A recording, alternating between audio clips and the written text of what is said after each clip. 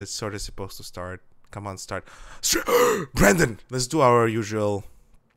Ooh, hold on. Yeah. Talking to the Snowy and trying to make sure she knows what's up. Oh man, don't mess it up. People might hear that. Shish, shish, shish, shish, shish, shish, shish. Let's wait like 18 more seconds. Let me go ahead and give you the link to the place. I found this new machinima called Terra Nova. I mean Infinity. The guy who made it has pretty nice hands with effects, but he's like he didn't do anymore. I'm like, man, come on, man. Do more. Do more.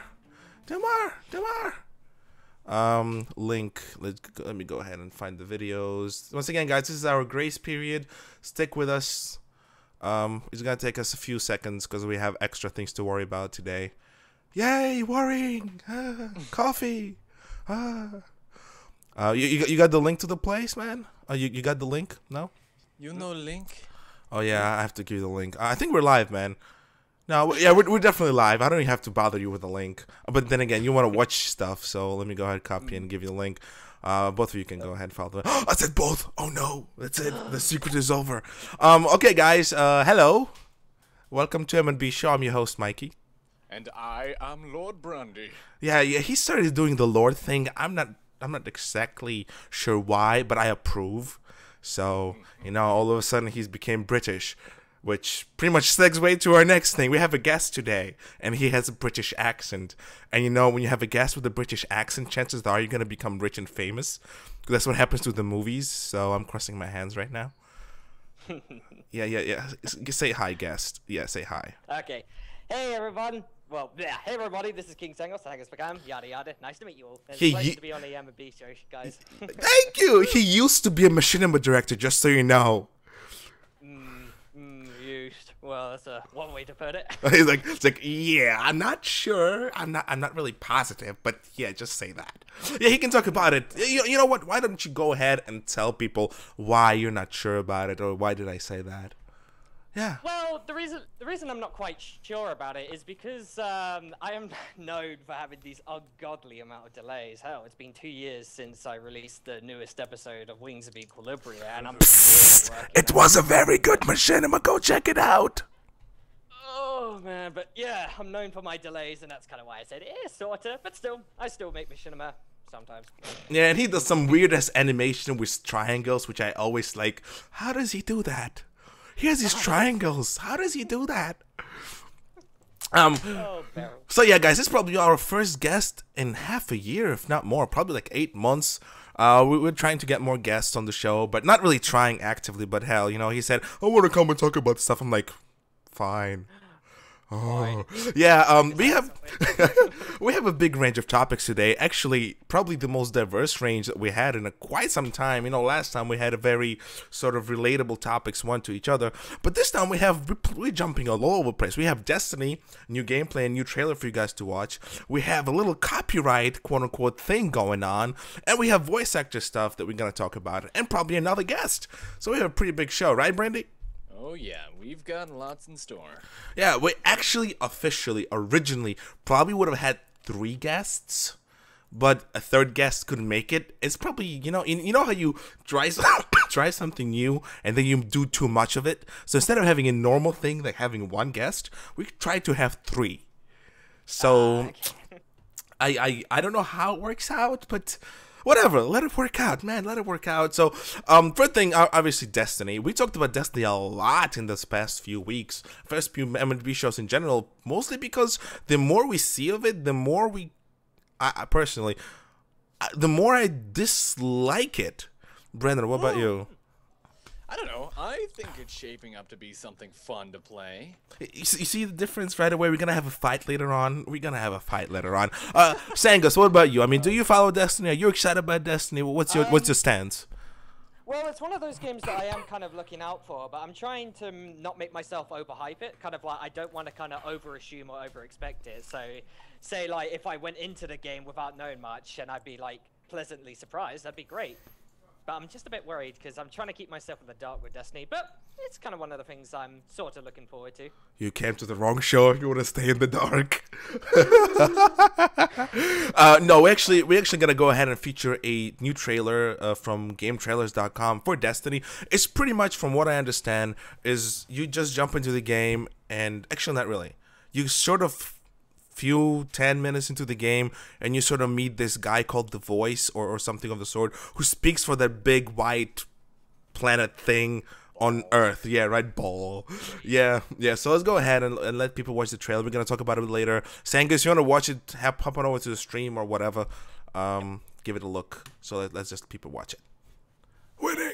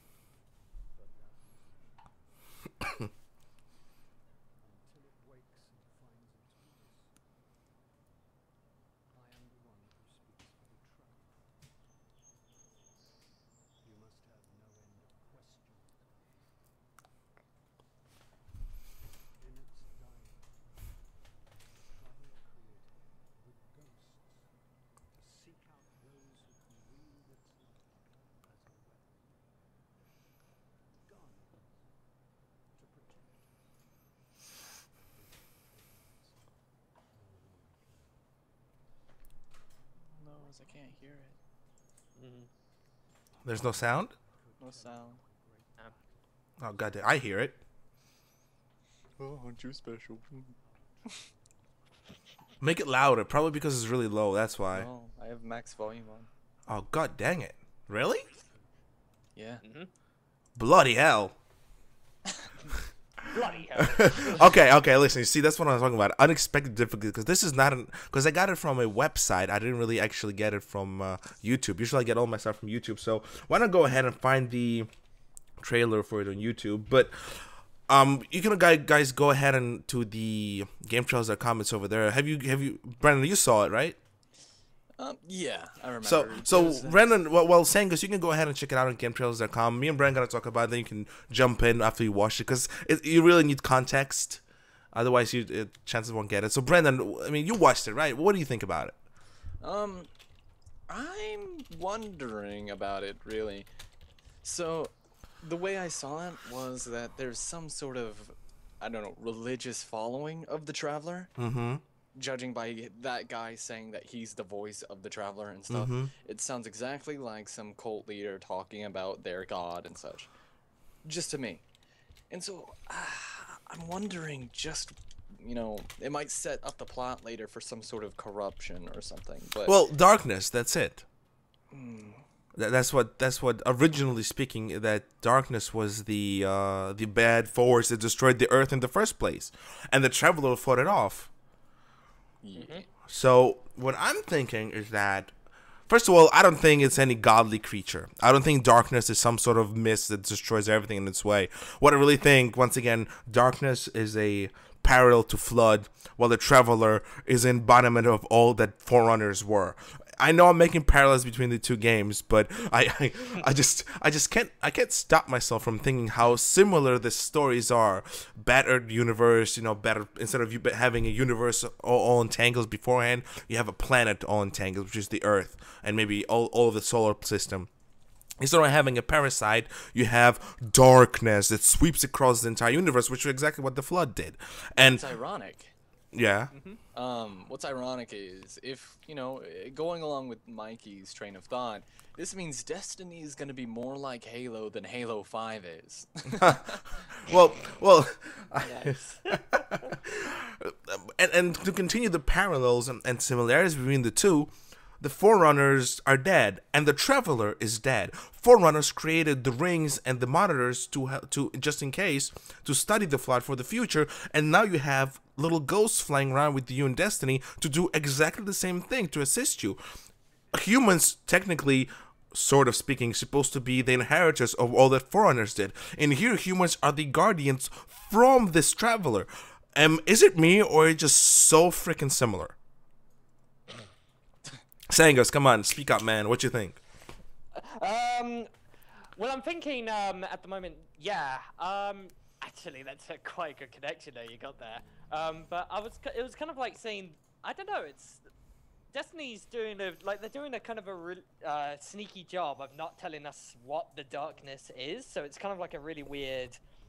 I don't know. All it says is like the Traveler came. He gave us lots of stuff and all these awesome tech, so we can make planets out in the like Pluto and whatnot. Even though that's not really a planet, but and it said like the darkness came and it seeped in everything and it destroyed everything we loved and cherished. Yet they don't kind of mention what the darkness is, because on the screen on E3 it showed the darkness as some kind of creeping miasma or something. Right, like smoky. Yeah, smoky. But then in the trailer, it's saying, like, Guardian, you must fight back against the darkness. And then you're just fighting against the different factions. And I'm thinking, what is it, the smoke or the enemies of the darkness? I just assumed that it was going to be something along the lines of the darkness being the name of the, army itself that's coming. The army of darkness coming in to attack everything in the solar system. Might as well call it the armies of Mordor. Speaking of, isn't that's what happened in the little map that you see in Lord of the Rings 2 is being enveloped by all the darkness, but it really is just a huge army of orcs and trolls that marching onto the lands of humans. So why are you making, I'm talking to Bungie in general, but it's one thing when in Halo, Covenant think of Forerunners as gods. Let's say they think of Prometheans as gods. Let's just say that's their religion. But in here, you're pushing everybody believing that the darkness is some sort of evil force, while in reality, what are you showing us is just bunch of, just like Sangos said, bunch of mutants, aliens, four-armed guys, and then you have robots. And I wish we could play as a four-armed guy. and right ahead, this guy, I'm pretty sure that this white guy is definitely a religious zealot that spreads this propaganda about Traveler being some sort of a savior, while in reality just an alien entity or alien planet or alien force that came to humanity and gave them tech to better themselves, which is again Forerunners 101. Hello. And again, we talked about this last time, Brennan and I, how similar, well, at least I did. Brennan's like, no, it's not, man. No, it's not. One ship, okay, fine, one ship. But it's just similarities between the two games. It just really, really makes me think, am I going to play a Halo clone set in a bigger universe? Or am I going to be playing an actual game that I'm going to be able to stand behind and sort of say support and whatnot? I'm going to play some gameplay footage from the game. It's gonna bring up the topic, but Sangos, anything else you want to add on this? Third opinion. Third opinion. Yeah, sure. I was like, I had a bit of a weird thought, like a weird outlandish thought, and how you were like mentioning that he was like a zealot, which I thought. Now I was just thinking to myself, well, if he's a zealot and he's talking about the darkness, yet the darkness is trying to envelop, I just had a silly thought in my mind. Ultimate plot twist: the Traveler is the darkness. Oh dear God. And then what it does is it goes to planets and terraforms them and makes these nice little areas. And it's like, oh, you guys love me, you love me. Well, let me tell you something. I'm a sadistic mother.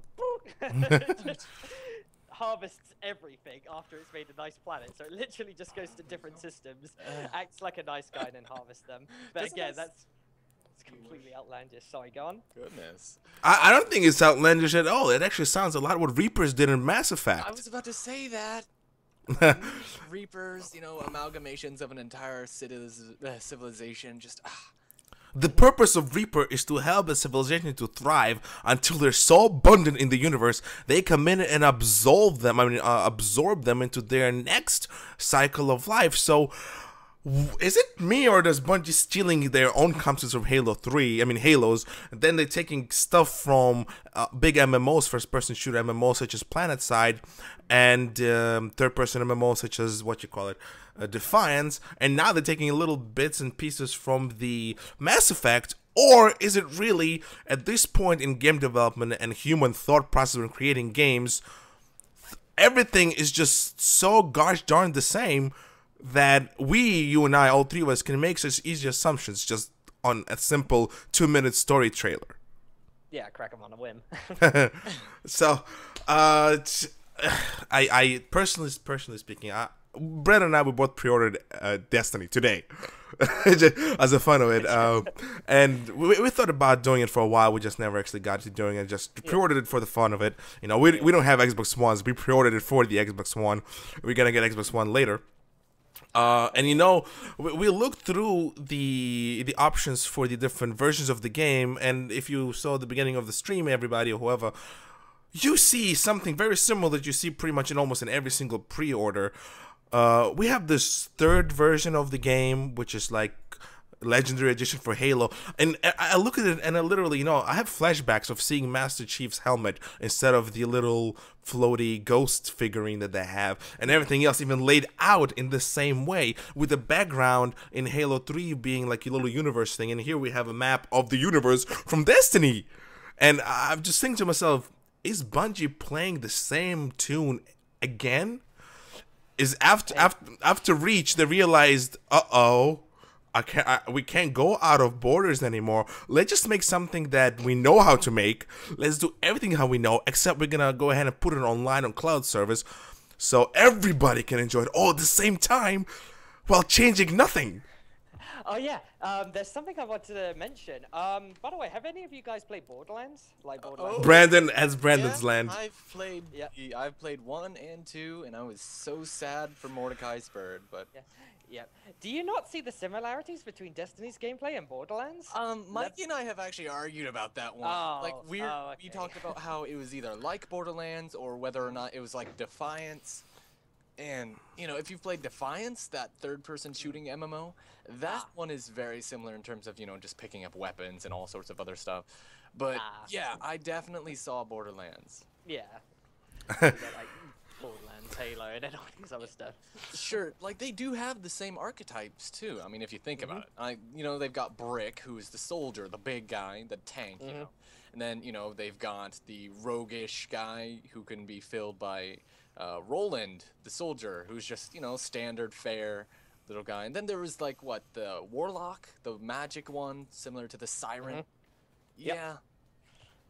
And they're both, you know, sci-fi, post-apocalyptic world shooters, stuff like that. Yeah, I saw how they're a lot alike. All three of the games, Destiny, Defiance, and Borderlands, are pretty much amalgamated or combined in Destiny. Plus, if you go and throw in some Call of Duty and obviously the Halo stuff, and then you have Destiny right in front of you. If you guys look at the gameplay right now, this is an M4. This is not a futuristic gun. This is an M4 that you can buy right now in a gun store back in Texas or whatever. It shoots the same. It looks the same. You take away the post-apocalyptic setting, not even. Keep it. You're going to have right there for you a Call of Duty game. The gameplay right now is Call of Duty. You take away the health bars and throw in some Russian soldiers in there, you're gonna have Call of Duty. And hold on, the connection's a bit stronger there because most of the Destiny clips are set in Russia. this is an RFB something. This is a Russian fleet place, whatever. But yeah, that's by the way, this is a place where you guys in the original Destiny trailer where you see the big robot jump down right here. I think in the next clip you can actually see the dead robot over there, but you know, we'll get to it when we get to that. They are aren't they being published by Activision or correct? Yeah, the ones who are all up in the wazoo with Call of Duty and Sony and stuff like that. And well, Sony is a big backer of this game, so you can't really look at it as And I know that Call of Duty peeps. But there's a dead robot right there. If you once the clip come out, you will see the big bulbous thing with the big turret. But yeah, I see a lot of similarities between so many games thrown into one because if you know what they could have done, like truth be told, even keeping the sci-fi settings. Have you any of you played or seen Metro games? Metro games. Metro 2033 or Last Light. Well, when you guys get a chance, they could have done Destiny that way. And still kept it futuristic, but they decided to go the most obvious way. Let's create a Call of Duty, Halo, Borderlands, Defiance smash up, first person in a big world. Remember way back then, I don't remember, maybe it was a couple years ago, but I did say that at some point, all the consoles and games are going to be essentially the same thing. So, this is just proving it here. So yeah, to unify them all. Yeah. They already have sports. I mean, you've seen Griffball. That's a thing.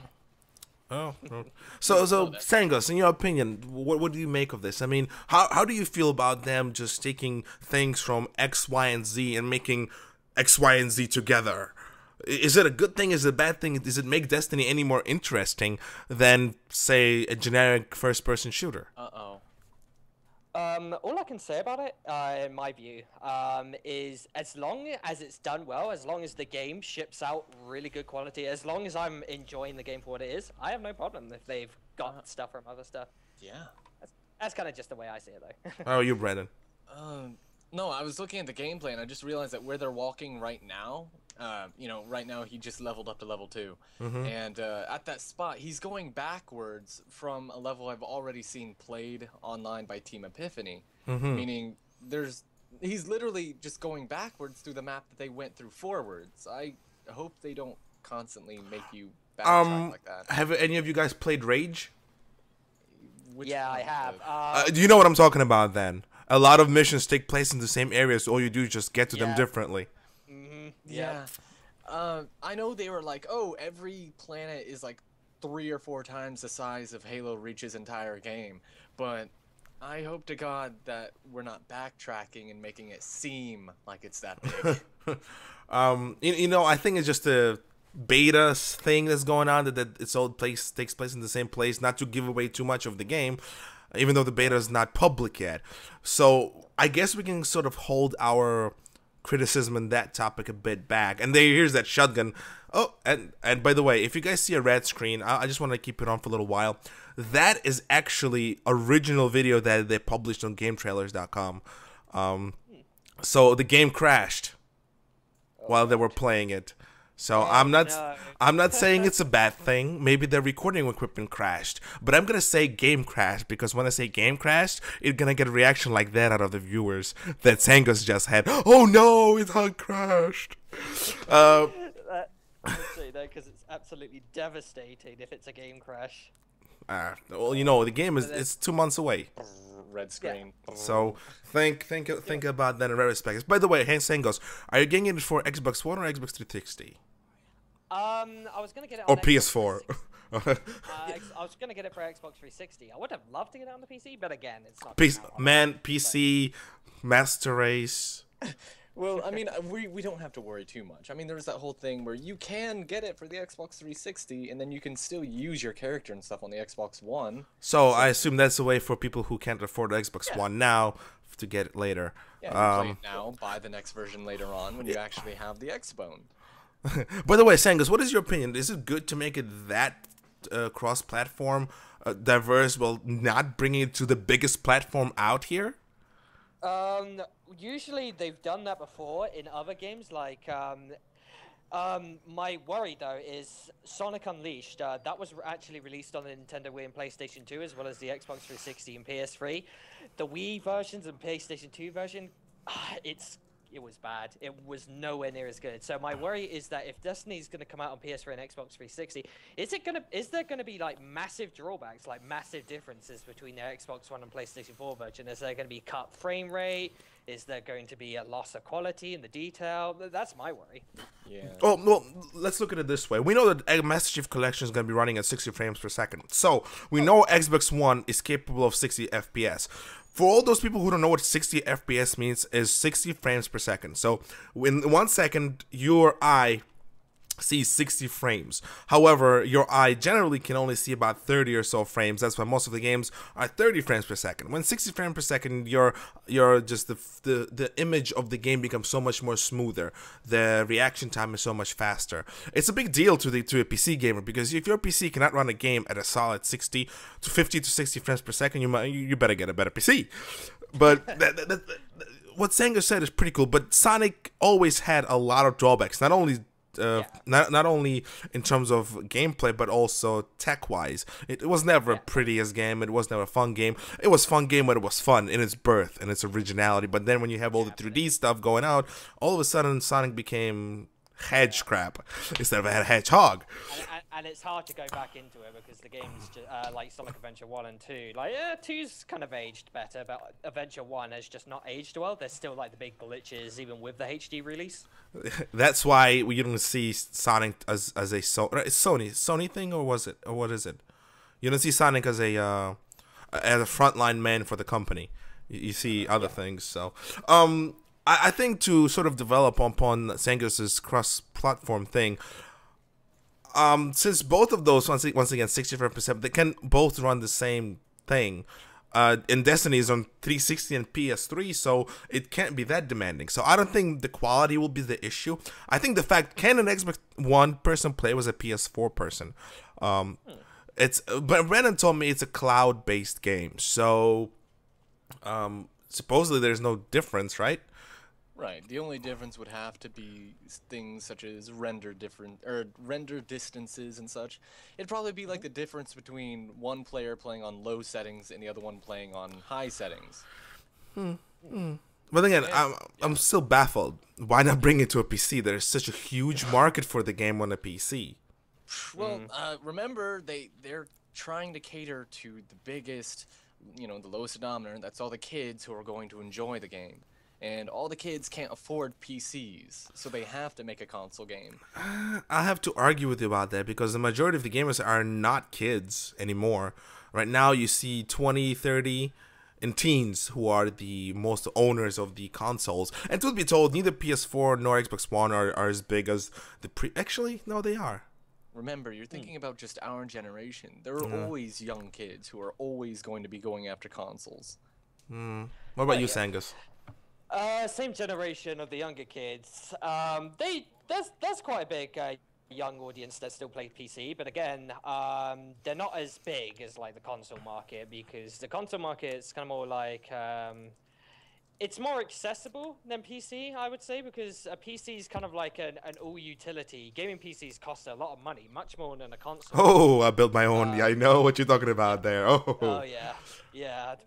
But I'm not gonna say how much I spend mine on, but yeah, pounds. Say, a lot of pounds. Let's just say that. That's a lot of pounds. And if we put pounds to dollars, that's a lot of dollars. That's a lot of dollars. But yeah, so it's probably easier just to buy a console.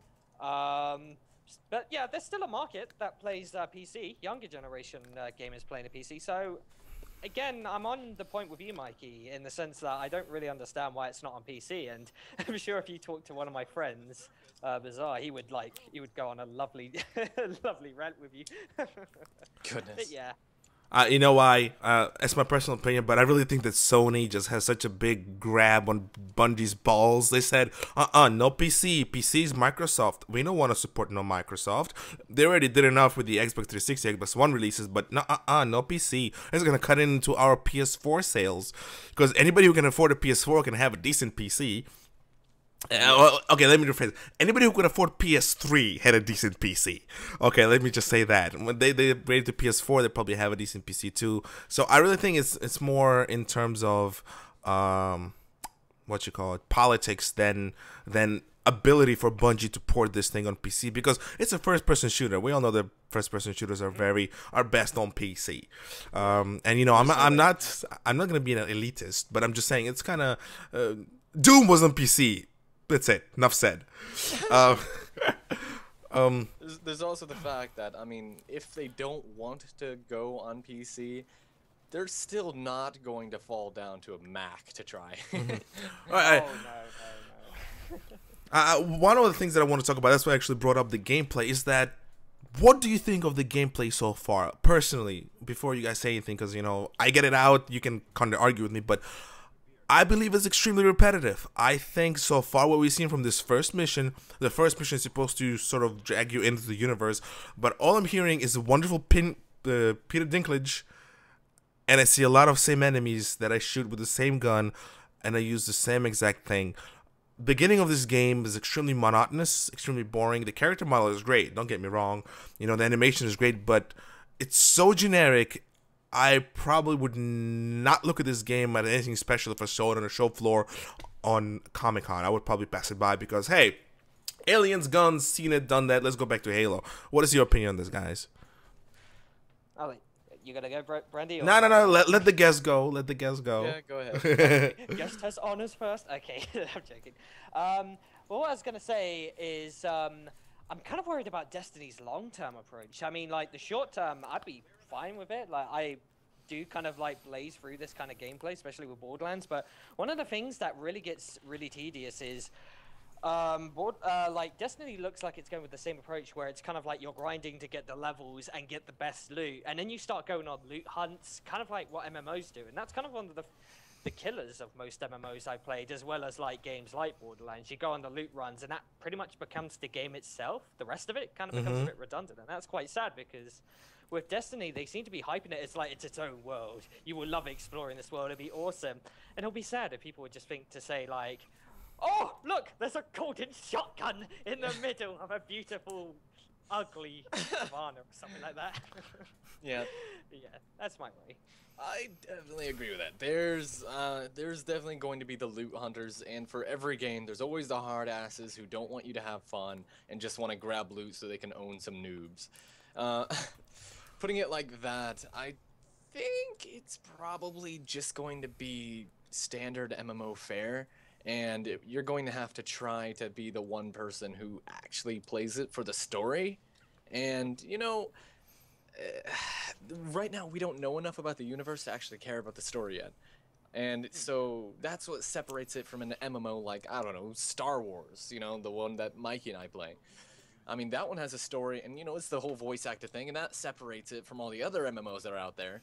And I hope to goodness that the story on this one is enough to get you past the generic, you know, first-person shooter gameplay. Which we see right now in front of us. Yeah, I mean, sure, they've got a few cool tricks, and I have a feeling that I'm going to be a warlock just for the sake of doing all the splashy magic attacks and stuff. Same here.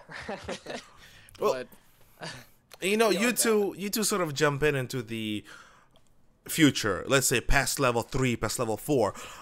I haven't seen a single loot drop. You spoke about loot. I haven't seen even single loot drop yet. Haven't seen the drop from an enemy. I've seen a chest with some money in it, but I haven't seen any exotic weapons. I haven't seen an exotic grenade. All I see is him shotgun. Exactly. I do not see the appeal in the first 10 minutes of the game that you supposedly should have. You say loot, you say hunting, you say story. I'm saying, where is it right now? All I'm hearing is Peter Dinklage talking to me, and I love Peter Dinklage's voice, but that's all I hear.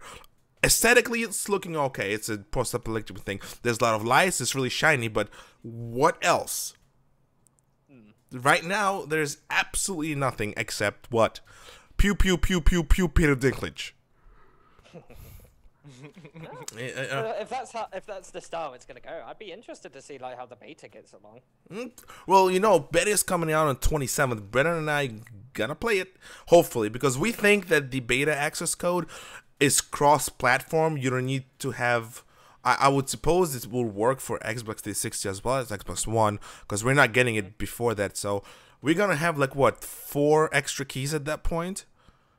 I'll have 3 and Mikey will have 3. So we're going to have 4 extra keys that we can give out to people to try. No, we're gonna have one is for us. No, we bought the game, so we're going to be able to play it. Oh, so Amazon gave 3 keys each, right? Yeah. Oh, so we're gonna have 6 extra keys to give out to people. We're gonna be streaming it live on Twitter. Yeah. Not Twitter. Fuck me, Twitch. So. The closer we get to the beta, we're probably gonna give out all those keys. We don't need them. Yeah.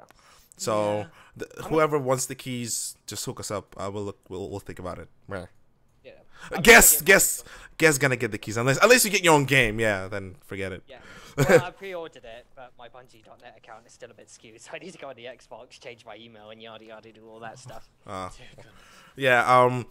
I'm gonna go ahead and actually play the boss battle a few times over for you guys to talk, because that's something I wanted to talk about next. This is actually, Brandon, what you wanted to see, sort of a pimped out character, with some powers and some guns. So we're gonna watch that, and I want your opinion on this boss battle. I looked at it and I was like, you guys played Borderlands, so maybe you're used to it, but I'm like, Defiance, okay. What? So remember the big boss battles we fought in Defiance? Well, all you have to do is strafe and shoot, and I'm seeing this trend right here in Destiny. And in gunplay, there's really not much else you can do. If you really want us to be able to run up there and cut them in half, with no, but shit, you're gonna have to play an anime game. No, or we can play, what's that game? Warframe. But no. But yeah, but that's ninjas and no. shit. But okay, fine. No, but I actually expect something different from the boss battle in Destiny, which is supposed to be a revolutionary game for all the generations, especially the new one. And I was not seeing that. And I really wanted to. I mean, I hoped him to use more powers than only 2. I hope to have some more exotic guns, but all I'm seeing is pew pew pew. I mean, even Defiance is pew pew pew with nice colors and whatnot. I mean, Defiance has infectious guns. They have parasite guns. They have beam rifles that actually shoot out electric rifles that shoot out electric stuff. They have standard machine guns, pistols. They have so much more than I would expect them to show the best things they have in the game, as opposed to something that you can find in any generic FPS. Dear God. Okay, this is kind of like minor, but during the boss fight, this dude is obviously one of those people who like have a strange twitch or about To reload? Yeah, like he'll be like, I'm gonna shoot 3 shots, and like, oh, there's a split second of silence. I'm gonna reload. I have 4 shots left. I'm gonna reload. You know, it's just like you know what? It's not even Halo-esque. It's like reload. Couldn't do that in like Doom, right? You just wasted a clip at that point. Doom, Brutal edition. You have, yeah. I mean, you wasted. Yeah, you could reload, but not every single gun. What are you saying? What do you think about this? I mean, the boss battles. So right now, you're seeing a boss battle.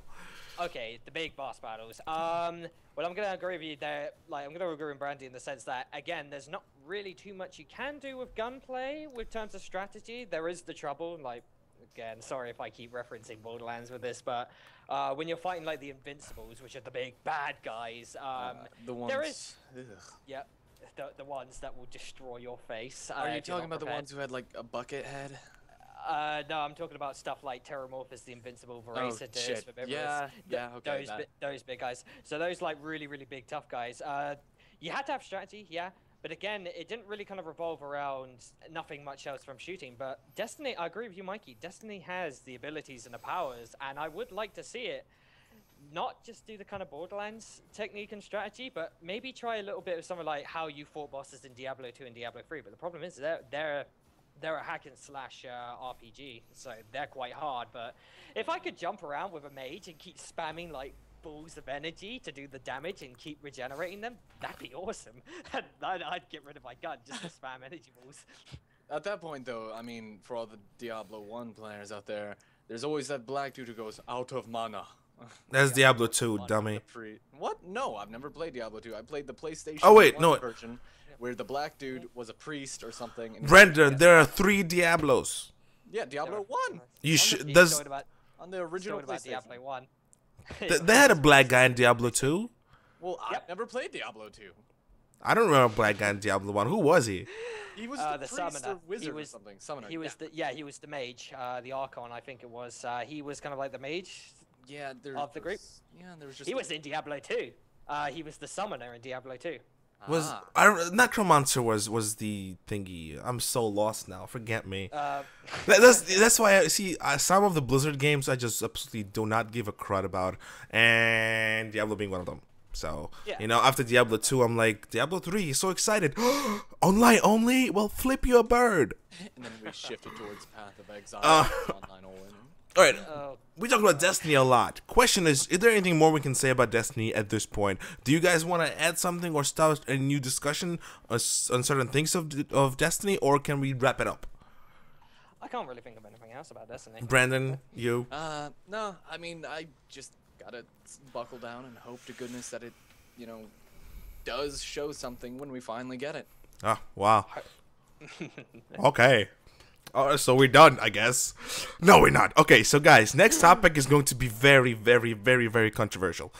And it's probably one of those topics that usually people want to talk about hush-hush about in the back of the meeting ground or some forum. We're going to talk about it here. And why? Because we just got the information and me and Brenna looked just like, it's going to be fun to talk about. Mostly because this is actually connected to so many directors, because so many directors or inspired by this guy, and I'm really curious how are they going to react when they find out he said this. So let me go ahead, cancel this Destiny stuff, and go ahead into the quote right here. Sangos, do you know what we're talking about? Have you seen the quote yet? No, I haven't actually. Oh, great. So go head over on the stream. You're gonna see the quote. Hopefully, it's gonna be visible, and yeah, we're going to be talking about John Graham and his Twitter. For those of you who don't know who John Graham is John CJ is the guy who was responsible for Machinima on Machinima.com for a long time, and who actually brought up Machinima.com to the status of the place to go watch Machinima. Y'all make sure you say his username. Yeah, JC Digital Fear. That's who he is. It's Digital Fear, right? Or am I wrong? JCJ is... I'm right. Forget you.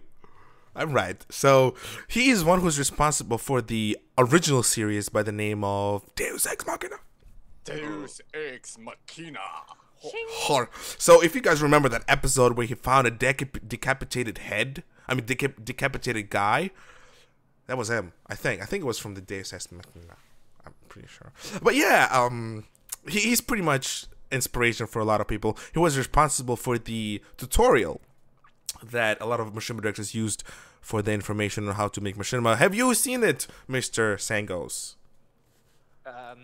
Wait, sorry, no, I haven't. The machinima tutorial by Digital Fear. Sorry, my apologies. I have seen that, but it's been a while since I've last seen it. It's been like 2007, 2008.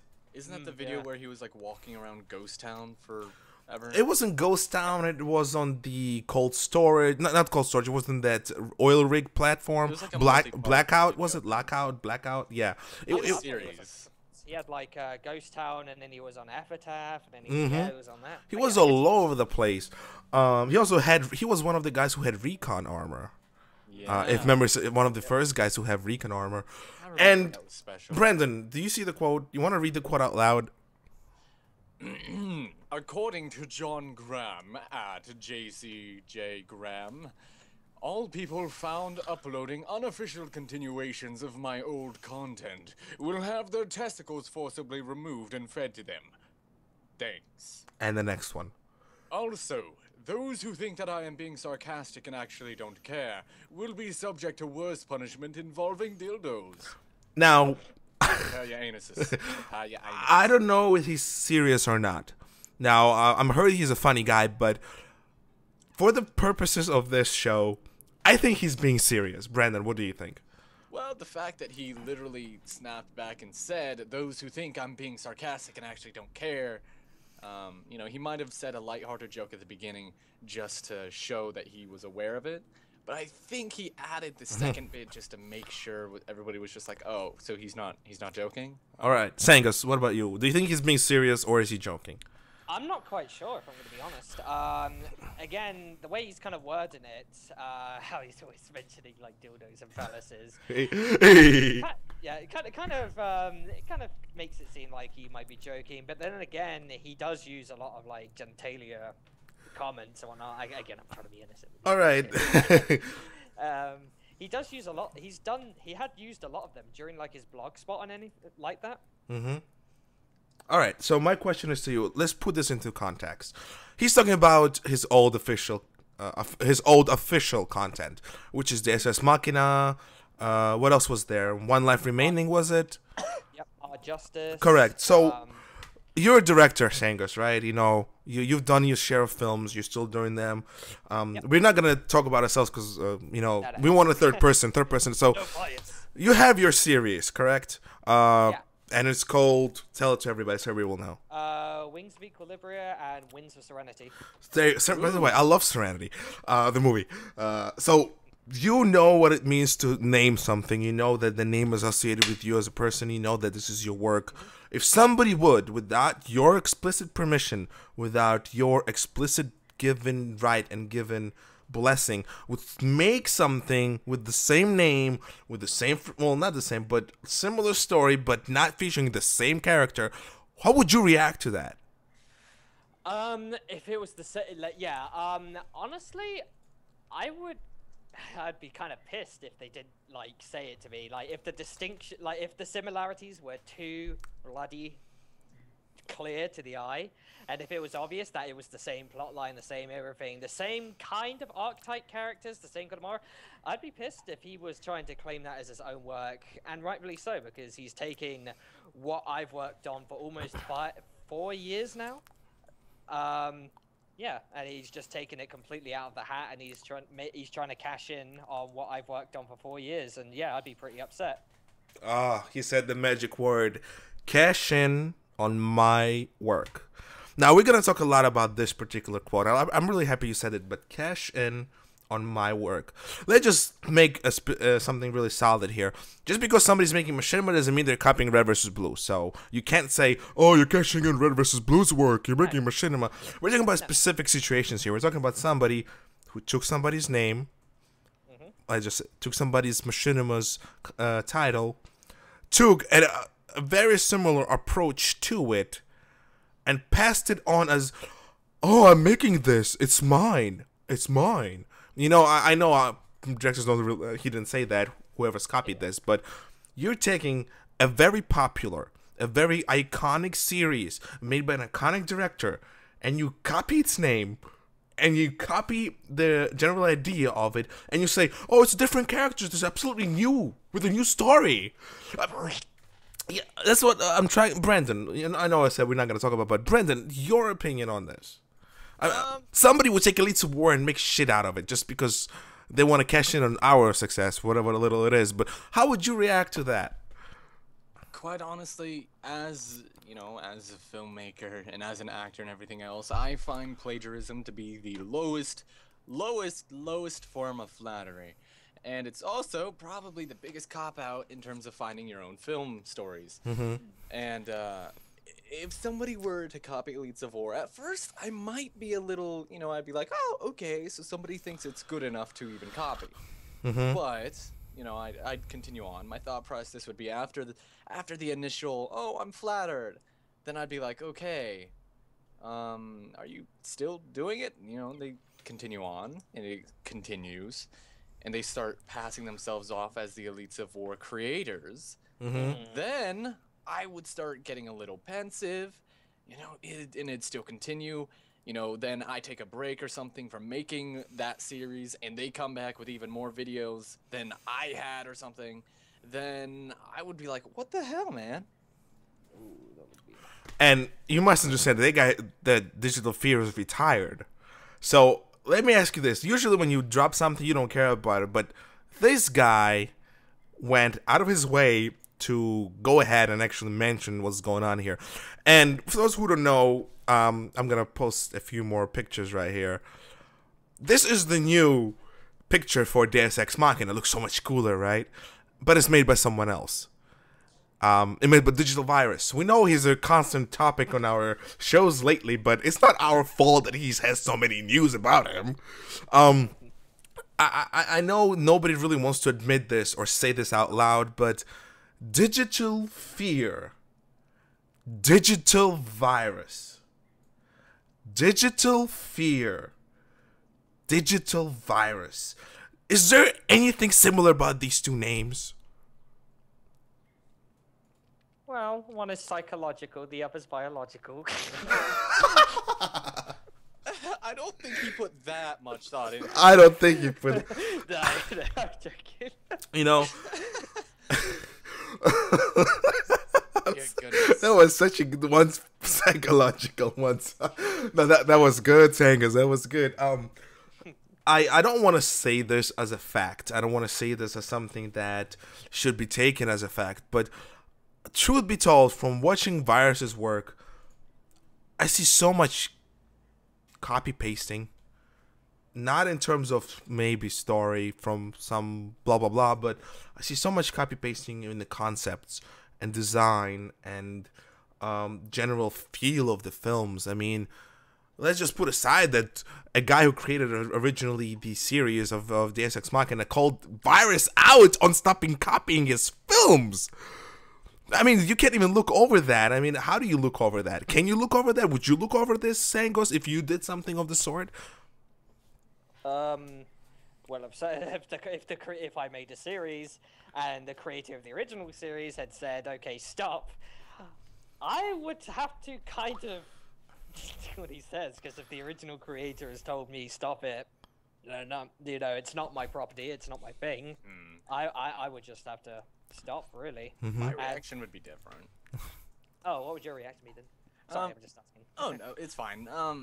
My reaction, if I had made an entire series and somebody had asked me to stop, my method would most likely be to actually like talk it out and see if there's a way I could get his approval to continue a series if I'm really enjoying the series, and I make it look like it's more of a tribute than actually me trying to cash in. I don't know. He says unofficial continuation of my old content. So I assume he actually watched it, at least some of it. Yeah. I don't think John Graham is such an imbecile. He's just gonna see the name and gonna go ahead and say this. I think he watched the content. Yeah, he actually said unofficial too, meaning there's no way he was declaring that as canon in his universe. So I think he watched it. I think he didn't like what he saw. I think that he has a opinion on it, and he posted this on Twitter. I doubt he just out of the blue went out of his way to bombard these two tweets out just on a just a jerk reaction. I really think he didn't like it. And sorry. Yeah, go ahead. Just to add on that, Animalius also just mentioned that there was a Deus Ex Machina remake by the guys called the brothers Machado, and I remember that one. Now, what's kind of interesting is, why has he waited this long? Like, Deus Ex Machina was released years ago. Why is he kicking up a fuss about it now? He could have kicked up I don't know. Maybe it's because of Digital Virus's Deus Ex Machina. I have no idea, but the other ones didn't really kick up a fuss. Maybe it's just this one. I'm really curious. Why didn't Digital Virus approach this yet? At least to his fans. I mean, obviously some people know about this. I'm pretty sure the news gets around quickly around their community or whatever. I'm just curious why he hasn't approached this topic yet. Why hasn't he discussed it with his fans or give some sort of explanation? Is he having talks with John right now? Or is he not? I don't know, but us being biased as we are, I really hope John stands his ground and does not allow Deus Ex Machina by Digital Virus and Jack HF at this point to continue. I really, really hope it stops. I really, it's not the fact that I don't like them too, but if an original creator says something on the topic and it's negative and he says, what the hell, yo, I'll shove something up your ass. Stop. I would say that as hell. Just give it up. Create your original content. That's what I'm saying. Because if you look at the works of Digital Virus, it's rehashes of the same stuff he did from a year or two ago. It's pretty much the same thing. It's same soldier, army. Let's cry for the dead soldier. Let's see an alien ship. And then reboot. And then reboot. And then reboot. It's the same story, the same concept over and over and over again. And people love it because they eat up all the effects. They eat up the stylistic choices he does.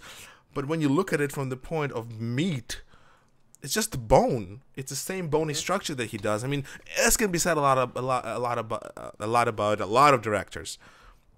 But since we're on the topic of Digital Virus, might as well bring that up, since we have the backing of one of the forefathers of Machinima, sort of saying to him, "Fuck you." What's your opinion, guys, on this? First things first, say that again. Oh, well, I don't think I can. I think it was way too passionate.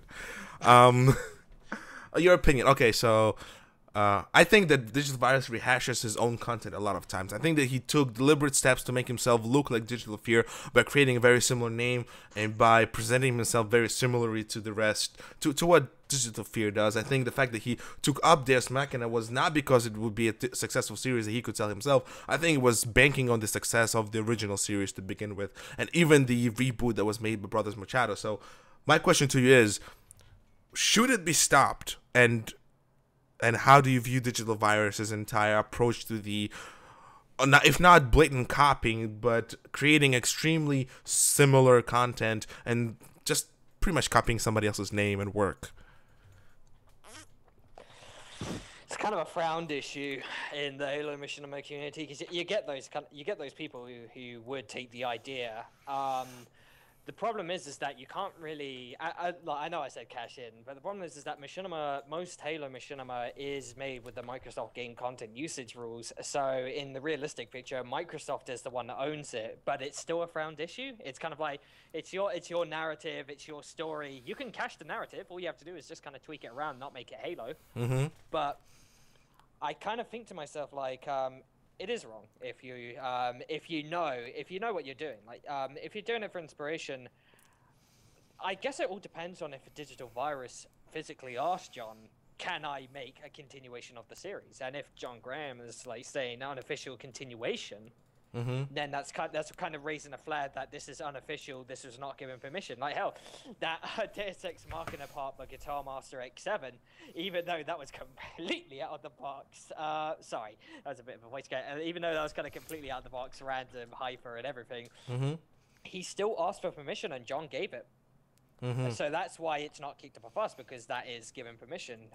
Digital Virus, I'm not sure if he's asked for permission, and I think that's where the issue lies. The fact that he didn't ask for permission and is now making a series and kind of taking what work was already there and just trying to make it like his own. Yeah.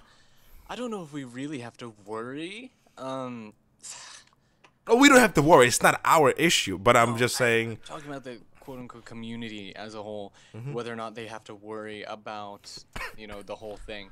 Like, John Graham, I don't know whether or not he's in the loop in terms of the Machinima community, but, I mean, there's that whole thing, I don't believe it for a second, but there's still that thing about Virus going backpacking around America and, you know, halting his Machinima production and such.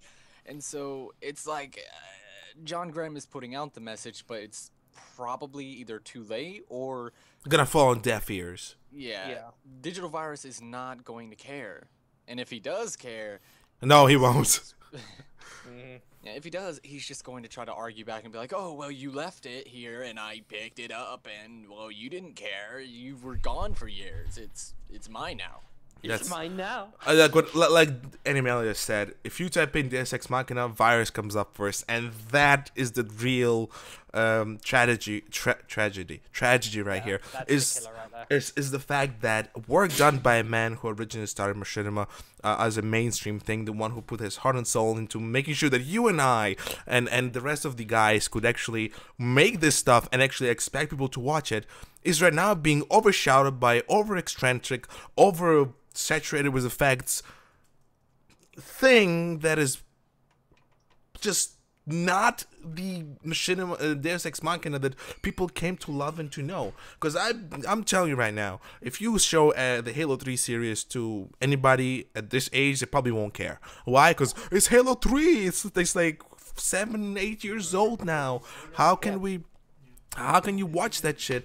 And I'm just hoping that the this issue stops this sort of unofficial copying of content and actually in some way, and you know this is like a long shot, but I hope John goes ahead and reboots the series himself so he can get back up there, so his name will pop up when the series wants to be watched by the people on YouTube.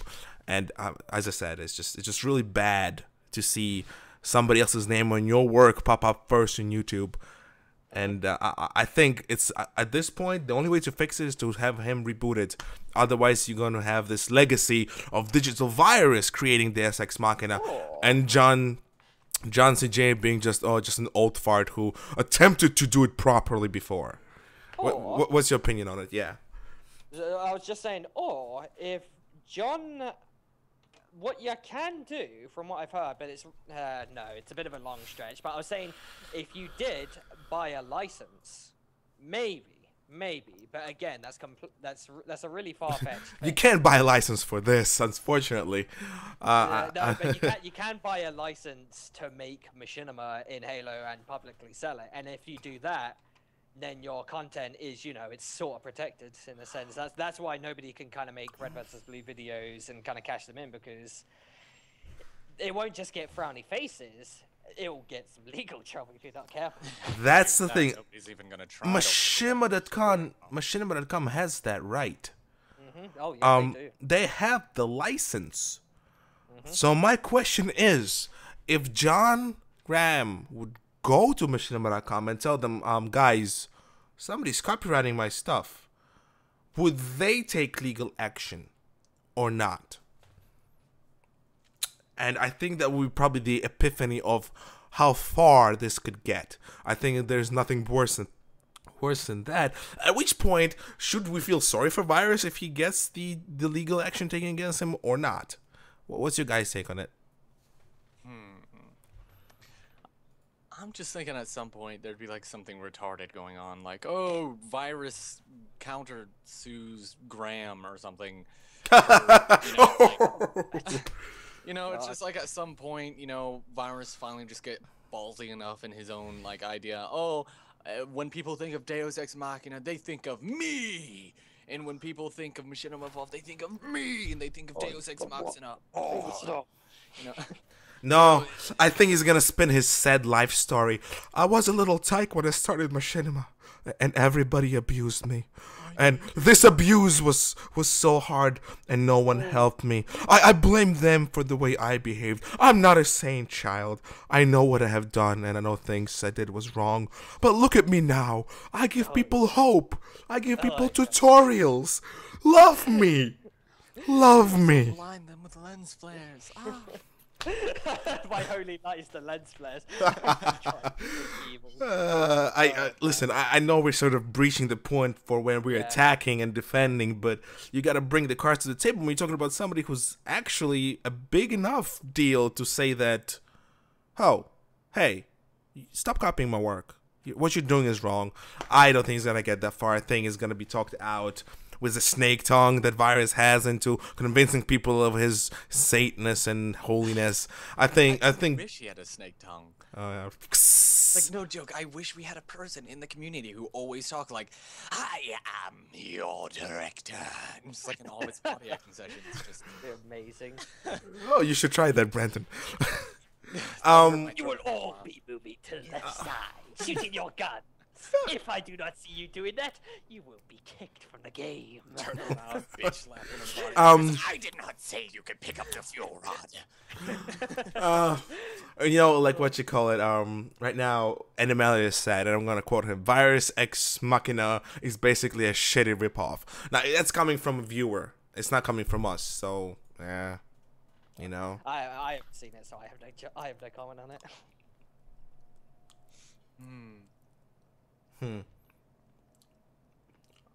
Actually, even though they are copywriting, I don't think someone should threaten someone with testicles, even if it's the internet. I don't know what the hell that's in regards to, but I assume it's about what we're talking about right now. Actually, even though they are copywriting, I don't think someone should threaten someone with testicles, even if it's the internet. I think you should threaten someone with testicles, and if somebody said they're going to smack you in the head with some other dude's ball sack, I would probably back away from them. Yeah, or at least wear a face helmet with spikes on it. Well, you know, Halo 3 teabag. All right, but in your sorry, John. all right, Sangos, have you watched Virus's Deus Ex Machina? No, I haven't. No, have you watched the original one? Yep. Have you thoroughly enjoyed it? Yeah, I enjoyed it. Oh, okay. Well, there you go. He said it. So apparently, if you enjoyed it, everybody enjoyed it. So, truth be told, guys, this is not our issue. We just bring it to your eyes. I mean, I couldn't care less whether he continues or stops it, and I just couldn't care less if John would fight it or not. But in the big scope of things, I think that the original should always outview, if that's the operative word, outview the remake. Look at the original Teenage Mutant Ninja Turtles. Look at the original Spider-Man, and even the first Halo sold more than any other iteration of Halo to date. So, original is always better. You know, I thought it was pretty funny. You know how I was like, you know, I voice acted on a lot of things. I went into my archives, you know, the ones that are like really big, you know, all the scripts I've done. And I realized that Deus Ex Machina Episode 2 is in there. Oh, wow. From Steven. Have you ever done it?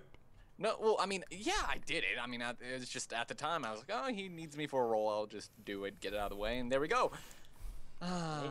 Wait, you did? So then you forgot about it. Well, I've never deleted anything Machinima related. He has like 350 scripts. They're bound to have some shitty films in there that are forgotten. So my question is, are there really 350 films on YouTube right now that you were part of? I wish there were, but a lot of them were probably either unnoticed, unreleased, or just, you know, unfinished. Oh, wow. Well, that answers the question. I can tell you he's done a good job on my stuff, though. Oh, yeah. Didn't you do the one with the female elite? Was it Jade Empire? Was it you? He was the main character. He was Shang. Yeah, he was wasn't he Hayabusa too? Yeah, he was. He was. See, I watch your stuff. I watch your stuff. Love me. Commando fellow says hi. Yeah, that's what. That's, God. I wanted to segue into something regarding this, but I'm keep forgetting. Crap. Do you guys have anything to add to this? I can think of. I don't know. I'm trying to find comments that we can sort of apply to this, but I made a website. Love me. Again, Guy High just loves bringing that in, and it's true, and it's true. How far can you go until you just do everything just to grab those eyeballs on you? It's like, look at me, look at me, look at me. Should we start acting like the rest of Machinima and start putting tits in our thumbnails? Look into my soul. Okay. Look into my soul. I swear I saw that somewhere. It was not from Ghost Rider. Where was it from? Look into my soul. I don't think anybody ever wants somebody else looking into their soul. I don't know. I kind of want to. They might burn to death. That's what happens to Ghost Rider. Ghost Rider. Maybe it's like a turn someone who took your milk or something. I was wondering if this was going to be discussed. Well, obviously Solar Frail is going to get discussed if we get our hands on it. That's the thing. If we get something that we see is worthy of discussion, we just throw it into the show. We don't always get something that's really worthy of discussing. And, you know... Why? Actually, might as well ask, since you watched our last show, at least some of it, do you want to bring anything back to discuss from the last show to here? Maybe you have an opinion that you don't... not necessarily was shared last time. What, for me? Well, from us to everybody. Maybe you have an opinion on something that we didn't share with. You know? Oh, okay. Again, let me pop something in mind. This is why I'm so terrible at this kind of stuff. But I don't know. I just guess I really liked your. I just really like the discussions you have, especially about like the Halo Machinima community, because I always enjoy your perspective because, in my eyes, you're not really biased, and I really do like that, because you seem like the dead middle ground, and that's kind of what I'm looking for, because I don't mean to offend the Halo Machinima community, that like Machinima Union, Machinima Evolved, but when I see a lot of the videos, I can't help but think the announcements they make are full of bias, because they are a massive friendship group. You guys, on the other hand, sure, you may have the moments where everyone's like, "Fuck you, Jorgers, I'm gonna kill you!" Joking! You may have that moment, but I really admire you because you do what you want. You're completely independent.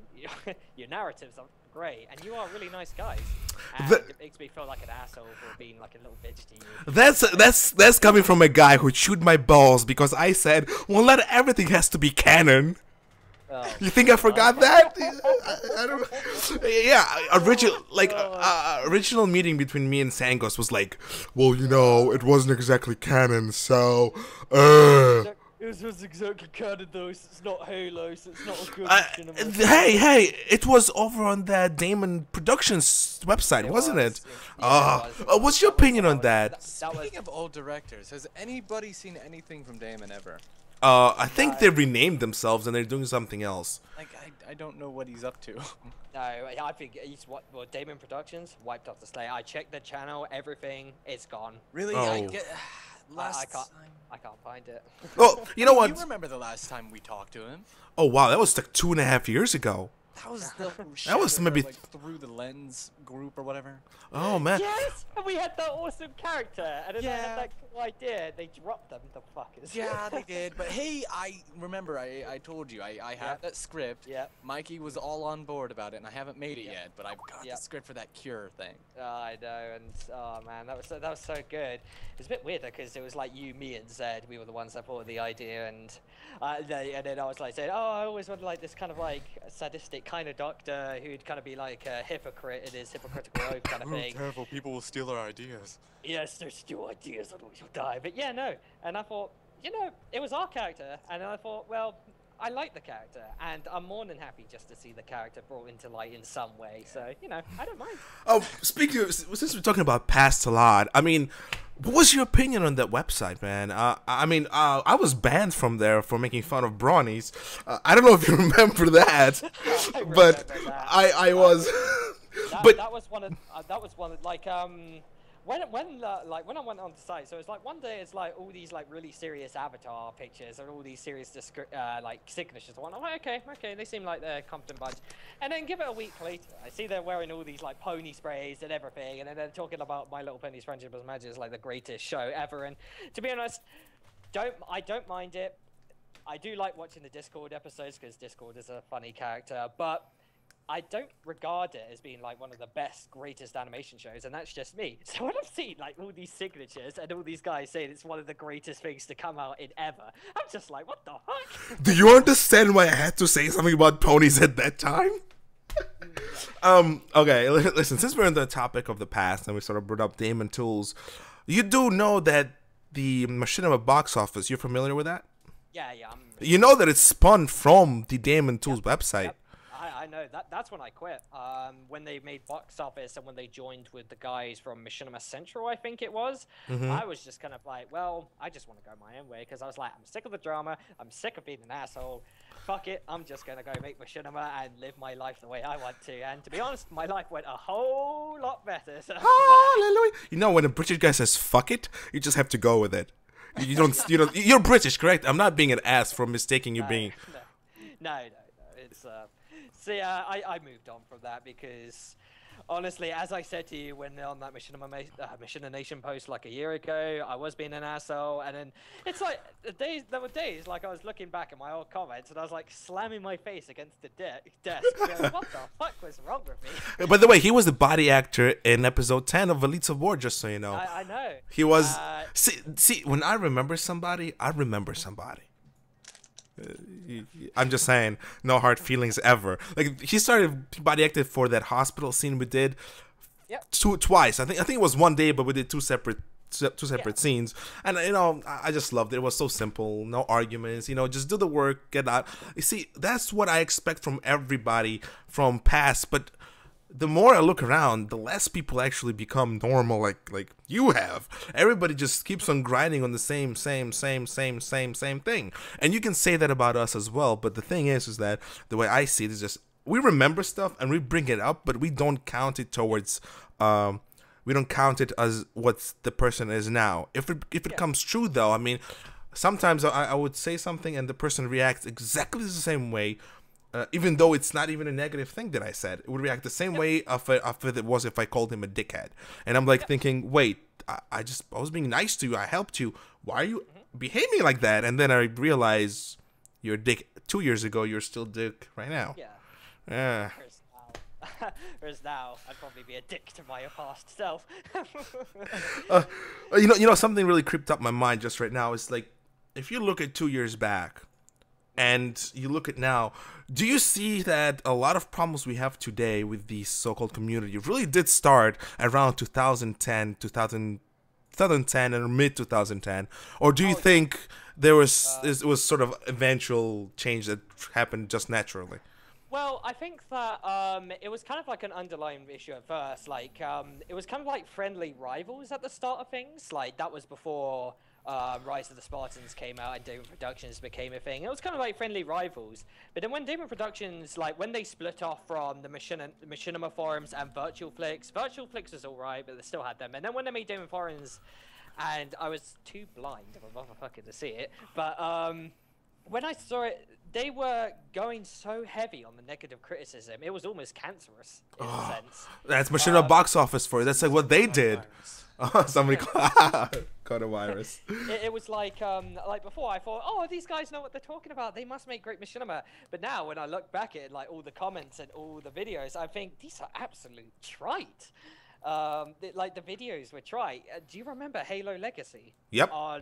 On Garona and whatever that was, and what? And Garona, Quinn, the Unhuman Flock. Those were flops. Have you? Oh my God, those are like some of the biggest flops I'd ever seen on Machinima.com. Have you seen the amount of hate stuff that's still going on those things? Because people think it's like an official thing, but yeah, like the hate was so cancerous and negative criticism.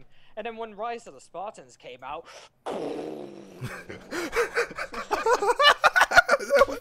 that is the best effect we had on the show yet.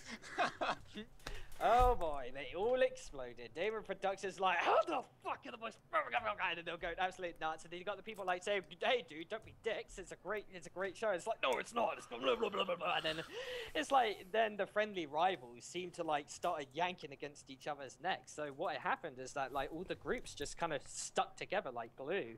And now you had like these big, massive friendship groups, and how they've got like all these moral, you know, like the morals and ethics and everything. And that's the one part I've always really disliked about the Halo Machinima community. People say like, oh, like, no, I'm not gonna say anybody, but I've heard comments like where people are saying like, oh, the Halo Machinima community needs to be one big happy family. I'm like, no, it doesn't. It just needs to be friendly rivals, like it was in the past, because you want to like. I want to be like one of my natural things is I want to make content that will let people enjoy it, but I also want to make better standards than from other people I've seen. That's not because I don't like the guy. It's because I want to strive myself to that better. And, Place, sir. Yeah. So I've talked with people like my best friend Bizarre. If you've seen any of his machinimas, he rarely makes machinimas. I am like the best friends of him, but hot damn, do his machinimas that he make put mine to complete shame. And the problem is he like says this opposite. He says the same to me. He says your machinimas put mine to shame. I'm like, what the fuck? Are you crazy? And sorry, I kind of derailed. But going back to the point is like. It definitely exploded, in my view, when Doom Productions started doing like the cancerous negative criticism, and people started just dragging and clawing at each other's throat, and that's where the tragedy kind of befell us. So now we're kind of left with the aftermath of it, and people are still kind of like saying, oh, it needs to be good. I'll probably delve into the next topic. Yeah, it's just kind of a shame. And then after they did it, you're absolutely right. You're absolutely right. The moment I joined Damon Production, I kind of really saw for what they were. I don't want to say that, I'm some truth-sayer and I predicted this long time ago, but I just saw that. I just saw it was a bunch of elitist pricks who would much rather step on anyone who's not worships them as the man or as the guy, and pretty much do what you said, negative disease. And then this negative disease got latched on into so many people who otherwise would be great at what they do. Instead, you pretty much have Machinima box office. And I'm not saying that everybody in that group is bad, but how much negative juice you must have to take somebody else's work and publicly spread it out as something evil, bad, and crappy. I mean, have you seen the reviews for Rise of the Spartans that they gave? 2 out of 10? For what? Because there's action? And you can say, hey, this Machinima relies a lot on action. There's not a lot of story, a lot of character development. However, X, Y, and Z is great. I mean, they did say great cinematography, but yeah, they said... Again, yeah, go. You would think that if they rated cinematography, like again, I'm not really particularly a fan of Rise of the Spartan story, and again, I love it and I hate it at the same time. Would you give it 2 out of 10? But they gave it a 2 out of 10, and it was just like when I look back on those comments, I think, well, you say it's like good cinematography, and to be honest, it is a lot of a higher standard than most of the Halo Machinimas out there. That's saying a lot. It is a lot. And to give it a 2 out of 10, merely just because of the way the story was approached, how it's kind of more of a light-hearted thing, more than kind of like a deep thing, it's just wrong. And yet, if you remember, they gave really high grades to a 5-minute piece that consisted of nothing but fart jokes and laughing. So, yep. and this is what brewed this hatred that we have today. That's what broke people up, because once Machinima box office was gone, certain people just started disliking each other extremely a lot. I mean, you had pretty much everybody in Arbiter's group pretty much disliking everybody who was involved in Machinima box office. Not because of the reviews, but because of the things they were saying about it on Damon production itself. I remember Sergeant Rorschach was there. I think we had few people from RB's group were there. And the comments that were made over there was just putrid. For the lack of the better word. I mean, I know, Brendan, you're sort of in the dark. Brendan wasn't around at that time. I mean, Brendan, I mean, we talk about this a lot, and I mean, do you want to add something? There's really Not much I can add. I literally came up out of nowhere, all bright-eyed and stuff, and I was like, hey, I want to voice act. Hey, I've got my little Rock Band microphone. Hey, I've got a jar. I can make a helmet voice with myself. That's all. What's Audacity? Oh, that. I need that? Oh, I guess I do. Okay, you're fucking hired. You know, all I did was I came in and voice acted, and that was my role until I ended up, coming into with Mikey. And even after that, it was still just, voice act, and oh wow, there are people arguing over there. I don't care too much though. Yeah, until mid 2013, Brendan would take roles for everybody. Like even people that I didn't like, and I told him about it, I'm like, do a voice for them. It's all right, Even if we don't like somebody, truth be told, I'll be like flat out honest. We don't like a lot of people. Oh, okay, fine, that's a lie. We don't like certain people, but truth be told, I was subscribed to Virus even after his despicable actions towards us as a film group. And the reason why is because he did films, and I'm like, hey, I'm a director. Why not watch it? So I watched his films, but the moment he kind of stepped over the line, and there is a specific, there's a specific moment where I'm like, I'm sorry, I have to unsubscribe to you. I mean, I was subscribed. I rarely unsubscribe to people, but I rarely subscribe to them as well. So if I'm subscribed to somebody, it's a big deal for me. But truth be told, Lambda Machinima, we had a lot of problems. We still have problems, and I still watch his stuff. I watch this stuff not because I want to make fun of it, because it's Machinima. Let's watch it, because there's not a lot of people who can make Machinima the way that is approachable by everybody. But at the same time, I'm not gonna go support him if something breaks. I'm not gonna go support her if she's a bitch to everybody.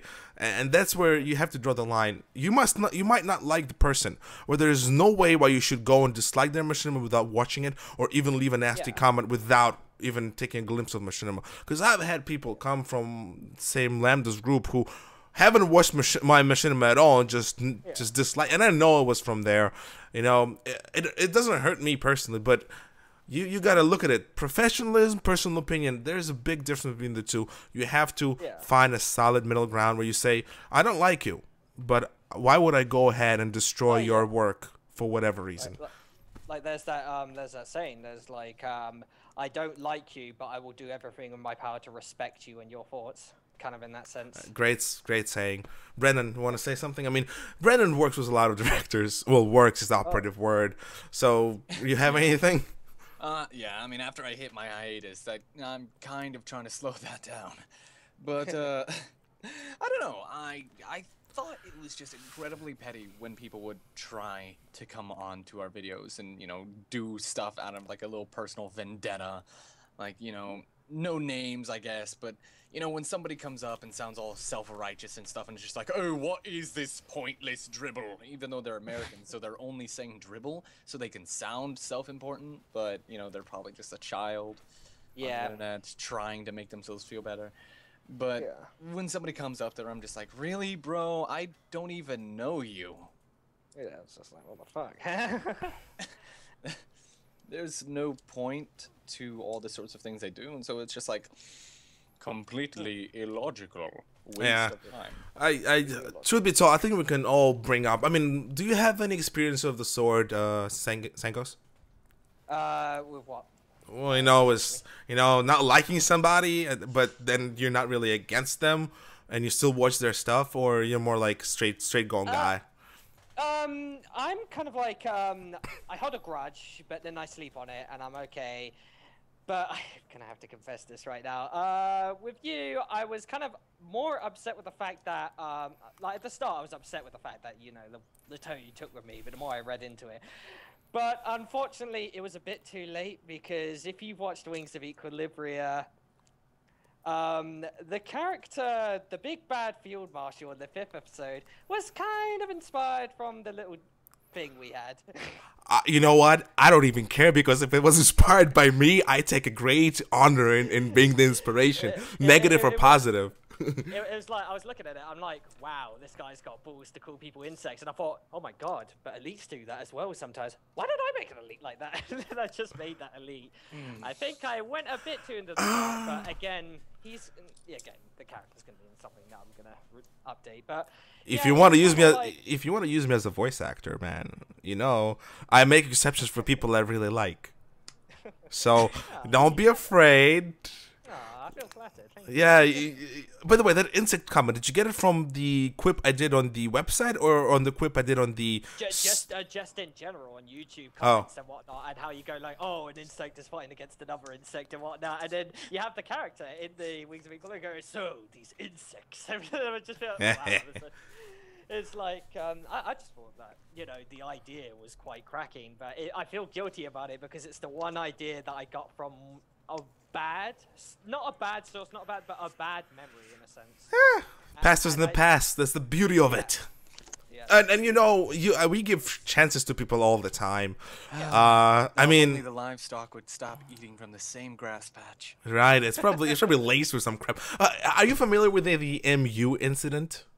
Machinima Union. Yes. Do you know overall details, or you're? I've watched the videos. I've seen it. Oh my god, it's a fucking disaster. Have you watched our show? Yeah, I've watched the show. I've watched the show a lot. Oh, thank you. We're flattered. We have, I don't know why we bring it up. I guess it just comes up with the things we talk about. We have a lot of compromising info on some people, and we refuse to release it. I mean, what's your take on it? I mean, is there any specific reason why we would do it? Because we always explain why, but I'm not really sure how people understand what we're saying. So I want an opinion of you on it.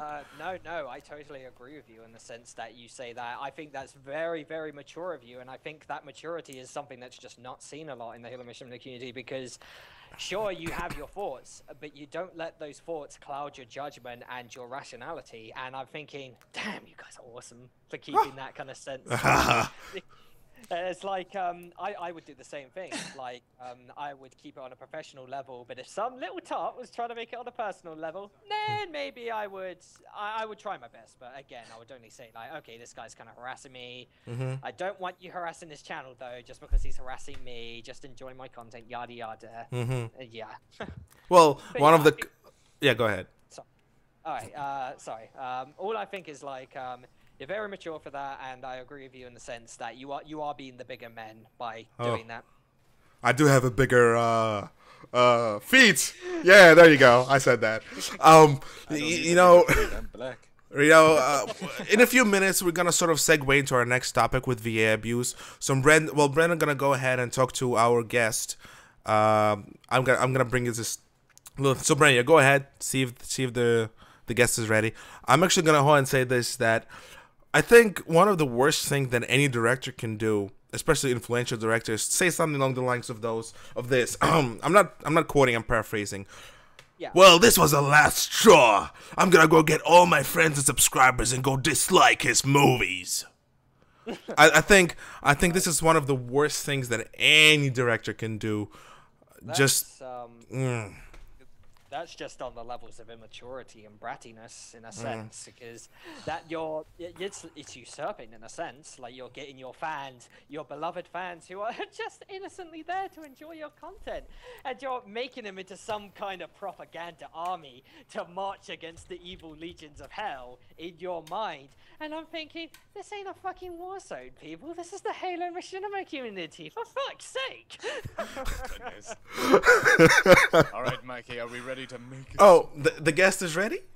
Yeah. Okay, well, before we sort of go to a guest, I really want to bring up a picture of an abused person. I'm gonna make a funny picture of an abused person. Our next topic is voice actor abuse. Sangos, are you familiar with the situation? Not situation, but overall idea? Yeah, I'm familiar with it. You ever had experience of the sort? I've had a few of my voice actors say they've had a crappy one and that they're happy to have worked with me, but yeah. Okay, great. So, recently, you know, Brendan is a really social person. Like, he's like social to the point of crazy. And, you know, he talks to other voice actors too. He's not some stuck-up piece of shit who thinks he's the best. Brendan, that's why you're the awesome guy. And there was a case that came up with a voice actress, and he sort of shared it with me, not for the sake of the show, but he just shared it, you know, just to share. And I'm like thinking, you know, that's gonna be a really good topic to discuss, and not necessarily because of the amount of abuse or the situation, but because, you know, nobody talks about this. And have you ever heard anybody talk about this particular topic, at least in person, not from a personal experience, you know, not like somebody got abused they talk about on YouTube, but somebody just covering it as a form of like infomercial type thing. Have you ever heard that happening? Yeah, but only on a minimal thing, because most people I know just kind of keep that under the wraps. They don't kind of make an announcement video about it. Mm-hmm. So yeah, they kind of keep it under the curtain, so it's not really much given to my attention. But again, if it's... yeah. So yeah, our next topic is going to be voice actor or actress abuse. We got interviews from Daniel Hodge. Verbal, so I'm gonna paraphrase him and quote him a few times. We have a live guest. We might have another live guest for the topic, but we got an interview from her as well. So let's go ahead, Brendan. Invite our next guest. Our next guest is Snowy, which is a voice actress. Are you familiar with her, Mr. Sangos? She actually voice acted a minor part in. She's voice acted a minor part in my upcoming Tales of Equilibria: Shadows of the Vanguard. There you go. So she's been around. Hello, everybody! Clap the hands. Welcome to the show. Who are you? Oh wow, It's been a pleasure. That was a lot of fapping right there. So yeah, welcome to the show. I'm Mikey. That's Brandy. That's Sangos. You're Snowy. Brendan, since you and Snowy talk and you guys know what the situation is, why don't you guys take away the topic, and then me and Sangos gonna sort of creep in and try to put our 2 cents down. Go. Okay. Would you like to start, Snowy? Oh, one rule, Snowy. Try to evade the names. Just describe the situation. You know, try not to call people out, because that might create more problems for you later on, or for us, or for anybody. So go for it. Yeah. All right, me and Brandon already talked about this, but anyways, so a couple months back, I made a video of my commentary with voice acting, because, like, to be honest with you, I'm quite a little sensitive towards critiques when you think about it, because, like, I'm terrible with voice acting stuff, so I barely voice acted for a long time. But, you know, when it comes to being sensitive, I got a little angry with the critiques, so I decided to, like, fight it off. But, you know, I decided I wanted to move on because, you know, that's life anyways. But, anyways, the voice acted video, this kid decided that he thinks that I made that video for attention, and thus he told me to grow up. And I'm like, are you that stupid? Because, yeah, I know, right? Because, first off, you can't tell me to grow up because I have voiced my opinion towards critiques and voice acting. Number two, you can't tell me that because I'm a grown lady who knows about life and, like, you know, how to have a hard time with work, you know what I mean? So, you know, it's kind of stupid of how people, like, tell me to grow up just because of my opinions. I'm like, yeah, right, that's funny, though. Perfectly understandable.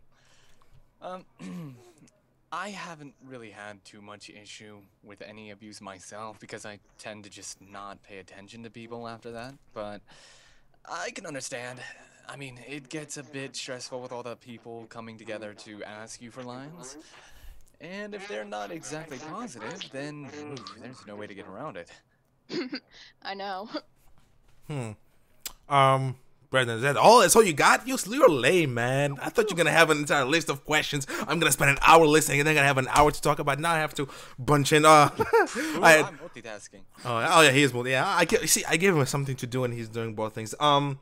Is that wasn't you only had one experience like that, or were there like multiple experiences from different people that you worked with? Well, in all honesty, I had like few people telling me that my voicing wasn't that great. Mm-hmm. But then when I did a commentary about it, he's like, "Oh, you just made that video for attention. You just need to grow up. Jesus Christ." I'm like, wow. I had to laugh because that comment is so funny, honestly. Well, that same thing can be said about the show. We were called TMZ of Machinima community.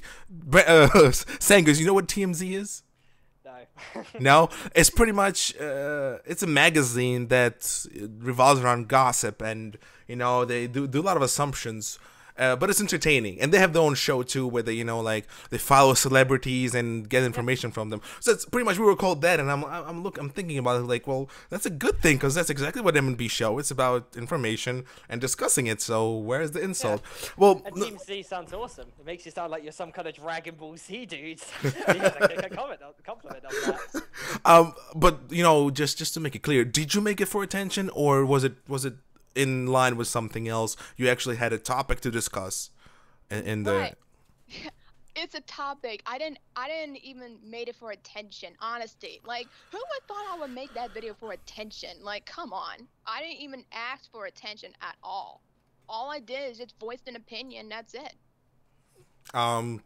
Immature, rude, what? Well, how was it? Was it voiced to diminish you as a person and a voice actress, or was it just done in a complaining manner?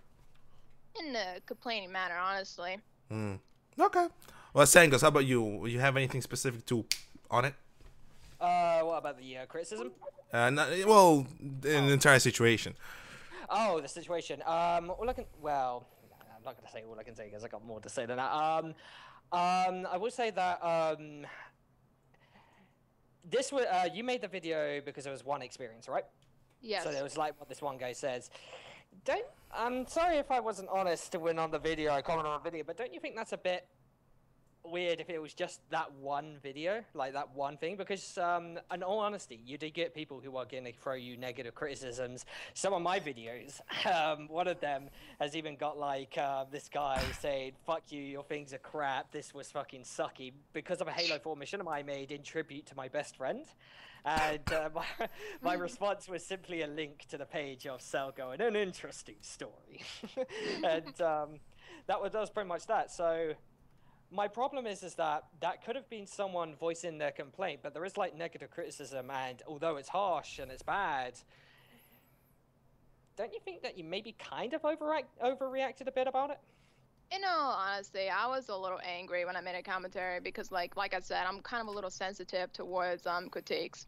Oh yeah, sure. It's the same for me. Like, it's hard for me to take negative criticism, but the way what I do, if there is like a negative comment, I take like a day off, I relax, and I go, whew, and then I go back to it and see what they were saying, and if it did shed some light on something that I wasn't aware of, then then obviously there's something. Like, one of the things people kept commenting to me is like I do voice act quite a bit in some of my machinimas as minor or maybe even major voice actors.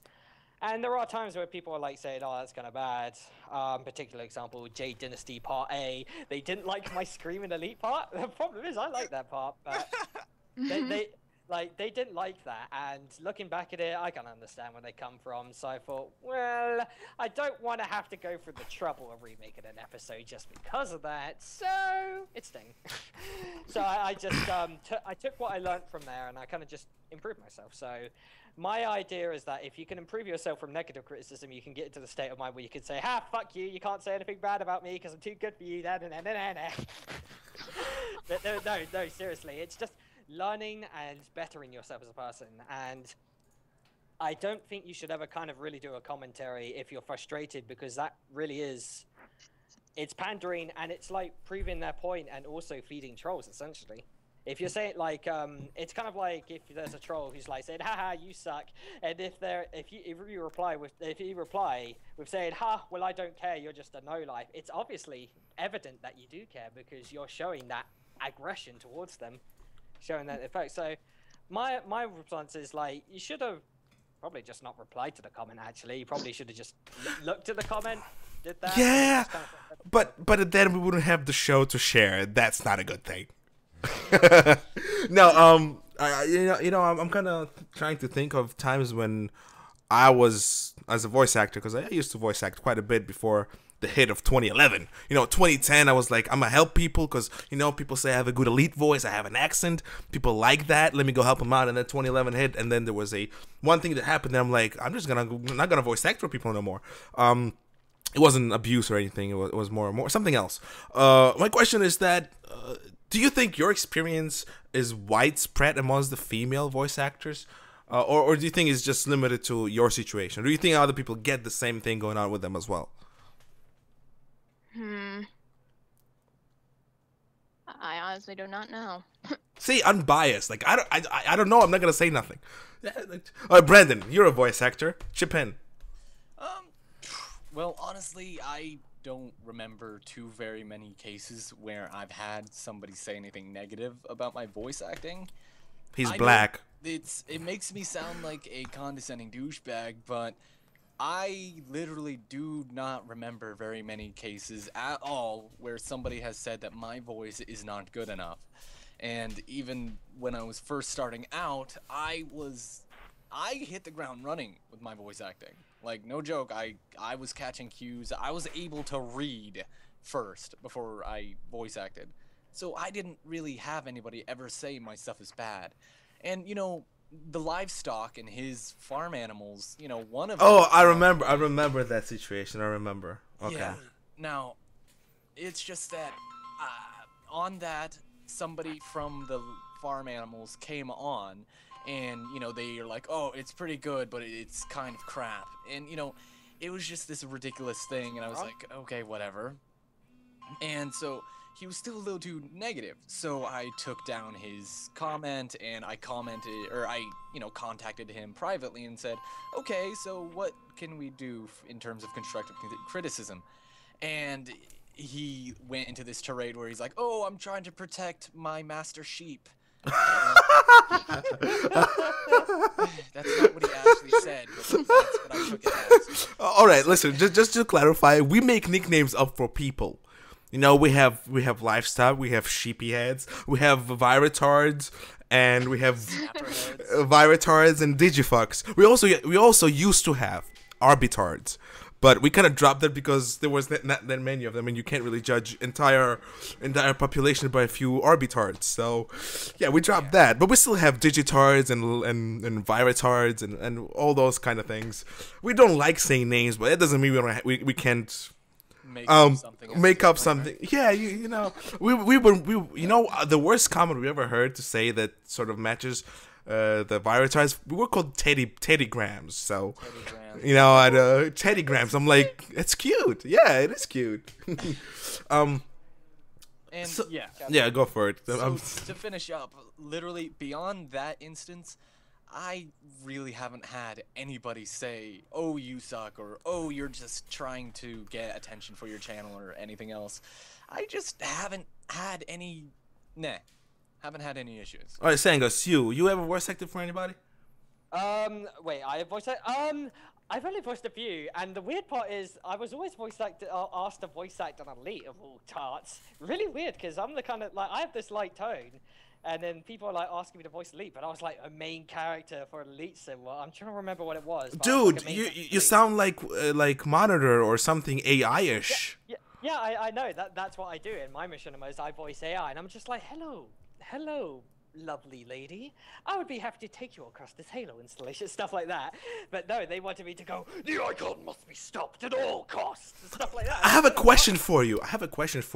In Rise of the Spartans, is that light blue Elite sort of an homage to you or not? Light blue Elite homage? I have no idea. Oh, because there was this one light blue Elite, your colors, you know, the blue, cyan, whatever. And I swear to God, I saw that I just kind of imagined it was like an homage to you for some reason. I don't know. Did it have yellow on it? The electric blue and yellow type character? Or? Yeah, there was one this Elites that I don't know why, but I'm like, that's Sangos. I'm pretty sure it's Sangos. Yeah. He didn't speak, but I'm like, that's Sangos. Truth be told, I really do not know whether I ever been abused. I don't think I ever been abused. Everybody wanted me. I think that's a big difference between female voice actors and male voice actors. That I think the fact that they're female, that they get away with being abused. What do you think about it, Snowy? Do you think there's this gap where if it's a guy, it's okay, where it's a girl, you either treat her really well or you sort of try to break her down for whatever reason? I treat them very fairly because, like, I love respecting to people. Unless if they don't respect me, then that's whatever. Then I don't care. All right, Brendan, you have the interview for. Right? Did you work on those paragraphs? Oh, fuck. I'm going to be, you know, paraphrasing and such, so that way it's just what I could get out of it. Go for it. Are we gonna be listing any names or anything? No, no names. No So names. are we going to say the name of the one interview? Liz Dance. All right then. I guess I'm taking over for Liz unless she were to like suddenly randomly pop up into the chat. But let me just get things nice and organized as well as I can because I've been working at it for a bit. Yeah, and we also got an interview from Daniel Hodge. Have you ever heard Daniel Hodge give interviews? Like, I got an interview from Daniel Hodge because he's awesome. So yeah, go for it, Brandon. I'm kind of sad he's leaving too. He's not leaving us. He's working with us. Well, I know, but you know, last week we announced he's leaving Machinima, and I'm like, we talked about it yesterday. He's like, I still do work with you guys. I'm like, I'm special. That's it. We're done. We got Hodge. Go for it. God, Okay, then. exclusive. well, Liz was nice enough to provide us with at least 5 very juicy paragraphs about her opinion on, you know, what sort of things going on when you abuse a voice actor. The very Yes. first one is one that I think is completely centralized on actresses and not actors. Mm-hmm. The first one being, you know, insensitivity of directors. Liz says that she's been asked to do many roles, but a majority of them would be a director who, now remember, director, you know, a kid or something, is asking for sex scenes to be done. Now, Wait. Slow down. You already said the first thing. We have to talk about this. Does anybody here watched the Rain series by James Clem? I voice acted one of the characters. Was you that British driver? No, I think Oh. also what I'm not sure if he replaced me or whatnot. But in the second season, I think I was one of the mains, like one of the main 4 dudes. Mm-hmm. I think it was like Jamie Lynn or Jamie Zinn. No, Jamie Zinn. He Jamie was Lynn. voice Is Jamie Lynn. Jamie Lynn Films or something. Yeah, well, whoever it was, I replaced the voice actor. Well- And yeah, I know about Rain and it's. Yeah, you know what scene I'm talking about. And Yeah. I swear when I watched it, I did not realize what it was. Because firstly, it was very poorly filmed. I'm not currently trying to review the film. I'm just saying it was really poorly filmed for that particular scene. Brendan, you know what scene I'm talking about, right? No, but then again, I've... Snowy, have you participated in watched scenes like that that. series? Oh no. No? Not at all. Oh, right. Well, how about Sangos, since you're the Brit? Why don't you, and when you say things, they come out really smooth. Explain the scene that voice actors had to voice act, and you won't believe how detailed the voice acting was. Okay, well, there was a particular scene in a bedroom, and the guy and the girl were about to get it on, like Diddy Kong. Sorry. So they were like doing it, but then the guy had to be called. I think I remember the guy had to be called for something, like something quite urgent. So he had to Meet rush with away. his friends, I think. Or he went. Yeah. He was going to the cemetery to look at the gravestone or some shit like that. Yeah. And then the girl was kind of like, "Ah, my husband's left me, all sexy time alone." And then she looks, and bada bing, bada boo, there's a radio antenna there, a really weirdly positioned radio antenna. And you're thinking to yourself, "Oh, okay, what's that? Is that some kind of drawer, chest drawer?" And then when they come back, it's only till I realized. Wait. Two characters drove to the house to meet with the guy, but they couldn't find him, so they walk in in the supposedly open room door. Yeah. And then all I'm like is, "Oh dear God, is that what it was? It was horrible." So. Okay, hold on, just one sec. Who masturbates with the door open? Well, just asking. I closed door, don't want anybody to see that. What- if we judge it by who wrote it, I'm pretty sure James Clem does it with an open door. So That sounds like a song lyric. I do it with an open door when I'm pounding her into the floor. Oh, God. and that's one of the scenes that one of the only scenes I know that feature that particular action in Machinima. Oh, hey, Olivia's in the chat. Oh, Olliban, yay! And the worst part is like the girl. The worst part is the girl. She was doing it. She was, giving herself, pleasing herself and whatnot. And then the guys are like, "What the fuck are you doing?" She's just like giggling, hee hee hee. It's like, oh, that's going to be a cut in my soul. Oh, so I mean, do you guys know any other films that feature such controversial topics? Well, I voiced in one as one no. of the participants, but that's not out yet. Oh, I remember that. Yeah, he what you and a boy. Oh, you did it together, right? No. Wait, was done separately? I thought you said you did it at the same time. Separately. Oh. That'd be awkward. That would be awkward. I just Skype call and hear that. I mean, I don't know you enough. I'm sorry. Wait, did Olliban voice that voice in Rain series? I'm just curious. Ask her during the chat. Yeah, we have Olliban in the chat here, but I actually would love to have Olliban. She just said it wasn't that graphic. Yo, that's how you know. It was her. Listen, it wasn't graphic. It was just weird. Yeah, it's still there was a lot of moaning and schmoaning, so you never know. And all I can say is good job, but. Oh yeah, good job, Ollie. Good guy. You're such a good lass. See if she wants to join the chat. I mean, join the show. I mean, I don't know. Can we handle 3 guests again? I'm not sure, but again, I don't know how you write that in at all. Like I'm trying to imagine my characters trying to get it on, but I have bloodthirsty mercenaries. I really doubt they're gonna be all that. I'm pretty sure. I mean, they're the only ones in the Machinima community that can actually be justified to have a cigarette after one of those. Just, right? You know, there's like special elite cigarettes that are the size of someone's head. Just, war. Well, truth be told, I'll be honest. The idea did grace my mind, but it wasn't really supposed to be sort of, you know, out there in the open. And I really had tough time deciding how the hell am I gonna voice that. Like, how would you ask an actor, an actress, like, can you moan, please? Like moan? I can't really moan, but I can go like just breathing. Snowy, come on, since you're the girl here, and if somebody asked you to do that, how would you go about doing it, or would you do it to begin with? How about no? I don't want to do that. Like, how about no? No, I'm not comfortable with that, honestly.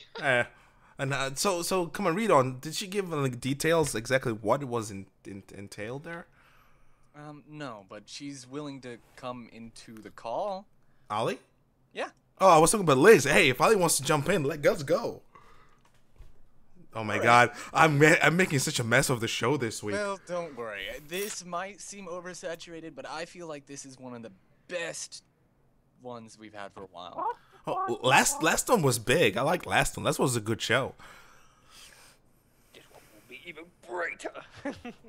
Joking. You never know. You know, you usually listen. I'll be honest. We're not huge, but our usual audience for the show after it's live, it's like 100 to 100, 150, 130. Yeah. You know, for me, that's 130 people who want to watch the show. So fine by me. And usually we have like 3 to 4 live viewers. You know, lately we've been having 8 to 10, 8 to 11. So 200 views for an M&B show, it's a big deal for us. You know, and that's coming from somebody who has 500,000 views on one of the episodes of Leads of War. That's why I think a lot of directors are getting so pissed. Like, oh, look at me. One of my episodes has like 1 million views. Why did this one has only 100? And they get all pissed and they try new things. And then you realize, you know, you get what you get. And you know that 50 people, that's a lot of people. You know, you can't fill your room with people. So people should be glad they have. Yeah, no, that's how I see it. It's like 100 views. I don't care. That's 100 people that's watched it. And that's a big crowd. So I'm happy with people just watching it and liking it. There you go. Is Ollie here yet? She's grabbing her mic. Oh, see, pun intended. I'm sorry. Okay. See, this kind of joke is good, but when you have the entire thing going on like that, I just hold the horses. Maybe Ollie has some stories about voice actor abuse, because you know I thought about this topic and I thought, wow, I think a lot of people will have that, and I thought Snowy gonna have a huge story to say, but it's like really simple. I really thought it was a bigger problem. There we go. Added her in. Wait. Oh God, I was gonna comment something, but I'll let see what she has to say first. Livichow, I like that name. That's not too bad.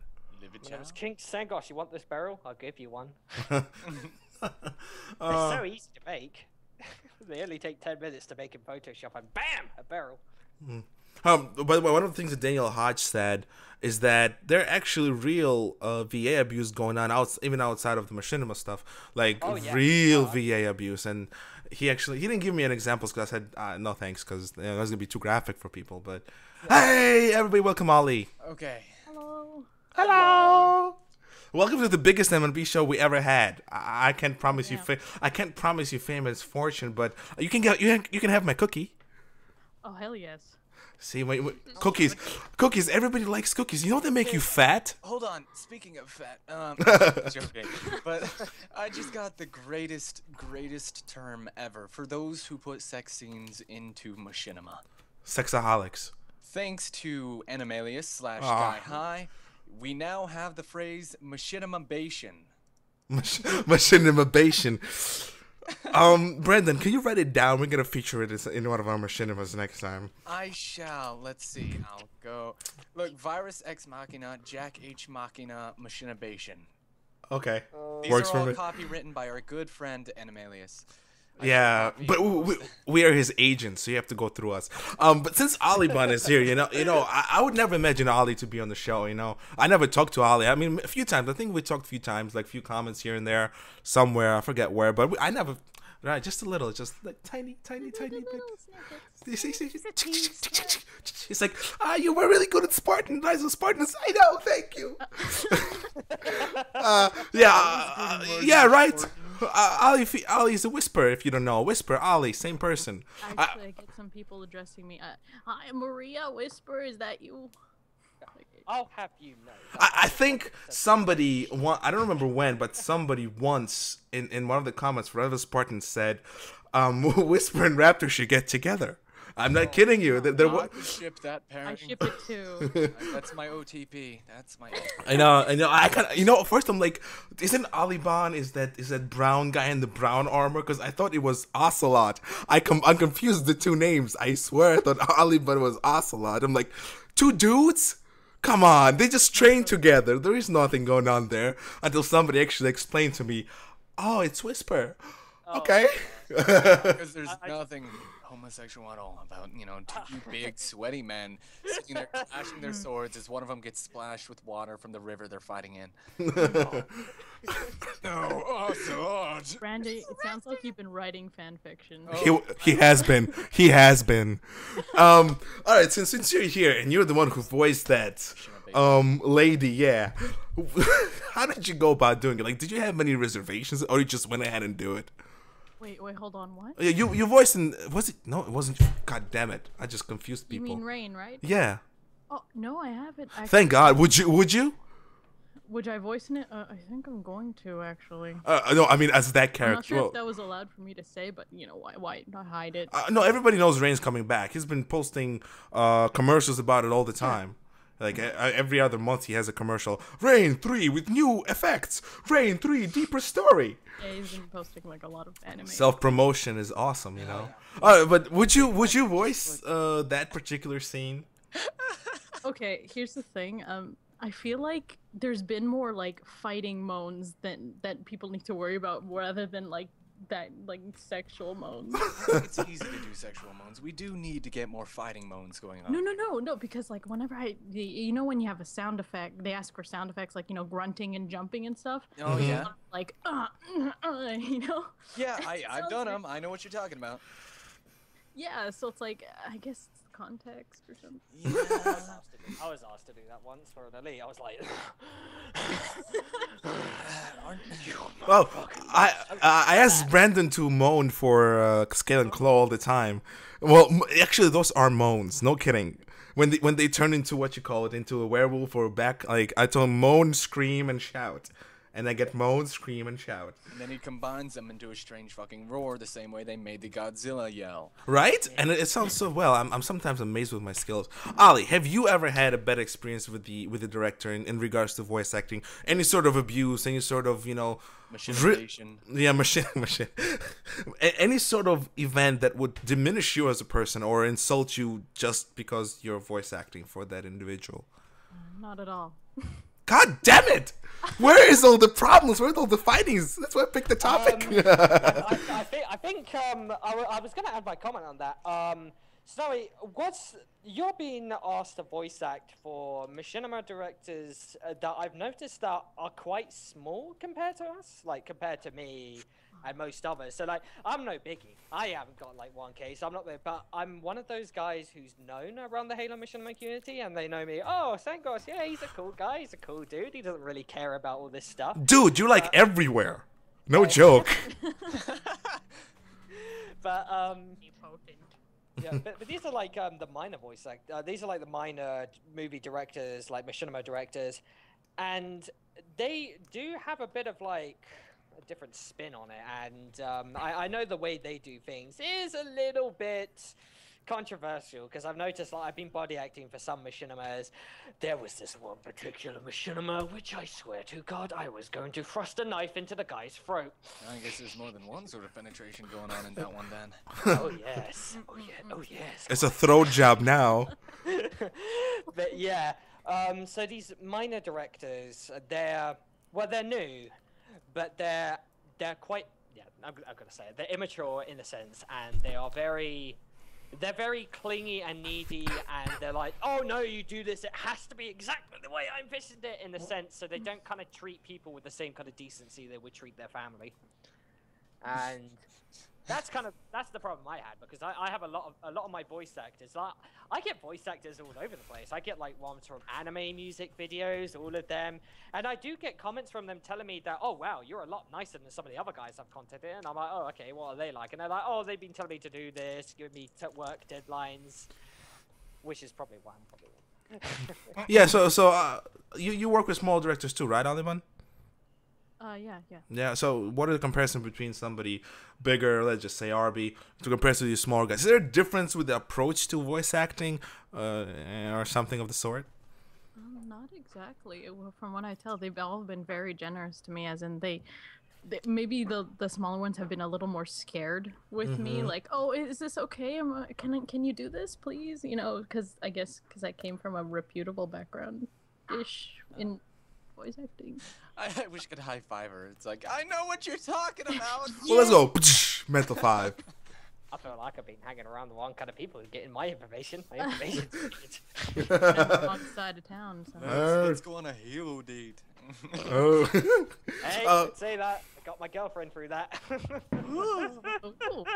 Sorry, no, we actually just met, and yeah, we're still together.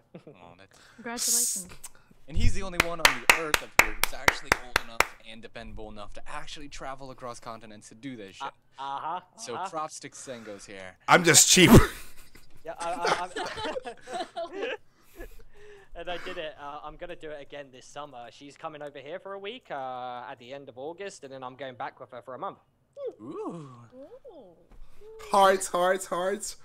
I should post a heart picture. Damn it! From voice acting abuse to realizing there is none going on, to a love story. I think it's appropriate. I'll say it's a successful show at this point. Still a better love story than 12. I'm sure sorry. Yeah, go ahead. I'm sure the abuse stories have been like concentrated in one, since like Snowy's got them. Liz had a few apparently. That's an understatement. So we have 5 paragraphs from Liz about that, and we also have Daniel Hodge. The bottom line is, it does happen, but I guess it isn't extremely prominent. It's just I suppose it might be because there's only how many voice actresses compared to all the dudes there who are not going to get visually or mentally molested by directors. And not just that, but Trav, I forgot what I was gonna say. Go on. I mean, I'm just saying, I'm a dude, so nobody is gonna care to try to molest me. So that's not a worry. So. Before we come back to all the problems that we heard, a question to the ladies. It's something we talked about last time in B Show, but since we have 2 ladies here now, question is, how do you think your female characters, compare to the male counterparts in the series? Let's, Ollie, for the sake of the argument, let's just go ahead and forget about Whisper and just think about all the other characters. Do you think they have the same gravitas and importance as the male characters? Oh God, not at all. Mostly portrayed as like wives or some person to support or stay on the side. You know? So they're there just to be there? Basically, and they just seem a little more underdeveloped because I am assuming guys don't know how girls work, even though it doesn't. It almost feels like tokenism in some parts. Not Okay, as not to I know what that means too. not to sound rude, but not to sound rude or insensitive, but do you think it's just to have a pair of tits in the film, comparatively to real film? Do I guess sometimes maybe. Or what about you, Snow? I mean, you voice acted a bunch, right? Yeah. Do you feel the same way? Mm-hmm. I was like, yeah, she's right. This makes me want to write Valkyrie some more. Yeah. Listen, we were working with the idea of having all female cast for like 2 years now, and we never, like, we always get the actresses, but we never actually write out a decent enough story to fit them in. I think I wrote like 4 different scripts trying to convey the idea of having an all-female cast, and I always fall short because I read it out loud and I realize I wouldn't say that. So I actually gave the job to Brandon. So I hope he has a better time. It's like we also had the same problem. We had an idea of having, like, we tried to create a machinima where main protagonists are male lovers. So we actually tried to create a gay couple, and we came up with the same problem. I think in order to actually write a very believable female character, and that's not to offense to any male director who actually did that, but I think you need to have at least 75% input of a female or girl, lady, at least a horse, female, to write it properly. And we had Maria, our fellow, damn it, what was her nickname? Compadre, we'll just say. What was her nickname? I don't know. I already forgot. I have her. I swear I have her on Skype already. I mean, we had her Penelope. Yeah, our voice actor for Penelope. We actually tried to make her write stuff, like much like with Brendan. Like I told Brendan, you don't need to be a voice actor. Go ahead and write something for me. We're gonna make it. I tried to do the same with her, and just so hard to make ladies do what you want, pun intended. But yeah, would you say that you really need a female input in order to properly write a female role? Snow, you can go first. Go. About what?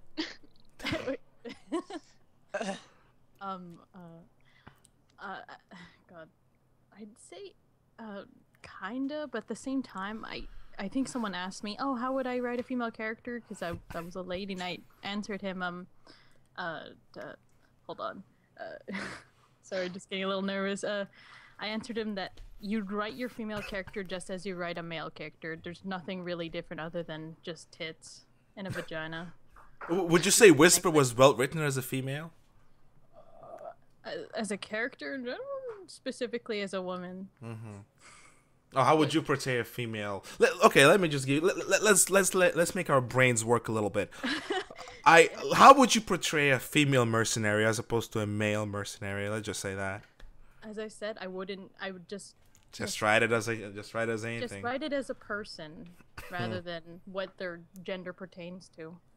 Yeah, we had trouble. I never actually had a chance to write Penelope all the way. I always have her say something really mean and angry, or something very reminiscent. Why not? No. I understand equality of genders, but when I write a female character, I want to make sure that they're badass, they're significant, but I don't want to forget the female charm that they might have, because I can't write a female character the same way I would write a Cyclops from my series, or even Boss from my series. There's no way I can write them the same way, because when I can't imagine a girl going, "Huh, well that was easy."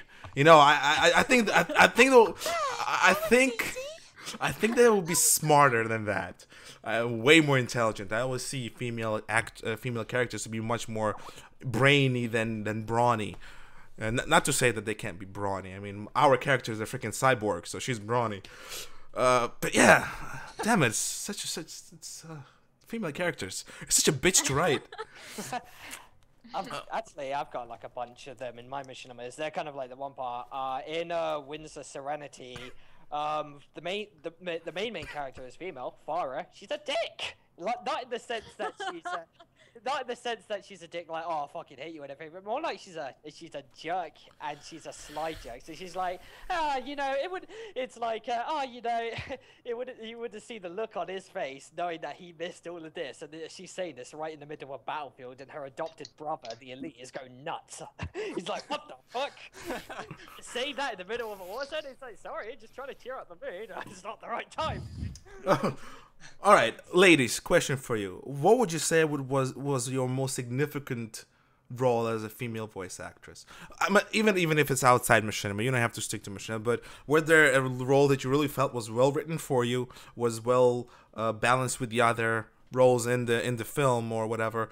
And yeah, that's pretty much it.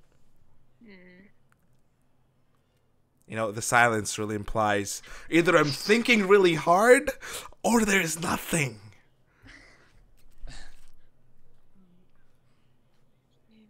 Would you say Whisper was one of your most favorite characters? I think I'll get in trouble. Not really. Not really. It's like, no, sorry. I'm sure nobody's gonna kill you. No way. Yeah. No way. Oh, here comes the livestock. No. Hey, I think that guy with the turrets. What's his name? In Rise of Spartans. I don't know, but the guy with the turret. Brass. He's such a whiny. Yeah, Brass. He's such a whiny little bitch. Ed? No, the character, not the voice actor. The character. It's like a whiny little bitch.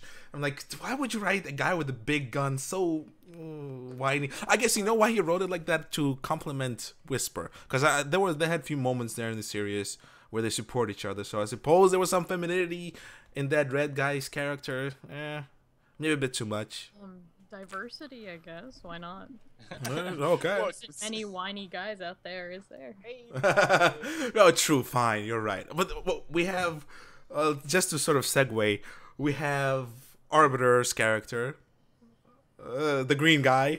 So the green guy is sort of, you know, kind of, he's like, I'm thinking too much, you know, am I ready for this? I think he whines, he flashes at night flash, thank you, finally, okay, thank you. Yeah, night flash, he's sort of very unsure, shy-ish character. And then you have that brown guy, he's like, I kill everybody, yeah, you know. I remember accidentally saying that the voice actor reminded me of Metal Gear Snake, so because he's just like, we've got to get out of here, and I was like, Otacon, battle. Then you have Mike's character, and what's his name? Swift? Was it Swift? Yes, Swift. Yeah, Swifty the Hedgehog. I know. I want to say he's a Joker, but most of the time he's like, he has a bromance with Night Flash. So okay. I would say he's there. Before we go any further, we have to put 2 tags in the description. One, lighthearted talk about rots, and the second one, machinibation. Well, put it in. You have access. Put it in. That's what she said. Well, that's what she said. Sorry, ladies. I forgot we had ladies on the in the show. The bigger we have, and then we have Whisper. Like I was trying to figure out what Whisper's role in the entire series is. Besides being a sniper, I don't think I'm trying to find a very significance to her. To be honest, I didn't even know either. She snipes bitches and doesn't afraid of anything. I thought she would fill a niche besides having boobs because she's a female, but I just yeah, you know, she was emotional wreck only towards the end of the series. I'll be honest, she was invisible throughout the entire series except that one part when she was talking to Brass about, you know, dying, whatnot, whatever. And that's I think you could use some help. Yeah, that's the only I'm sorry, I'm not trying to critique your character or anything. It's just the only time I noticed her. It's the only time I noticed her, and I can't say that I did a better job with some of my characters, but I think she was really underused. It's like you have a huge cast, but you literally leave out one person who can make the show a bit better, a bit brighter. Has he ever talked to you, Arbiter? Has ever asked you for ideas of sorts? Oh. He actually had it near the beginning, like 2 or 3 years ago, but then I kind of just hid away because I was too nervous to give my input to a whole production he already put his heart and soul into, you know? Mm-hmm. And so it ended up being this other character that I had no relation to whatsoever. Didn't he give you a second chance to do that, though? I mean, I know he had me redo King, so... Not that I know. I wasn't very involved with the Machinima, like, at all. So. It's like, and there was another female character, Pumpkin. What's her name? Scarecrow? Scarecrow. See, I think of a scarecrow and I see a pumpkin. she looked. It was a pumpkin. It was the color of a pumpkin. And yeah, she was more badass than Whisper. I'm sorry to say. She actually was a powerful female character as opposed to Whisper. I expected that from Whisper. She's a Spartan. She trained. She went through all this shit, and now we see a lonely pilot who's a human, more badass than a Spartan who's the main character. I was like, I'm gonna kill everyone. Snowy, if you had a chance to be influenced on a character you would voice, how would you make your character? With me? Oh. Snowy, you know. Yeah. Kind of depends on the personality or whatever. Mm-hmm.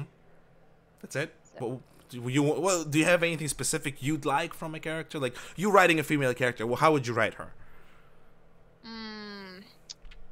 Depends. I don't know. You okay? Oh, she is a Marine, and she's stationed on the front line of a war. Oh, it's Covenant! Oh, what a surprise! How would you write her?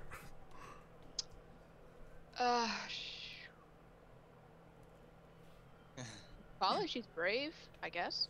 I don't know. It's so hard to write on the spot, right? I hate that. Yeah. I'm really trying people's brains out today. I don't know why. How would you write her? Yes. Yeah.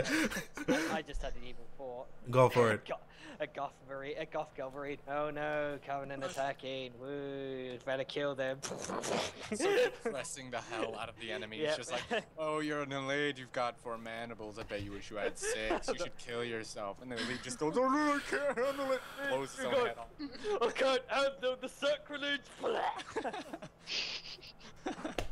All right. Okay. So we have.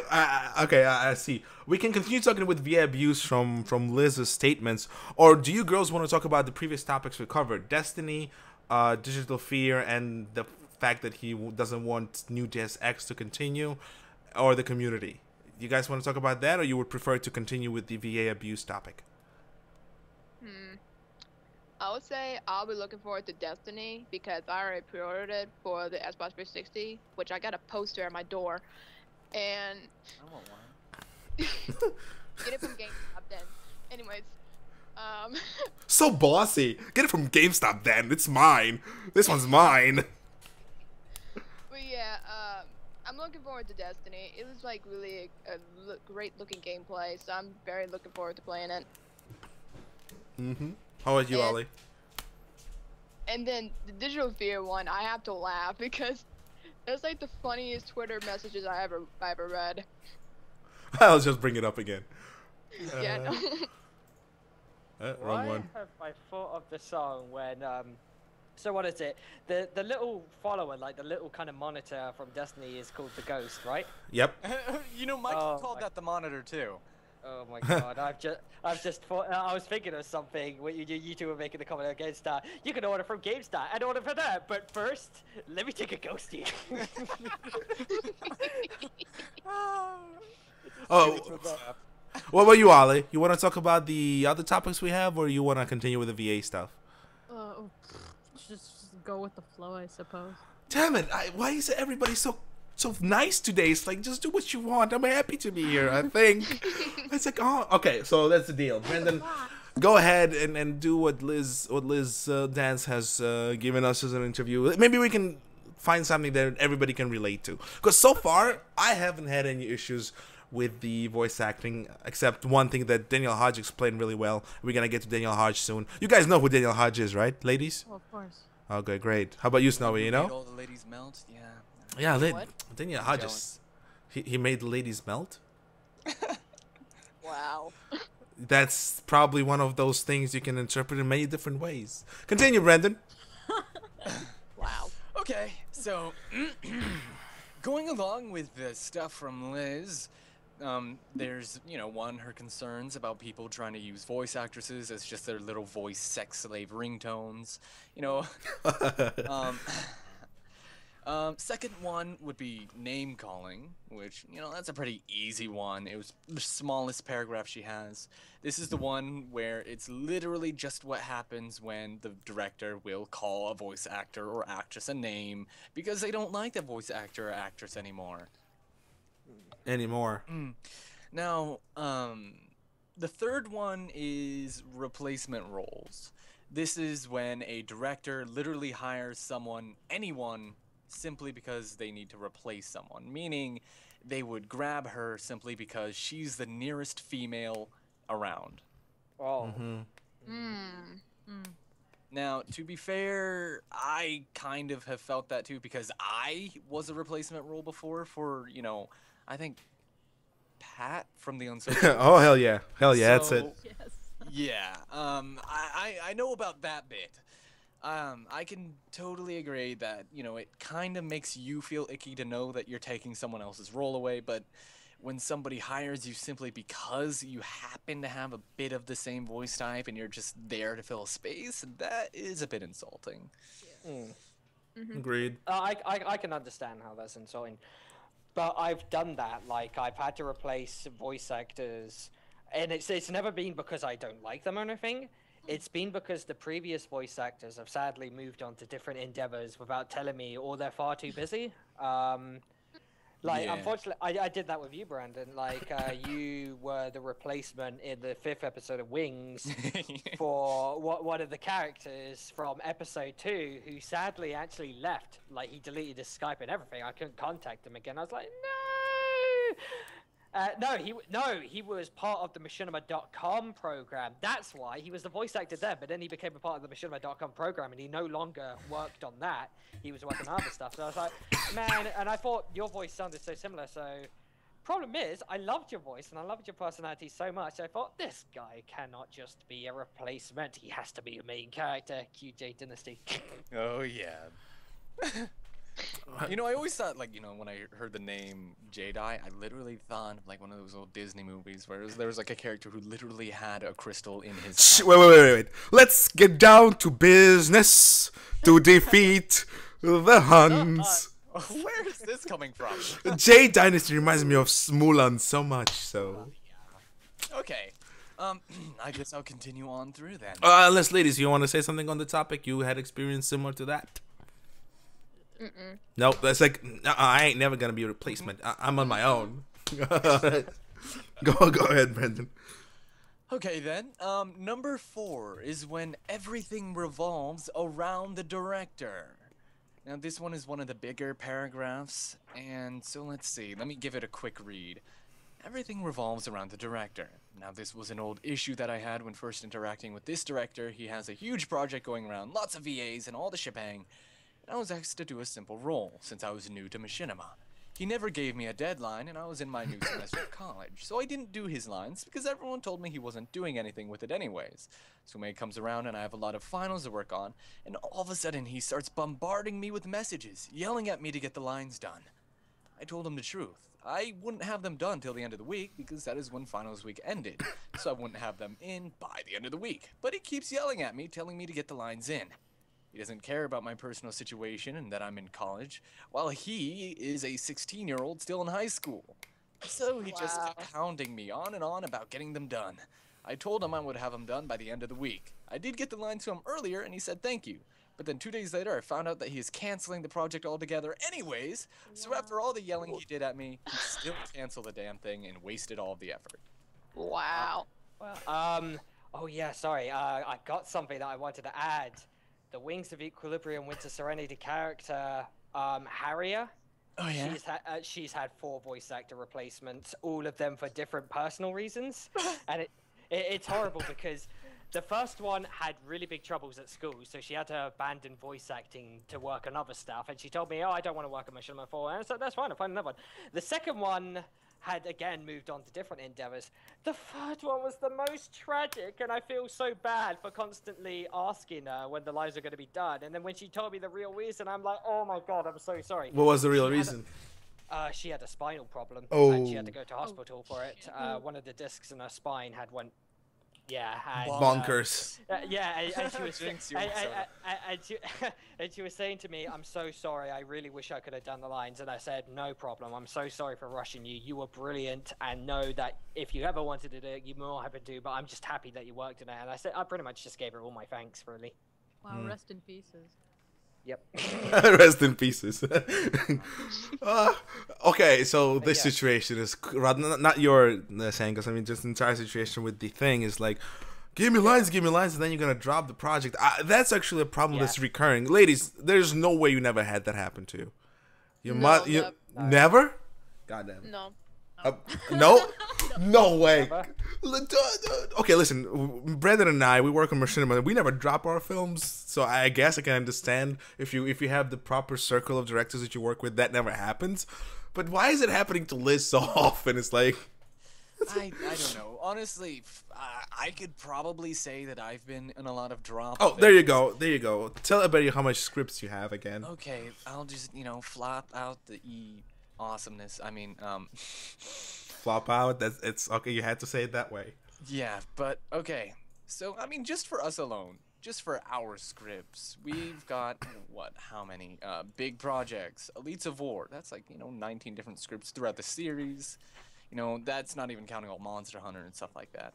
Now, if I go into my VA archives, because I've never deleted anything in Halo, that's 125 items in one area.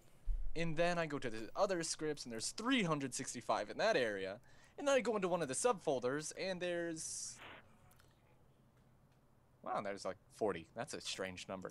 But yeah, there's a lot that I've been through, and I'm fairly certain that a lot of them have not been completed. Because there's no way I would have been left alone as long as I have been to do my hiatus, if that were the case. So would you say like 100 odd or some out of like 300 scripts that really was made out, right? Yeah, I could imagine that. I mean, honestly, I don't care. I mean, at the time, my motto, whatever you want to say it, my creed was, voice act for as many roles as I can and help as many people as I can at once and, try to get my name out there. And that's what I did. And I don't even care if they released it or not.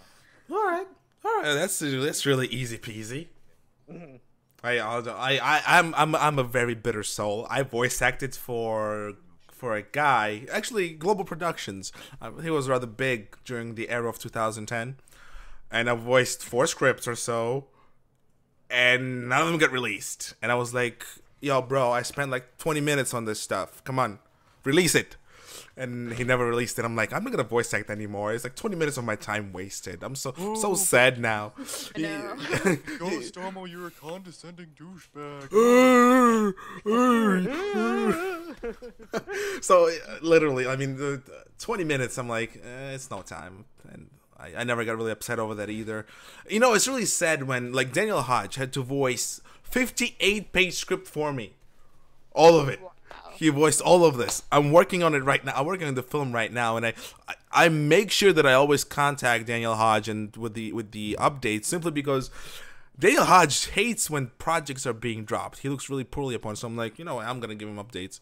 I give him about 58 pages. That's 8 pages more than the episode 3 script. And Brandon, how many lines was that script for you? It's like every page had you in it. Yeah. Yep, it definitely did, and that was a dark age in my time. He's because he was extreme. Look, imagine that Brandon was a nobody back. No offense, he was a nobody in 2010 and like early 2011, and all of a sudden here I am. I was rather popular at the time. I'm like, I want you to voice this character for me. Give me an audition. You gave me an audition. I'm like, here's a script, 30 pages. Do them. You have until the end of summer. And he was doing them. Well, he didn't know I'm going to give him 20 more pages. And then I gave him 24 pages. And the man's like, oh no. It's like he's every week he's like, oh, I'm sorry I couldn't finish them all. But here's 20 lines for you. Next week. He didn't give them to me, and like at the time I was still, green, I was wet behind the ears still, and he didn't tell me that I could just record them all in sessions and send them in like 30 session segments. So I literally voiced a line, said it like 3 times, then I would render, export, and send them all one at a fucking time. Now you gotta understand that it's He a never told me no. I asked, should I do this? And he's like, for you, go ahead. I was the main character. Of a 3-hour film.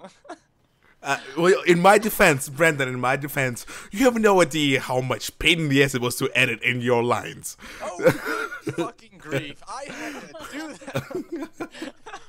It's like every other character in the film set in them in like a bulk. You know, I'm like, I don't want to make this kid feel so bad. I'm just gonna do it for you, anything. And then you can imagine that at the end when we got to know each other better, I'm like, well, you know, you could have done this. And he's like, motherfucker. Yeah, I mean, Brendan, have we dropped any scripts that has voice acting in it? No, like literally, we tend to do, you know, the body acting and stuff before we even do the, you know, No, voicing. other way around. We actually get the voice acting first, then we do body acting. Well, that's only for like, you know, like dialogue scenes and stuff. Oh yeah, But we other just have yeah. the general stuff done, and then we could just go back later and do the dialogue scenes. I'll actually be honest. One of the episodes of Leads of War we dropped, and it was voiced via with the pumpkin girl. What's her name again? The character. Her name was Megan. It was Megan. Yeah, Megan, the scarecrow. Her. It was me. I voiced in it as well, and Mike WB. I actually got Michael WB to voice for the episode. Yeah, unfortunately, it was one of those episodes after episode 10 of Leads of War where Halo 4 was on the horizon. You had all these other projects we were working on, and I wasn't sure, so I rewrote the same episode 10 times.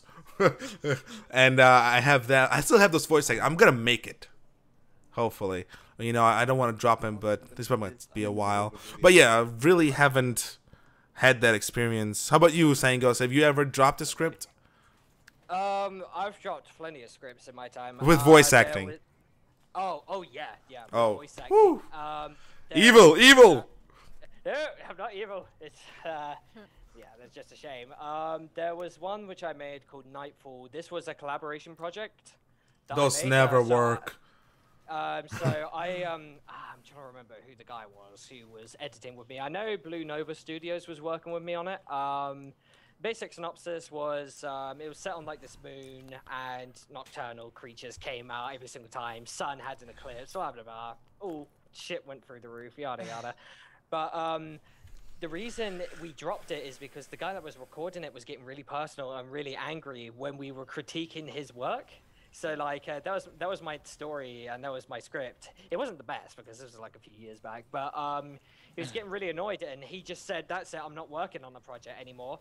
And because we couldn't find another guy to film it, we had to drop it. And these had all the lines done, which is horrible. Yeah, I suppose that's, you know. Did you get it? It's good that you've grown out of the whole Yeah. critiquing thing. Did you get any backlash for that? What for? For yeah, from the voice actors. Oh, from the voice actors. I'm friends with them. We're still really strong. They've been Wings voice actors after that as well, and before that even. So hell, I can show you like if I can find it, Nightfall Halo Machinima, because it's still on Machinima Revive's channel. Oh my, they still do stuff. Yeah, no, this was like 3 years ago. Here we go. Oh. Hold on, let me just post it in this script chat. You can just look at it in your own time. But yeah, and then I also no, that project didn't have any voice acting on it, but that's probably the only one that I dropped because with full voice acting. The rest have just been dropped because they just didn't work. Hey, Brandon, there's one more paragraph left, right? Yeah. Is it big? No, it's smaller. Read it than the out, rest. and then we can drop this. All right, this one probably won't get too much, everybody else being able to agree on it, but this one says, number 5, people using you as a bridge. Oh, actually... To elaborate, it means that as a voice actor, you are expected to kind of be in the loop in terms of, the community. And so you're going to, possibly know other VAs. So what Liz is getting at is that since she knew other VAs, somebody would ask for somebody else to voice act, she would direct them to that other VA, and then they would delete her. Oh, Since man. you know Oh, they wow. they get what they want and they just completely back away from her. Okay, I feel horrible because I think because sometimes she directs some people to me when they ask for her, so maybe that's happened with us. Oh shit. Like, uh-oh. Realization. Hurry, Oh go crap. give her some lovin's. Give her some lovin's. Please, give her lovin's. She needs it. I actually, Olliban, you must have had happen to you. Somebody Skypes you or Facebook's, not Facebook's, oh maybe Facebook's, I don't know, or Xbox Lives you, and hey, do you know Arbiter?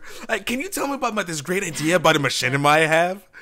Oh, Okay, come on now. 3 of us have been in rods. We all know that feeling. Oh yeah, Jesus. You know what? I don't. It's not that I hate the people who do that. I'm just like, but I'm a director too. Why could you give me your idea? I want it. I'll take it. No, it's just it can get extremely annoying. But I don't think anybody you don't really should take it that seriously. I mean, they're there not to be your friend, but they're there to get to someone else through you. Yeah. Sure, you're being used, but you kind of have to, the way I respond to these guys is like, well, do you know who I am? And then and then they ask, yes, I do. You voice rapped. I'm like, well, did you know that Raptor is actually originated from this nice series called Leads of War? He's like, oh, really? I'm like, well, check it out. Check it out. I'm like, I turn the tables on them and tell them, oh, go. Advertisement ready. Oh hell yeah, advertisement. Yeah. I'm really surprised she's taking that seriously. I don't think it's a really big deal. I think it's just the minor inconvenience that come with you once you gain some sort of quote unquote status in the machinima. I mean, Brendan is my guy who does PR, public relations. Like everything involved contacting people goes through him. I told him, you go talk to this person, this person, this person. He does it. He got the interviews. He spoke to Snowy. I mean, for once, he got Snowy on the show. Ollyban is on the show now. It's Brendan. Brendan is the guy who does all this stuff for me. Here's the guy. There you can see it. So I guess it doesn't affect us that much because it's PR. PR, no matter how you cut it, you gotta talk to other people. I mean, ladies, you ever had similar situations? Do you even care about that? What's the question exactly? Like being used to get to someone. It's not that I can remember. Maybe Snowy, do you have any? Sometimes, to be honest, like, I have a friend who has like a couple of assurance directors who wants me to voice act for them, but they never have a chance to talk to me. I'm like, okay, whatever. I've had that quite a bit. I've had a few messages on Xbox Live and say, "Hey, did you body act in Rise of Spans or something?" Yeah, I did. Hey, can you talk to Arbiter me? I'm like, no. And then one guy's like, "Oh, okay, you're pretty cool," and it says, "Well, yeah," and it's like, "Yeah, no, I do Machinima. I like my series Wings of Equilibrium." And the whole party went silent at once. It's like, "Wait, you do Wings of Equilibrium? You're the guy that makes it?" And I go, "Yeah, isn't it obvious?" It's like, "No way, fucking bullshit." And I go, Same. I And swear you not. yeah, and then I just have to say this. Okay, let me prove you wrong. Hey everybody, my name is Beryl. This is a beautiful land, isn't it? And then the whole party goes ballistic because I do the Beryl voice. I actually had to do the voice of Raptor to few people on Xbox Live. Xbox Live doesn't have the filter that I use, but I try my best. And I only do that when somebody really takes their time to write out a message, even if it's not about your great voice actor. I swear, this guy was so polite. He was so nice, and I'm like, well, I'm sorry, I'm not Arbiter. He thought I was Arbiter. It's like I'm not Arbiter, but I do know of Arbiter, and I can't really get in touch with him. He doesn't really talk to me that much, but he has something about Raptor, and as Arbiter too. I'm like, well, I voice Raptor, and so I'm pretty cool. I have my own series. Like, oh, really? You're not Raptor. You're not Raptor. So I'm like, I'm kind of getting to my voice. Let me remember the line that I did from the Rise of the Spartans. Damn it, what was that line? The one about two sons. About the two sons that he talked to Ocelot at the time. God damn it, I forgot what the line was. I wish I could remember that. I'm gonna substitute it for something equally funny. Yeah, there were They were standing on the cliff and they were talking about Sun Helios. Oh, it was the White Lands. It was the White. I'm on the edge. Don't worry. It was something. I forgot it.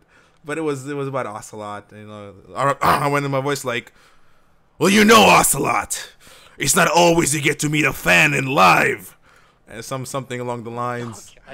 You know, and you don't have the filter. So the guy's like, well, you don't sound exactly like that. I'm like, oh my god, let me send you something privately, you know. I went on Skype and I sent him the voice file and he's like, oh no, you're after, yay! yeah, the guy was so happy. Like, that's one of the things I love about voice acting during Machinima is like you get fans that are like just genuinely happy to see you or to talk to you. You know, yeah, right. There's a perk of being a director and a voice actor at the times.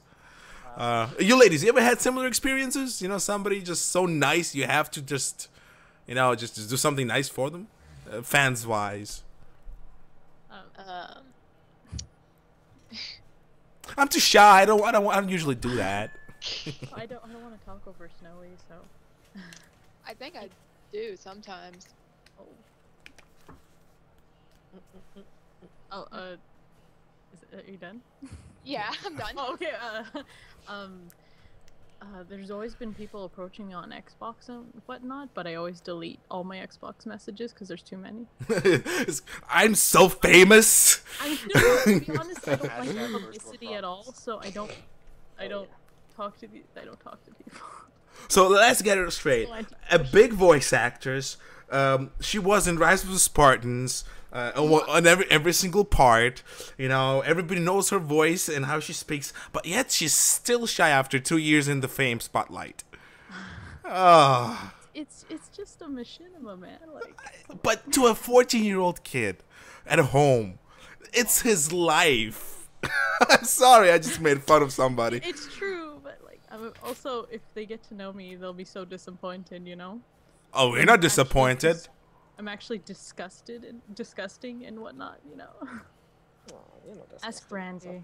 So humble. You are definitely within acceptable parameters. So humble. You know, it's like you're humble. Brandon is not that humble. Even if you totally butchered my outfit, uniform, and everything with the weird dragon dildos and stuff, I don't know. I am so conflicted right now. Conflicted? Why? You heard dragon dildos and didn't know what to say. Well, we didn't say nothing about it. It was John, whatever his name is, the digital fear guy. We're just taking his jokes and, you know, make them better. That's what pretty much everybody does to his work lately.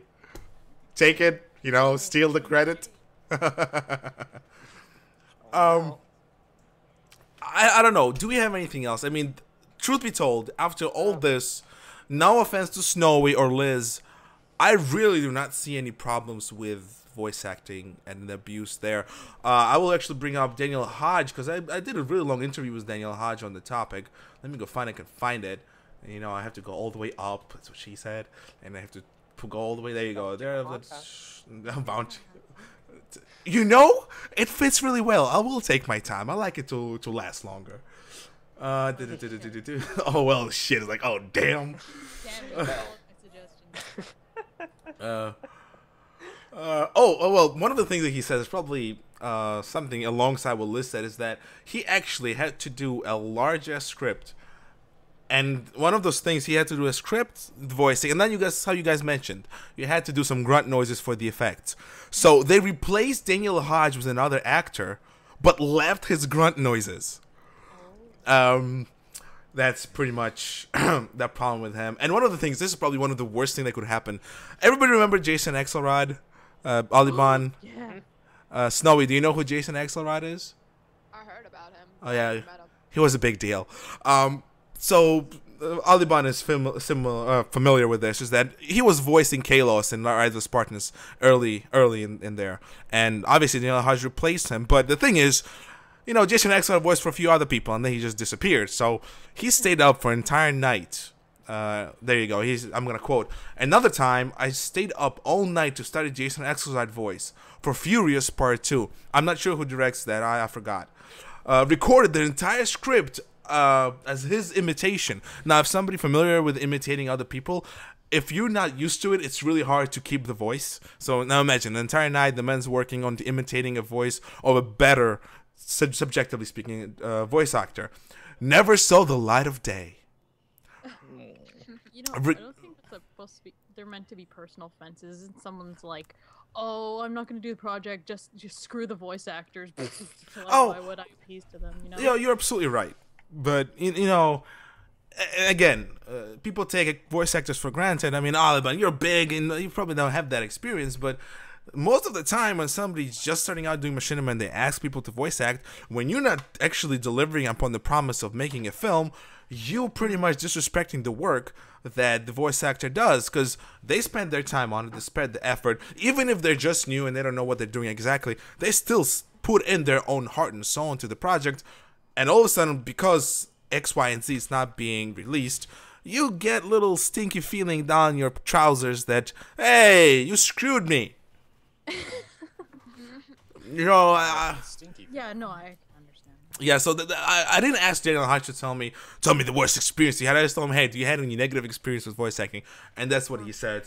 Because, I mean, that's a big deal. You know, the project is about to get released. Let's just say it's about to get released. You were tasked with voice acting for a voice actor who's much higher than you on the ladder. You have to mimic his voice. There's time concerns.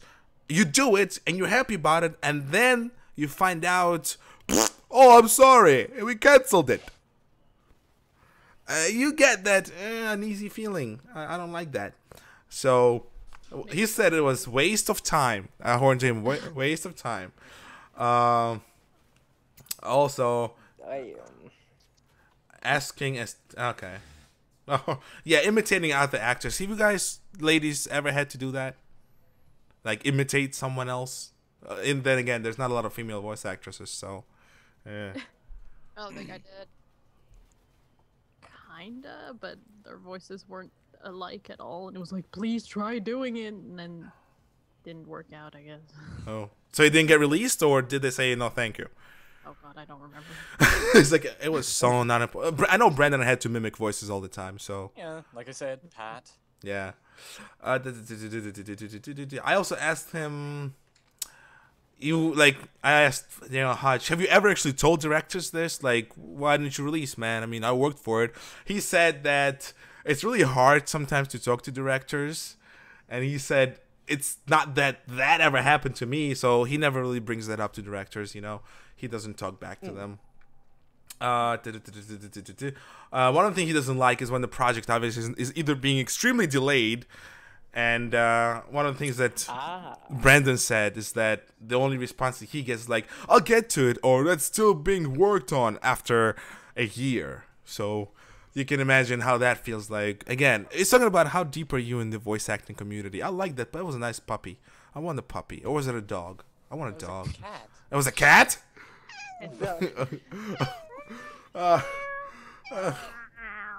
What Maya? What do you want, BB?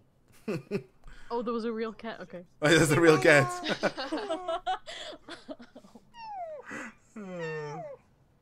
Okay. Now I get distracted by cats. Those are me. That's the one thing. That's the one thing I feel guilty about, because I delayed my project so much, and a lot of the voice actors do think like it's not working on. Like, there's Hearts of Dusk. I haven't worked on that for 2 years, but problem is, working at university is hard, especially if it's a course like computer games technology. Oh. I've had to dedicate a lot of my time into that, and it's really sad. And I've also got personal stuff. I've got had to talk with my girlfriends, play with my friends, just enjoy my years as a 20. You won't believe this, but recently we have a series on Skyrim called Scale and Claw. Apparently, it's a very good series. I don't know, but apparently it's really good.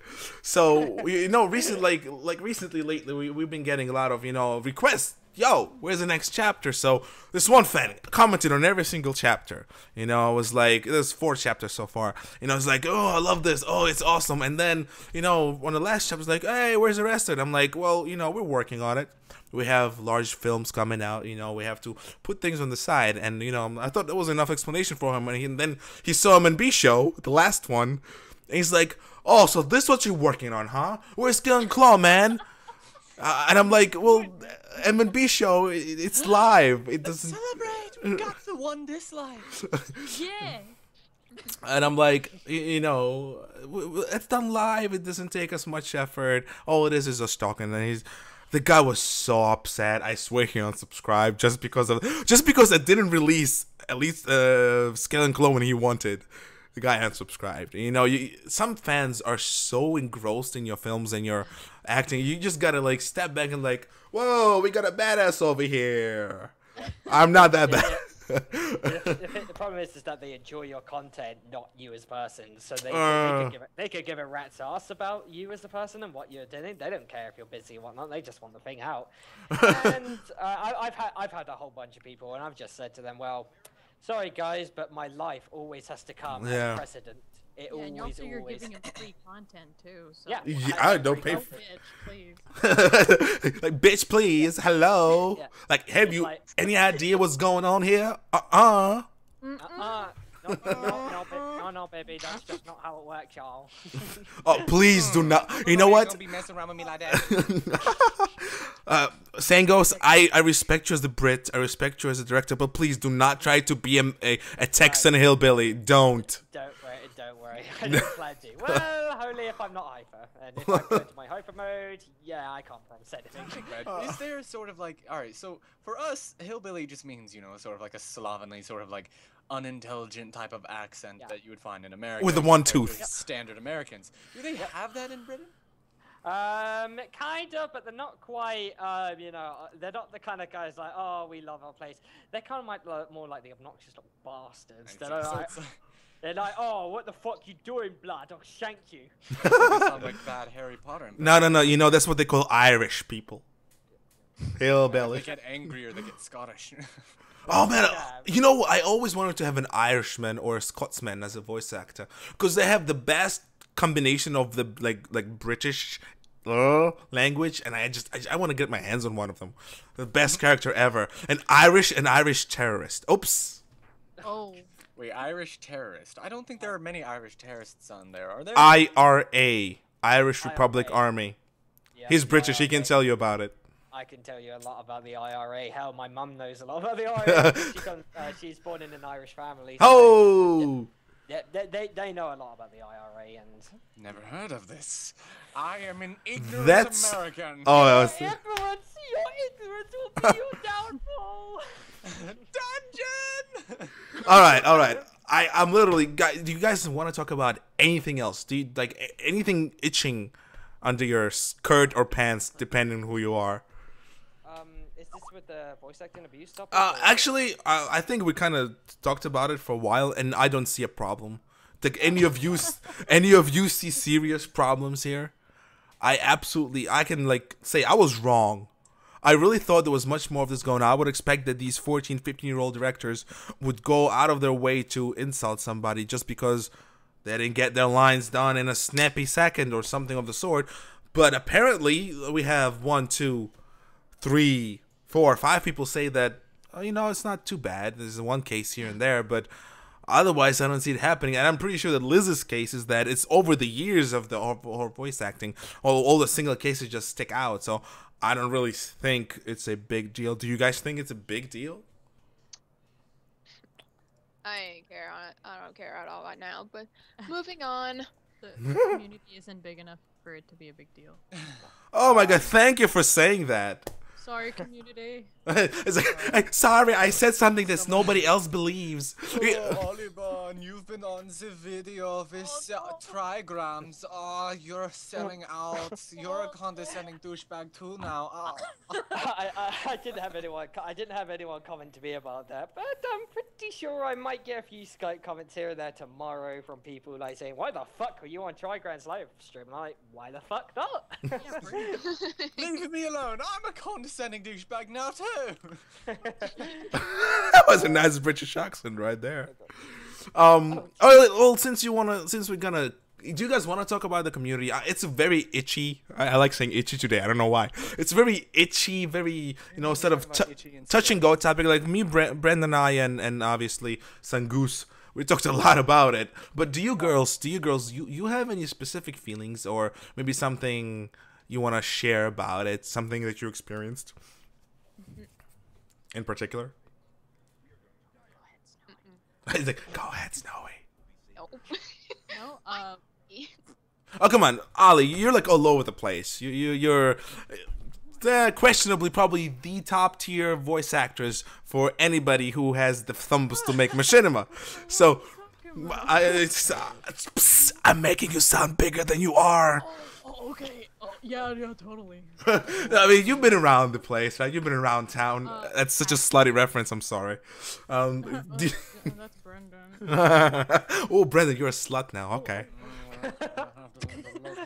Well, what do you expect? He voice works for everyone. No. Okay, to be honest, I actually...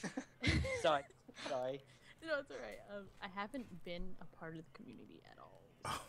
Except I only heard like snippets from my Machinima director friends and actually watching your show. You watch my show? Yeah, I've been watching your show. Hey, listen. You know, we started this show like 3 years ago, right? We're about to hit our 50 show mark. You know, probably, cool. right? I'm really curious. Do you see anybody else do any sort of show of the sort? Because I'm just curious. Maybe we can get with somebody to talk about shows, I suppose. You seen anybody else do it? Like the show, live stuff, sort of? No? No, I didn't see doing it. You're the only ones that I know at the moment that are still running and do it. Oh. Don't do it and not totally call out every other person in the community. Oh, You! Oh, interesting. I had this guy. I was working with this guy on a machinima once, and then we didn't exactly come to an agreement. And then the next day, I see a update where he's literally going. I tried talking with Sangos, but he was talking about all this stuff, and he was going blah blah blah. He just wasn't making no sense. I was like, what the fuck?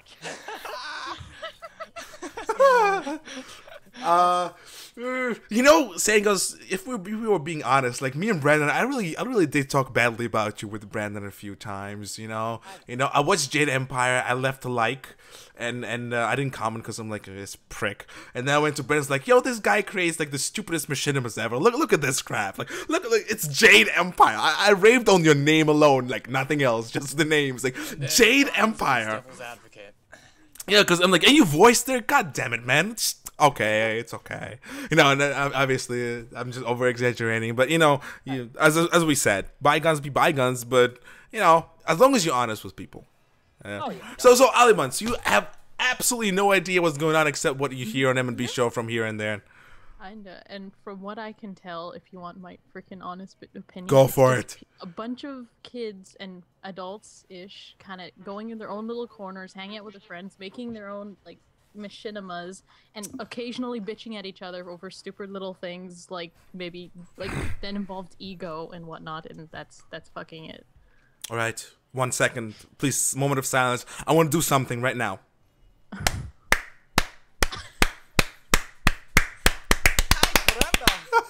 I don't know. Listen. Damn. Good one. Wait to say what we're saying all the time. No, I'm kidding. Well, okay. Then my question too is, not a lot of people share this opinion, your opinion or our opinion. Why do you think so?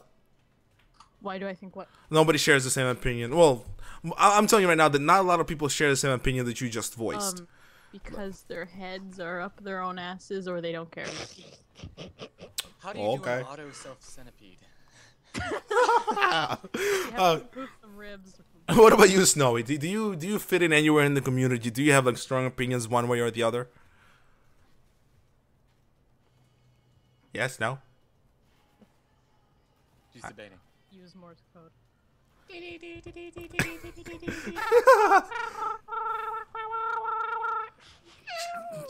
Chewbacca got a high-pitched noise. Perhaps. Maybe These are... a little difficult. This is how we call people, really? It's my baby call. Come and get it! Drinks all around. Oh god. Got wet t-shirts. They look great on Mikey. Actually, they do. I'll be honest. They do. I've seen your Facebook photos. I'm not gonna say no to that. Oh, Whoa, whoa, whoa, whoa. we got a Bettis over there. Whoa, damn. Yes, I just did. I think. I guess nobody knows anything about the community. We just get our snippets here and there from outside sources. Does anybody even care what's going outside of their own, like out in the freaking YouTube at all? I mean, does it affect you guys? I mean, ladies, gentlemen. No. Well, only instance, but it's more a positive thing. Well, all the drama on stuff like Machinima and all the stuff has always strived me to become a better writer, so I've always done that. Now I'm trying to head into an actual career in writing for video games industry, and I got a pretty good step because I won an award for best game design. Hell yeah! Woo! And I got myself a free game design program. Oh. And I'm like, yes! Yeah, and I'm just like, and I was just like, damn, Machinima helped me get to this. Ding! Success is all I can say. I have to say, Machinima has actually led me to try to get into the game industry too. I'm going into like animation and whatnot, and I'm in a program right now. I'm trying to get in, basically what he's doing, but more artistic. Yeah, Machinima. And Brandon is actually going for professional voice acting. Yeah. And you know, now that I think about it, for years now I've been saying, and Brandon too to some extent, that Machinima doesn't get you anywhere. I just, that's what I've been saying. So you guys would say you disagree with with that? Because I don't think it gets you anywhere. I think it's just a hobby that you do instead of fapping. Foundation, you know, it leads you in a certain direction if you really have enough passion for it. So. Okay. So I'm being proved wrong twice today. It's such a refreshing thing. I like it. You're being attacked by the community. Oh no! Pitchforks! Quote me. No. Listen, I'm extremely surprised. I mean, now the two people that I know actually have positive effects from making Machinima. You know, to me that's a big deal because I would never ever admit to that, even if it affected me in any way. But granted, my profession is completely, like, I've noticed that a lot of Machinima directors actually go forward with their film prowess, you know, into college. My profession requires dissecting people's heads and making them feel comfortable, and psychology, you know. That's my profession, and I'm really good at that. And now I'm going to the NYPD, so my profession is going to be completely outside of the scope of Machinima. Oh, thank you. You know, Donuts gonna die, man. Donuts are going to die. And, you know, I'm really curious. Did you guys had the idea of going somewhere else with your life before joining Machinima, or did you already have a certain plan and Machinima just boosted it? For me, I did, but it was like game design, and this was when, like, I wanted to be like a game artist, but I thought Machinima could help me. Machinima was more of like a hobby thing, but then I kind of realized how fun it was to write narratives and story and characters. And once I started working with programs like Celtex and whatnot, I was just having tons and oodles of fun with it. And the best part is just like, Machinima was helping with that. And then when I went to university, Machinima was actually helping me a lot to get through university because I was understanding all these terms they were saying. And I kind of realized I was crap at art.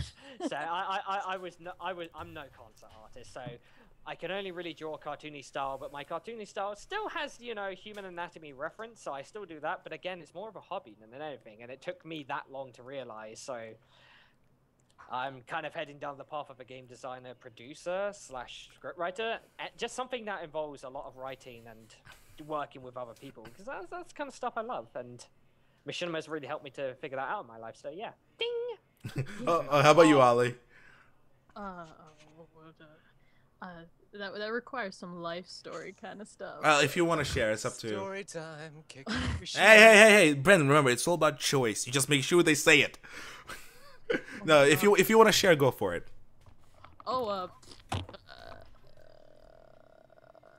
This is a riveting tale. Riveting and exciting. Basically, I think I started off not knowing what the hell I wanted to do. So like I like arting and drawing and whatnot.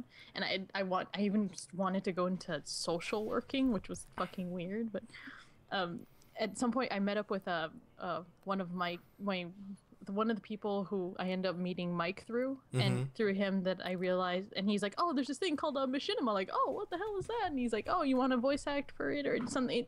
Details aside, I realized that like working in a group, working with cinematics and whatnot, it just was really inspiring, and that's what kind of led me to go in that direction of like, I don't know, artistic 3D storytelling and the whole shebang. That was delicious. It's like, oh my. Snowy, you're relatively new to the voice acting, right? But do you feel like you want to go and pursue something with games related?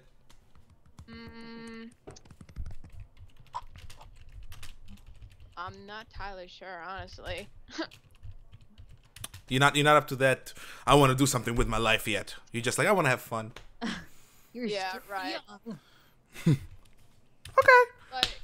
Like other than gaming, I want to do something with animals because I love animals and passion. So like, other than like focusing on gaming, I want to focus on like doing something with animals in real life.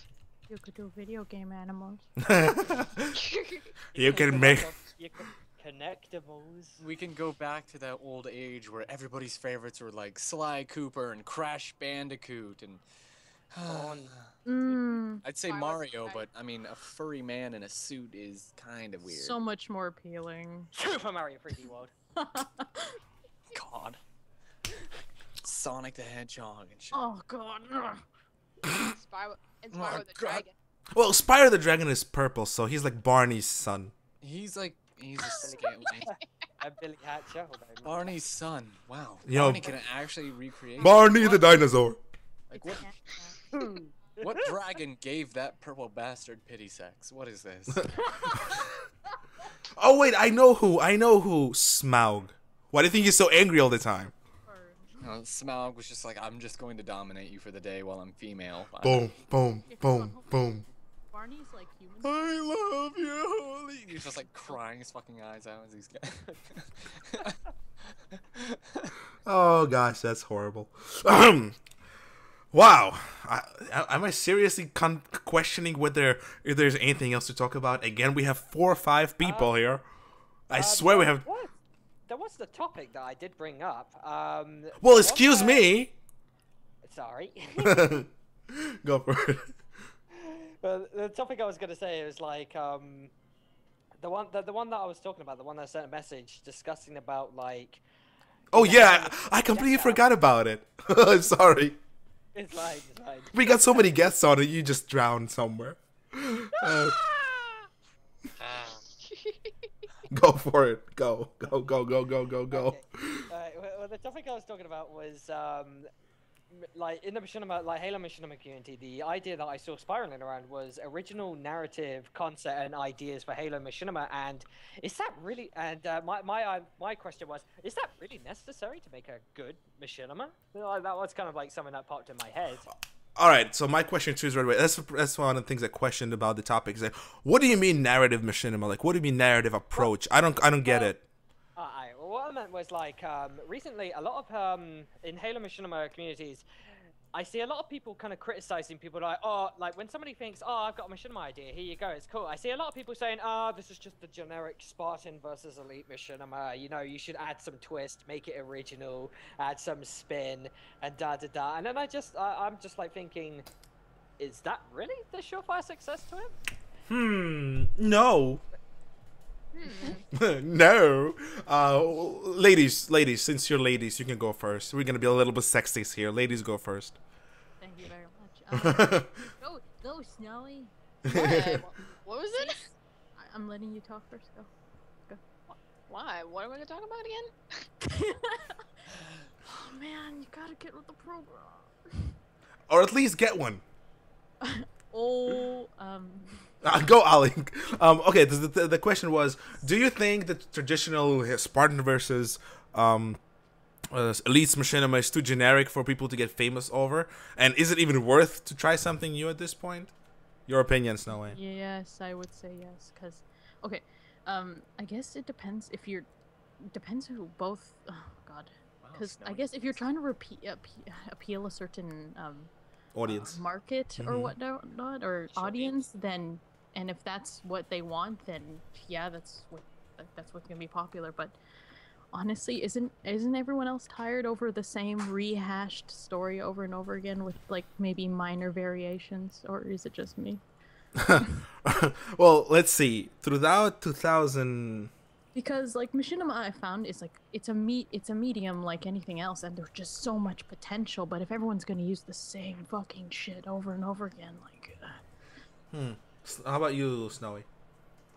From my perspective, I think Machinima's with Spartan vs. Elise maybe a little bit too cliche. I mean, one friend of mine said that it's too boring, and I kind of agree with it. So I rather prefer something that is not about Spartans versus Elites. Like, I want to focus on Spartans versus Spartans, Elites versus Elites, or heretics, whatever.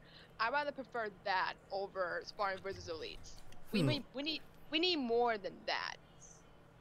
Okay, that's I'd like to be interesting. It's a very solid way of getting something new. That's the thing that Brennan and I talk about on the show a lot, is that throughout 2011 to 2014, if you look at all of these new directors who come out, and even the old ones, like, you see the same stuff. And Ali, you're absolutely right.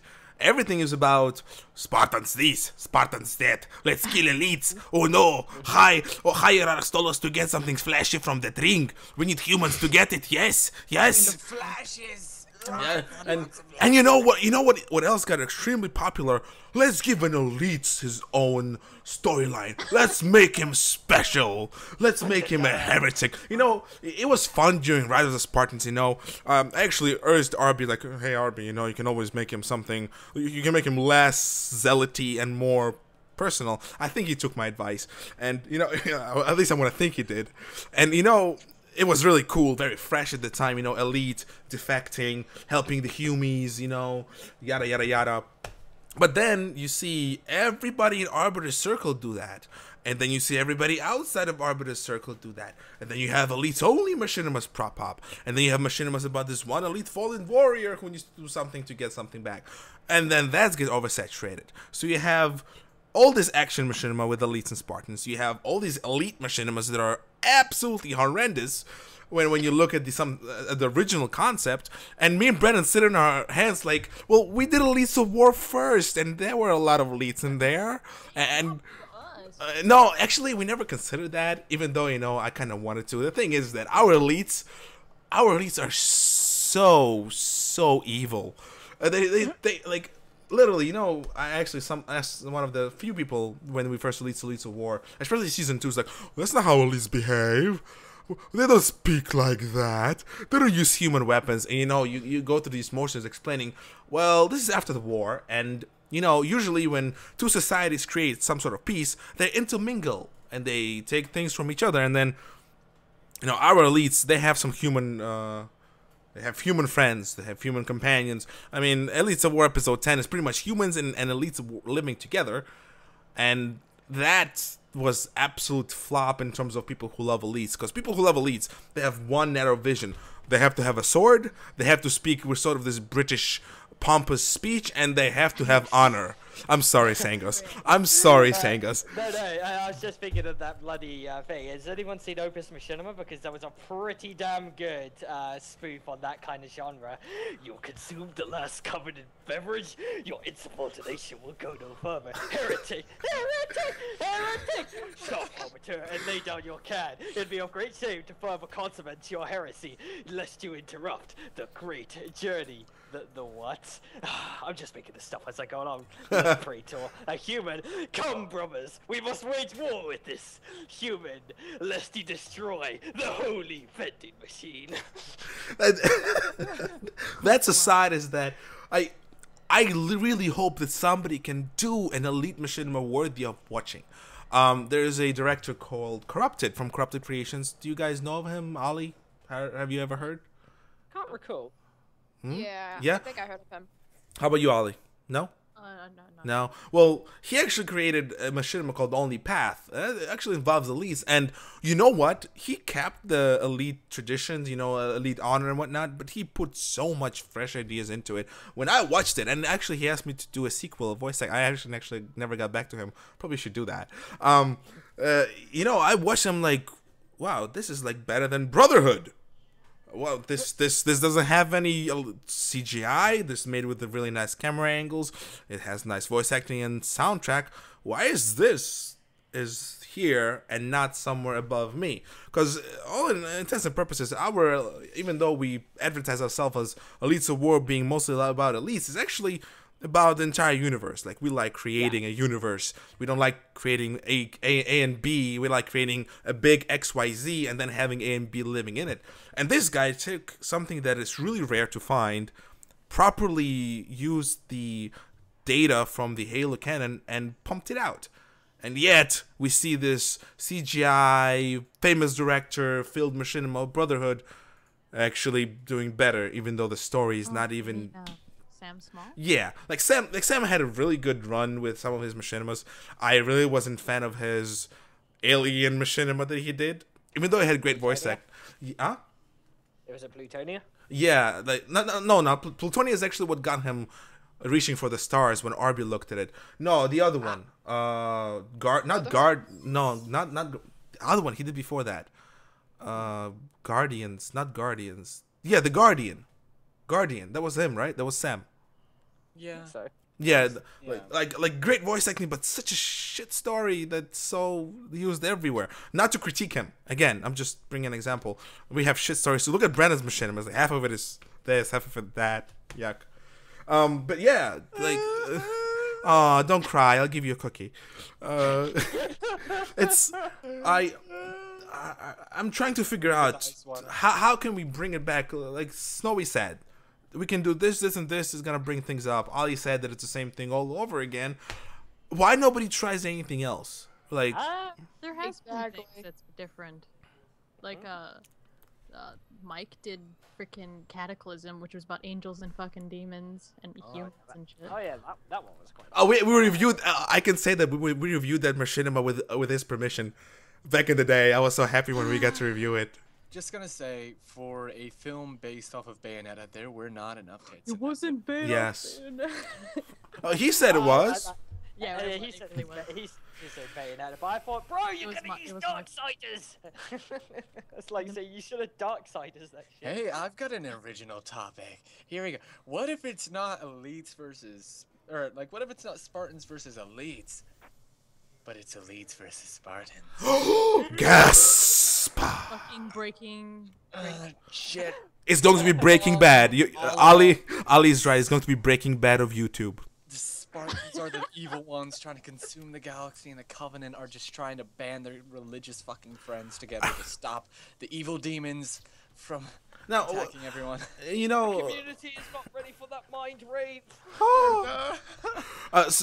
Now, you mentioned, Sangos, that you talk to Zed a lot.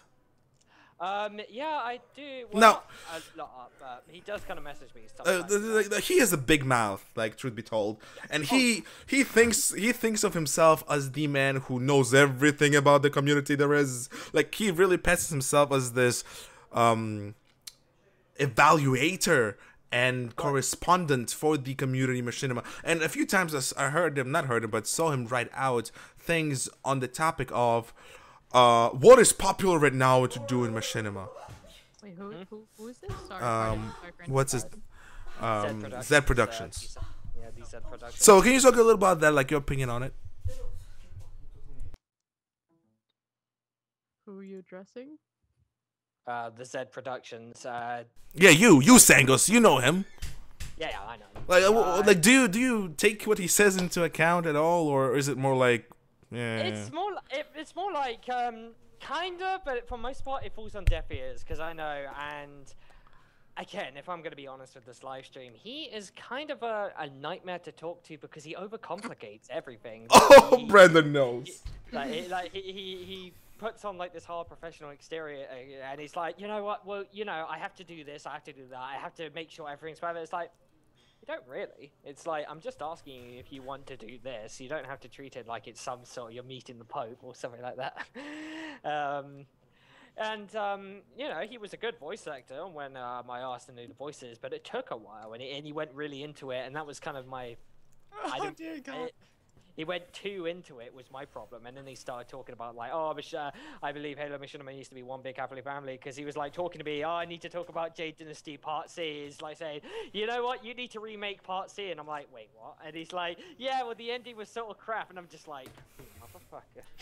I'm gonna slap a bitch. No, he says that Machinima is moving, like he's saying exactly opposite of all of us just said. He's saying that Machinima is moving away from the action and comedy and moving more towards deep drama and deep serious stuff revolving, you know, some serious topics. There's emergences of that I've seen, like in Rain and whatnot. Apparently that's gonna be more serious. Mm-hmm. Anything else in particular that jumps out? Not really. like, well, I heard a few. I can't just remember them. Well, Just remember one. well, do you think people will really cling on to that? Like, let's drop the action, let's drop the comedy, and let's cling to. We're gonna talk about rape in this Machinima episode. Whoa, whoa, Stick whoa. around. No, Maybe. no, duh. If I'm never gonna drop action, I mean, like, I'm making an all-elite Machinima. Brandy already knows the Tales of Equilibrium I'm working on, and if my action line has this in a thing, where the villain who's murdered like one of the characters' father literally says this to the guy's son. He goes, "Oh, you misunderstand me, Melody. I wasn't laughing at that. It's just that your father has always said the same thing." But where is he now? And then the guy gets so pissed he runs towards him, grabs a sword, and shinks up against his neck. I want that in a film, and if I am told I can't do that because people are getting bored of action, fuck him. Hey, we never did. Like Brandon, the tagline of Trigon's Productions. We don't do action, literally. So I understand why, and that's probably one of the reasons why we don't really crop up to the stage where we're supposed to be. Well, at least in my opinion. I don't know. Sometimes I really think of myself as this great mastermind of films, and whatever releases gold, but you know, everybody has that concept. But you know, I don't have action, and I can you know, I'm gonna sit down with a circle around all the action guys. They're gonna talk about, ooh, the flippy warthog, ooh, the shiny orange sword. I'm like, I have ghosts, a lot of talking, and raw bits. Like, if you sit me down with these action guys, I'll be probably a lost lamb. But then again, if they come to the circle, to Brandon and I's circle, quote unquote, they're probably going to not understand half of the stuff that we do with films. And I'm looking at people who can do the same thing. You know, forget about the action, at least to the point where the story, it takes precedence. Yeah, that's my question to you, Ollie. Like, in comparison to Rise of the Spartans, there's a lot of action. Would you want it to have more story as opposed to what it has now? Oh wait, you asked me. Ollie, not you. I didn't know you were Ollie. He can go ahead. He sounded very. No. Ladies first. Ladies first. Ladies first. That's it. Ladies first. Okay, to be honest, if you want my real honest opinion, I don't really watch Rise. I'll be honest with you. Listen, here's my defense. I have a really shitty attention span. Except for when you want. And they're like, it's like 9. It's longer than the Lord of the Rings, so fucking. It is. I feel so bad for myself now. I released a 3-hour film. But from the snippets I see, my sister's seen it, except I haven't. She actually voiced in it too. So. Oh my, who was she? She was someone who died. Oh, okay. She was a better job than I did. But, She was cannon fodder. I know that feeling. I've died in almost every film. okay, Bandy. So you don't care. But well, from the snippets that you've seen that your sister saw, you were leading to somewhere. Oh God, I forgot. It's like, okay, attention span. Yeah, there you go. Okay, Brandon, you had one small role. Whatever, you're not important enough. Who else was there? I was there. I was in every single episode since part 4. What are you talking about? Rise of the Spartan. You see? Excuse me. You King, see? He was the best character in the fucking world. Oh, He killed the janitor. oh, yeah. So, does anybody remember when Rapture came in? Because I can't remember. Was it part 4? Part 3? I thought he came in like the second episode because I remember him getting pissed off, and the big highlight of that episode was him drawing out the golden sword. Was it second? I swear it was like third. Anyway, I've been. I think he didn't have much lines because at that point, You know, he was it's kind of introduced. to make sure Ollie doesn't feel too bad. I've been in every single episode since 2 or 3 of Rise of the Spartans, and I watched the last one. Good job. No. Okay, truth be told, I watched the last one after not watching 5, 6, 7, or 8. 5, 6, 7, or 8, I have not watched. You're the same as me then. Well, the thing is that I watched that party scene in one of the parts. I just saw that party scene, and I swear to you, I looked down and I looked back up and said, "Why? Why? Tell me, why do I have to watch a prepubescent Spartans dancing in a Congo line with soldiers?" I think that was Mike's influence. I swear, half the stuff in that series is influenced by a prepubescent need to say something stupid.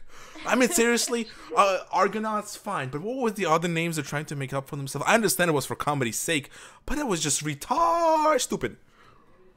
Retard stupid. Retard. Like I said, I think Mike had an influence on it, so. Mike WB, if the audience doesn't know. Fun fact, I actually knew Arbiter before he knew Mike. Oh, give me some bonus points. High five, high five. Oh, down low, Yeah, actually, as far as I know, the Arbiter and Mike created this bond after he watched that Halo Reach War Machinima that Mike made in 3 parts.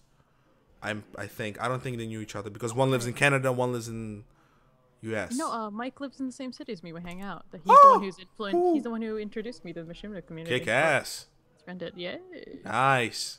What? Who did you meet, Brandon? You meet Laura, the forger, right? You know who Laura is, Ollie? Sheila? Yeah, Sheila. Yeah. That was not a good meeting. I wouldn't call that a meeting. She was completely engorged in some random blonde college dude the entire time. She ignored me. Forget that. Yeah, like they met up to get what was it? Halo Reach? Was it Halo? Yeah, it was Halo Reach. We went to the freaking midnight release at Best Buy. There was like no line because nobody cared about Reach. And she went there and she just talked about like college and jobs and stuff. She was flirting. What are you here for? Damn it! Come on. And she was flirting with someone else. I don't care. She told me it was awkward for her because she didn't know what to say to you. She didn't know what to say to me, so she's just gonna. Me and Shira, we used to say to the blonde dude down the line. Right. Me and Shira used to forge together a few times, but then one time I said, it's okay, you can come in, and then she invited her friend, and I kept booting her friend because I didn't know it was her friend, and she blew up on me, and since then we never talked to dance, and you know She's a sweet girl though. Oh no one's saying she's a bad girl. I'm just disclaimer, Laura, don't kill me. No, she's nice. You know, she had a very nice, funny voice. You know, it's really fun to talk to her.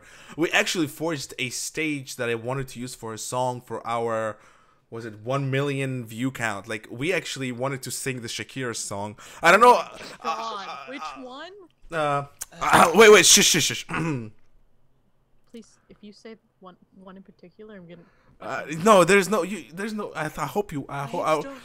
No, it's not. It's not. Hips don't lie. It's like, whenever, wherever we're gonna be together, I'll be there and you'll be near. Does it exist? Can I see it's still there. It's there. Just type in Shakira and Boss sing together. Let me actually check if it's there. We actually wanted to sing like so many other things. Oh my god, we had the Lion King song we wanted to sing. Me and Brandon. Don't forget Radioactive. Yes. Or 411 Active. Oh well, no, we still have that song. We're still making that song. We're still making that song, by the way. Oh yeah. Well, I actually have the words for it. I'm breaking it. No, wait, was it? I have to find the lyrics. Let me go find it. Shakira. Have you guys found it yet? Shakira, Boss, sing. Ah, there it is. It's the first freaking thing, man. Oh, okay. I'm gonna link it to you guys in the I think I remember this video. it's not a video. It's like black, but okay. Go ahead, guys. Watch it. I'm gonna play it for the fans right now. Okay, let's go. I'll watch it on the stream. Oh god, this Shush! I like this song. Boom. Shh, shh.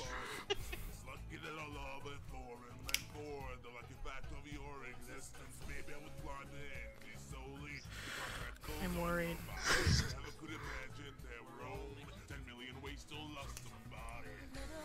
God damn it. Farting from your mouth, but with Shakira's words.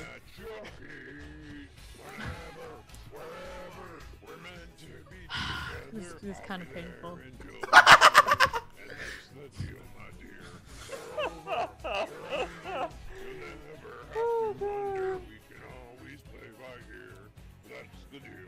Oh god, that was beautiful. I'm not sure if everybody heard it when I played it through the YouTube. I'm gonna go download it and play it again. Did you guys listen to it yet? Oh Yes. god. You go ahead, give me your opinion. My poor. Dear goodness. You know, I got really embarrassed though. I mean, I tried singing in a fan dub. That was it. That was a thing. Uh-huh. That died. Yeah, ever hear of Death Note? Probably Yes. I heard of Death Whatever it Note. was, I was supposed to voice this one fellow named Mello, who was like this weird chocolate-obsessed fellow. Oh. And, he's like in the middle of interrogating a guy, and everybody's ignoring him, so he just fucking snaps and starts singing about Death Notes in the Pokemon theme. He's like, 2 Death Notes, It was so embarrassing. I think I'll link it. So you actually sang Is it? this just like embarrassing video time or something? Yeah, whatever. Hey! To my defense, I wasn't embarrassed. I wouldn't release it if I was embarrassed. Well, I couldn't help it. 235 people have seen this video already. I might as well send it to all the other subscribers we have anyway. So, Oh, I got. just paste that, set that right there in the chat. There you go. You will never guess who's online right now, Brandon. Yeah. Yeah. She's gonna grill our asses for some reason. Oh, goodness. Well, Yeah. So, ladies, would you sing ever? Huh? Would you sing? For what? For Just if sing. you were Just Okay, a song. if there was a Machinima musical, fuck yes, why not? I said, fuck I yeah. know what our next project is. All Yeah. right, do it. Write it right now. We actually plan to make a little short with all music, and it's so hard to find non-copyright music to sing to. I guess we'll have to kind of forget about that. Somebody was talking to me about that. It was like saying, oh, you know what'd be cool if I could make some kind of Disney musical Machinima film. And then these guys are like, oh, Sangos, you should totally do it because it's your thing. And I'm like, no, I've already got stuff on my. I said, no, you should cancel all that stuff and make it. And I'm just like, The stars are aligning. It's time. Yeah, I can't believe I can't download it. Okay, he's downloading. Prepare your onions. So how do we get to the song? Seriously, I'm forgetting already. I don't know. Where were we? What's Wow, happening? I forgot. I'm We were lost. talking, and then something happened, and now it just became a fun little relax hangout time. Okay, wait. Back to seriousness. Machinima. No, screw that. Machinima can't. You see, now it sounds like somebody's on the toilet. Just sit there, walk into the toilet. What? I think it's downloaded. So yeah, that's pretty much the singing part of our existence. Brandon and I gonna actually sing soon. Probably before September. We have the song Radioactive. We reworked it for the Elites of War release. So during either September, early September, we're gonna have a little CGI clip to go with it. we have a guy working with us. Obviously, he's not here. There's one thing that I'm upset about, that almost like, besides 2 other shows, we never had Valak on. Yeah, Adrian. You guys familiar with Monster Hunter series? Yeah, I'm familiar with it, and I think he also voiced a part in one of my Machinimas as well. I forget which one though. What about you, ladies? Have you heard of Monster Hunter? Not the game, the Machinima series. Didn't you guys make it? No. No. No, actually, the thing is that You guys keep on talking about it. oh, because Valak is really good friends of ours from the dawn of Machinima, when Machinima just started making, and he was one of the first guys beside Red vs. Blue to put a lot of CGI in it. Like, he has really good CGI. And you know, Brennan and I, we decided we need somebody to do CGI. I can't do it. I'm too old to learn this stuff. I just don't have time for that. Brennan's in college. He doesn't have stuff to learn that either. So I'm like, you know, we gotta get somebody. So I told Brennan, go ahead and explore. Find me a CGI guy. Well, I was like, well, I know one. So let me go talk to him. And we actually met.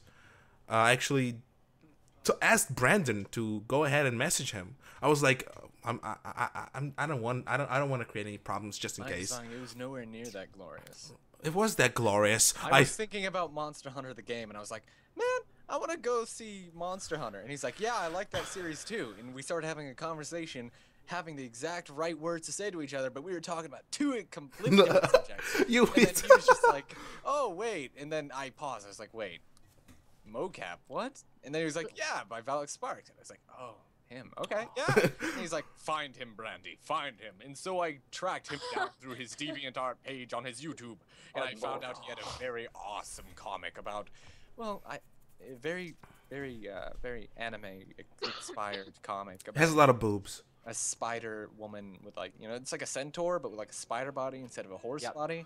And for some reason, she was able to put a shirt on, but whatever. Until the Dark Lord Sauron invaded the plains. Whatever it was. It was just like a really strange... So long story short, I knew Valak Sparks from back in the day. He actually gave me, across like few months, every single day I would ask him about how to do CGI. And you won't believe how much information the guy gave me. And one of the nicest guys ever. Like, I swear, you can never ask anybody else for this amount of information. I got like 10 different emails, all about like 3 pages long, about exactly how to do CGI.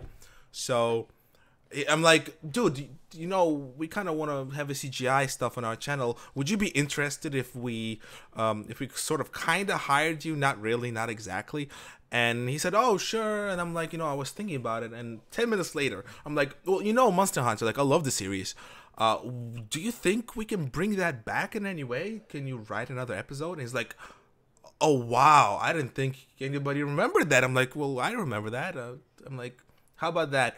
We work on Monster Hunter, and then we work on the rest of the stuff. He's like, yay, let's work on Monster Hunter. You know, oh, little giddy like a little boy, little girl. And you know, after a while, he's like, well, how about you do this? How about you do that? How about you do that? And he's like, yes. And it came out to the point where he became a solid member of our team. And I'm like, you know what? Can we feature Monster Hunter on the channel? You know, why not? You know, because when I invite somebody to our crew, essentially our channel becomes their channel too. Brennan has access to the channel right now. Valak doesn't have it yet. I just need to wait a bit longer, you know. Not to make Brennan feel bad. He's like, oh, but you gave it to me only after 2 years. I'm like, oh, shut up. And, you know, he said, I'll be glad to. And little did you know, his series is doing the best on our channel right now. It totals like around 70,000 views. And I'm like, to the roof. Yeah. Nice. Yeah, so if you really want to check out his series, I think you guys like it. They have a very strong female lead, too. Ooh. Yeah, she has boobies. Oh. He's like, oh, that's that kind of lady. Okay, that's disappointing. Well, you know, she kind of plays a second fiddle to the main character, but you wouldn't imagine towards the end of the series, episode 9, 10, 11, 12, she's like the big deal. Like, if anybody can write females, he can. Maybe I should ask him to write all females, too. Huh. Oh, thank you. Thank you for reminding me that. Now I feel bad. Oh, I'm so incompetent. Kill me, Brandon. Euthanize me. Stab. Just in case, I'm gonna play the song on the stream. I know you guys don't want to hear it again, but I know you're lying. You want to hear it. I know you do. So I'm gonna play it anyway. I hope it plays, cause you know how long it took me to sing that. You have no idea how much effort went into it. Ho ho ho ho, ho ho ho. I don't know why I did that. So let it play in the let it play in the background. Anything else you guys want to cover? Anything specific? Nothing that I can think of the topic wise. Ladies, something egging you on? Nope. Egging? It's a good word. I know you see Like something bothering us? no egging is like, you know, something wants to hatch. That's isn't that what it means? Yeah, I know what it means. No, I'm asking. Am I wrong? You know, I'm an immigrant, so I have there's a lot of there's a lot of excuses. By the way, I'm probably the only Russian-speaking fella living in U.S. who does machinima. I'm so happy. I love my exoticness. Yeah. I'm pretty exotic too. Oh, I'm Canadian. No, that's exotic. What can I say? You know. I'm half, Oh, got half okay. Irish and living in England, speaking in a voice that's not really British. Well, what? Right, Yeah, you're right. Yeah, I was about thinking that, and then what do you mean not speaking exactly British? Just because you're not from London, or are you from London? No, you're No, not. I'm not from- You see, I'm from South. that's One right. of those guys who just stop you. I'm not British. I'm English. Oh, English, motherfucker. No, it's mostly just because I watch a lot of American stuff, so I kind of like take that kind of same tone, and people are like, "Why are you speaking in an American voice?" I'm like, "What?" American voice. They don't know their own country sometimes. Oh, get on my level. Yeah. You guys familiar with fireside chats, ladies? Oh, they didn't ask you for an interview yet? You see, that's what I hated. Nobody interviews the ladies. Actually, he interviewed one lady, but nobody interviews their ladies. That's fireside chat. You haven't heard of it? No. It's this British guy. Funny you should mention that. He interviews Machinima directors. So there's no chance in hell I'm getting on there. Oh, no way. Well, the thing is that I think I mean, I'm not gonna get on there either. So, the guy reviews like big guys. He also reviewed some Latino fella who makes machinima. And it really got me thinking is that outside of American and Canadian and British machinima communities, they're like Latino communities. Who said there's no Hungarian community or maybe Chinese machinima community? Like, Oh dear God, I was about to make a very horrible joke about the Islamic community. oh, don't please. No, I can guarantee you they don't have one. They don't have machinima community because when you don't have basic needs of life, I don't think you have a computer to do things with it. Wow. What? It's true. You see the state they live We all in? live in sand huts. Mm. Oh, are you gonna call me out on that? Fine, you win. No, no, okay, it's okay. I said you win anyway. No, you're right. I'm generalizing, but you know you gotta look at it. We are an American community. We have what, maybe 1,000 people who make machinima, maybe 1,000, maybe less than that. And then I found out the Latino community has like 20 people who make machinima. 20. Latino Yeah, entire. All related. So my question is, Argentina has one or two. Familia. Mm-hmm. Pardon? What? Oh, he spoke Spanish. Sí, mi ibendo hablo español muy mal. Yo estudio español dos semanas en escuela en mi no hablo mucho mucho much. Mucho much. What the hell was that? I just got French in my belt. So. Shit. Oh, okay. So what So, were you saying though before? Like, Just gotta say. oh yeah. Just say yes. That's what. Oh. Damn it, that was a bad joke. No, I was saying that maybe we have 1,000 machinima directors in total Yeah. on America and Canada and Britain combined, and then I just found out that a year or two ago, Latino community had only 20 directors or so. So I'm thinking a lot of countries don't really have capabilities of making machinima simply because of religious or political reasons. We should be blessed. And yet we still argue and fight with each other.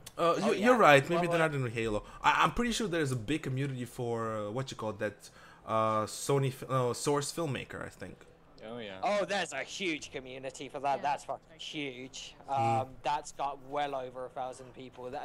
And even Sims 2, Warcraft, those are all. Well, speaking of which, Ollie, Snowy, do you guys been ever contacted to do some source filmmaker voice acting, or you guys strictly for Halo and stuff? Never had anything like that. Oh wow, not even Skyrim. Nobody ever bothered you for Skyrim mods? No. That'd be sweet, but no. Oh wow, you know.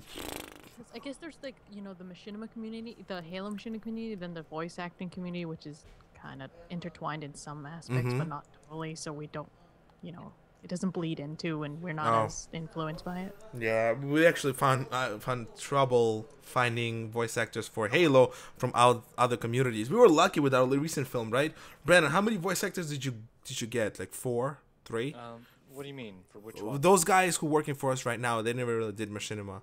Oh, yeah, that's like, there was Derek, then there was Christopher, Patrick, Derek, and Christopher. What's his Christian. name? Christian, yeah. Like, we got like 30-year-olds with us working right now on Machinima. So, yeah, it's really exciting. Yeah, he was a brilliant voice actor. Yeah, too. oh my like, god. He was only just starting out. Too. The man is extremely talented. Like, He's polite and he's brilliant, and I wish I had his voice. We actually started paying our voice actors recently because, especially 58 pages of script. I think I gave Hodge $60. I gave what's his name? I gave Christian 50. Who else?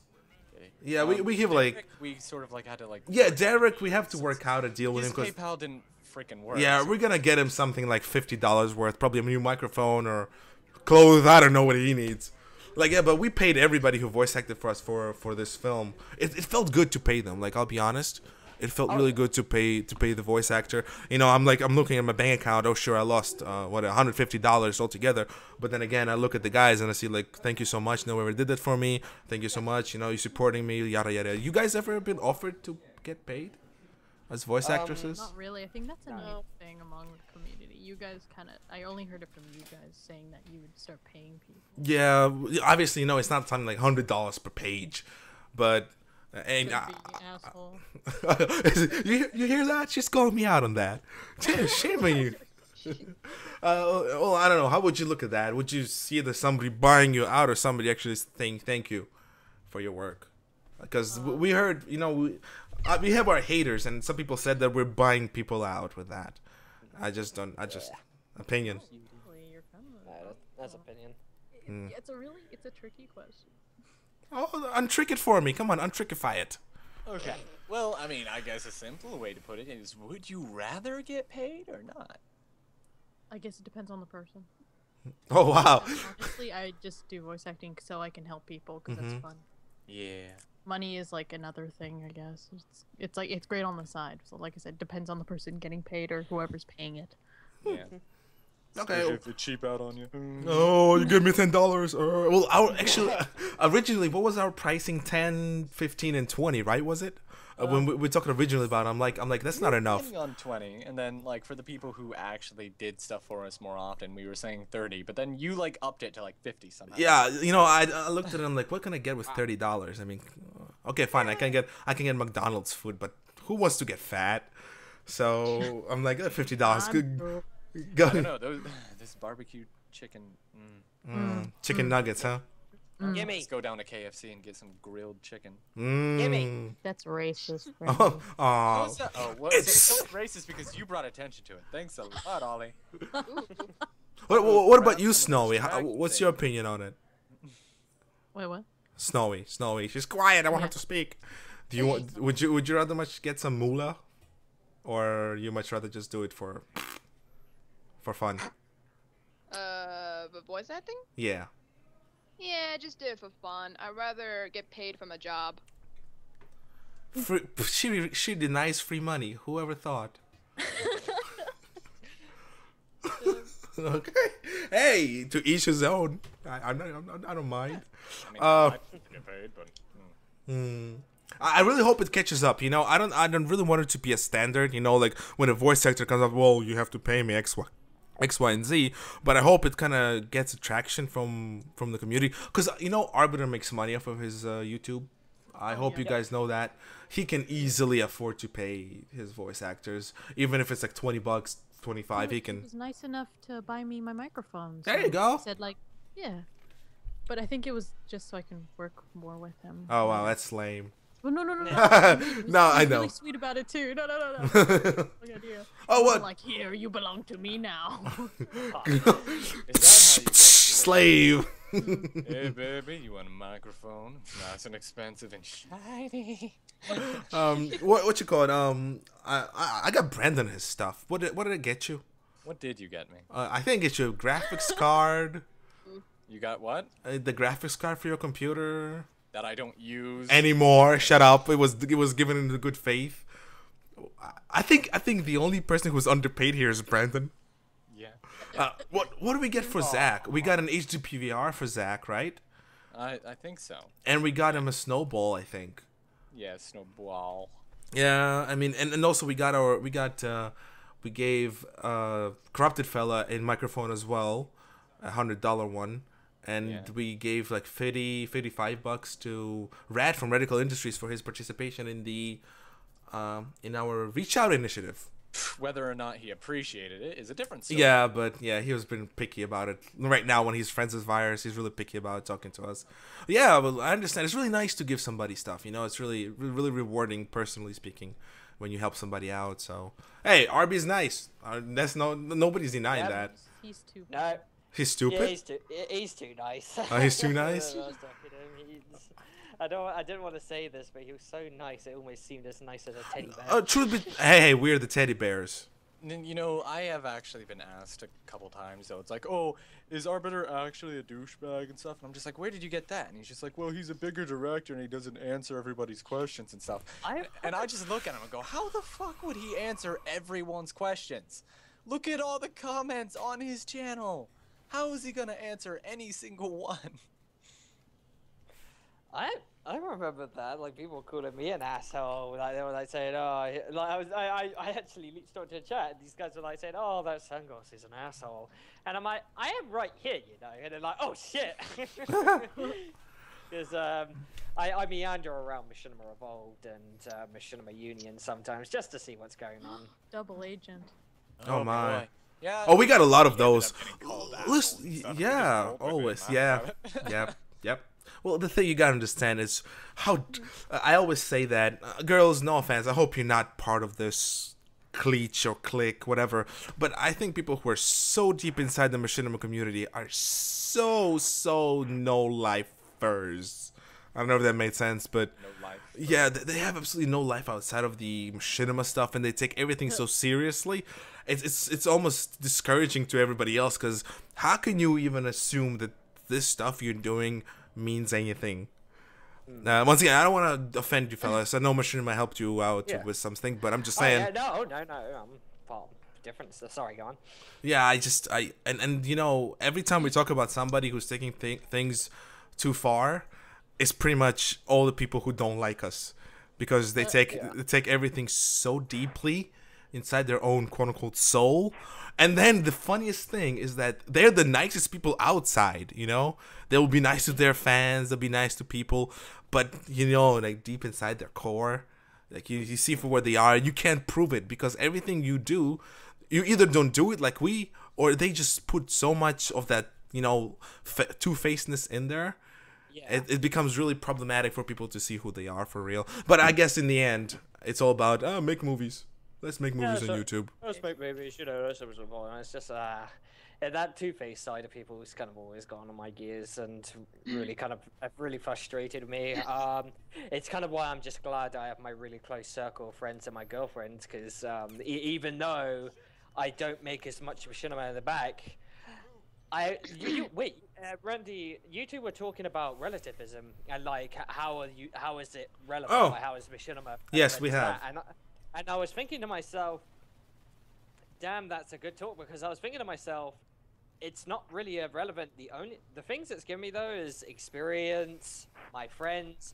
But at the end of the day, I hold my friends and my job and my life. Well, not a job. I don't have a job yet. My life and my stuff, the stuff I do online, much more dearly than I do with my Machinima. I know that sounds bad, but No, it's really. It sounds normal.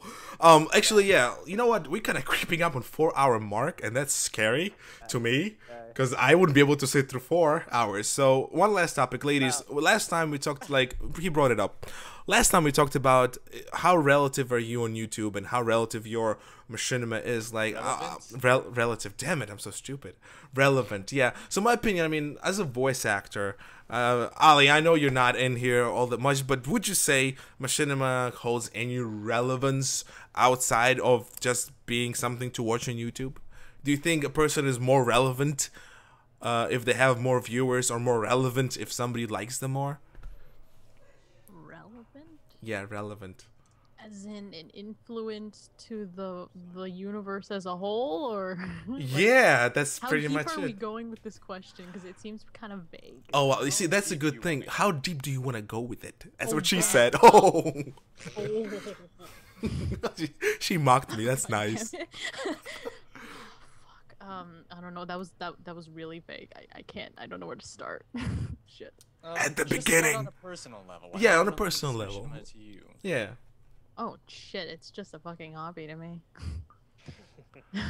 Well, yeah. Well, Oh, there we go. I guess it depends how much you internalize the machinima. Like, if it's your life and fucking soul, of course it has 100% relevance, dude. But if you think it's like a little hobby of yours and you go on about your life afterwards, after doing whatever clip or whatnot, then it's whatever. It's just there.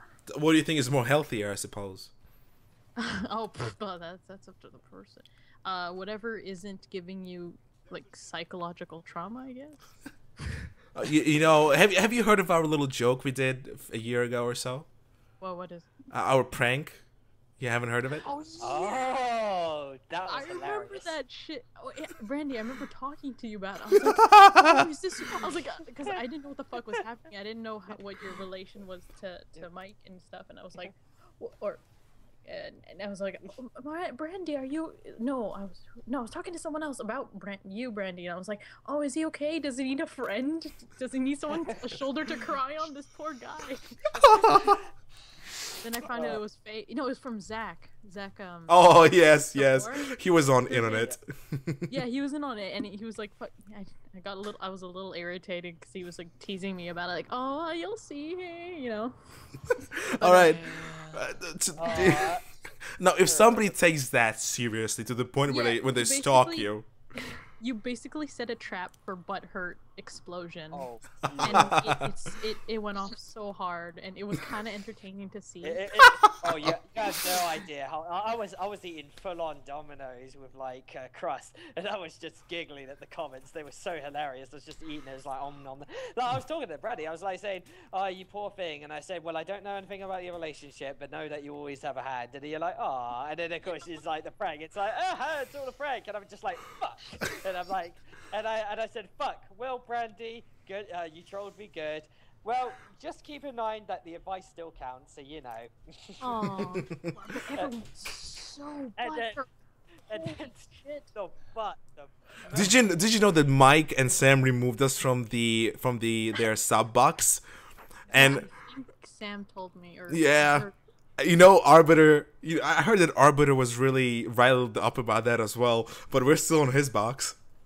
And I talked to him recently too, so I was really curious to see who's gonna stick you out with it and who won't. And you know, we found out so many good things about people and how they behave. It was such a rewarding experience, even though people started, you know, I think people were more offended. Sorry, what were you saying? I was just saying, all the people that were raging, I knew the guys who would, and I kind of thought, yeah, that's kind of how they would have reacted. And to be honest, they got it coming. Oh yeah, you were saying, Ali? I think they were just more angry that you deceived them and tapped in, like, messed with their emotions rather than anything. So Yeah, that's. you just got really raw with them, and And I also thought It feels bad. The I feels. also thought it was kind of like the excuse because they're always like saying, "Oh, Brandy's a nice guy." Ghost is a fucking asshole. Kill him with a knife. And then people realized Brandon. You know that Brandon orchestrated the entire thing. Truth be told. Did not. Yes, you did. It's all your fault. Fine. Okay, I'll be honest. I wrote the script. And I told. So you were in. And then to be honest, that thing would have failed if I had been like overly dramatic, or if I hadn't done it enough. Yeah. But I did like that one middle ground where it was like just enough to be believable, but not enough to be like totally hammy. Yep. And it worked too well. You There was won't. something- Yeah, go for it. Go for No, it. I say there was something a little off about it. Maybe because I didn't know who the fuck you were really well. Well, you know the Why is he script. crying? The script went through 4 different stages of editing because the first time we wrote in too many fucks and cursing, and I'm like, that's not Brandon. People won't believe that. So I I removed. actually remember that too. You're just Yeah. like, wow, I have a potty mouth when I'm sad. Don't I? So I removed the fucks. Then there was a question about how long we should make it. You know, there were some cuts made for that. There was an entire process. It wasn't like making a machinima.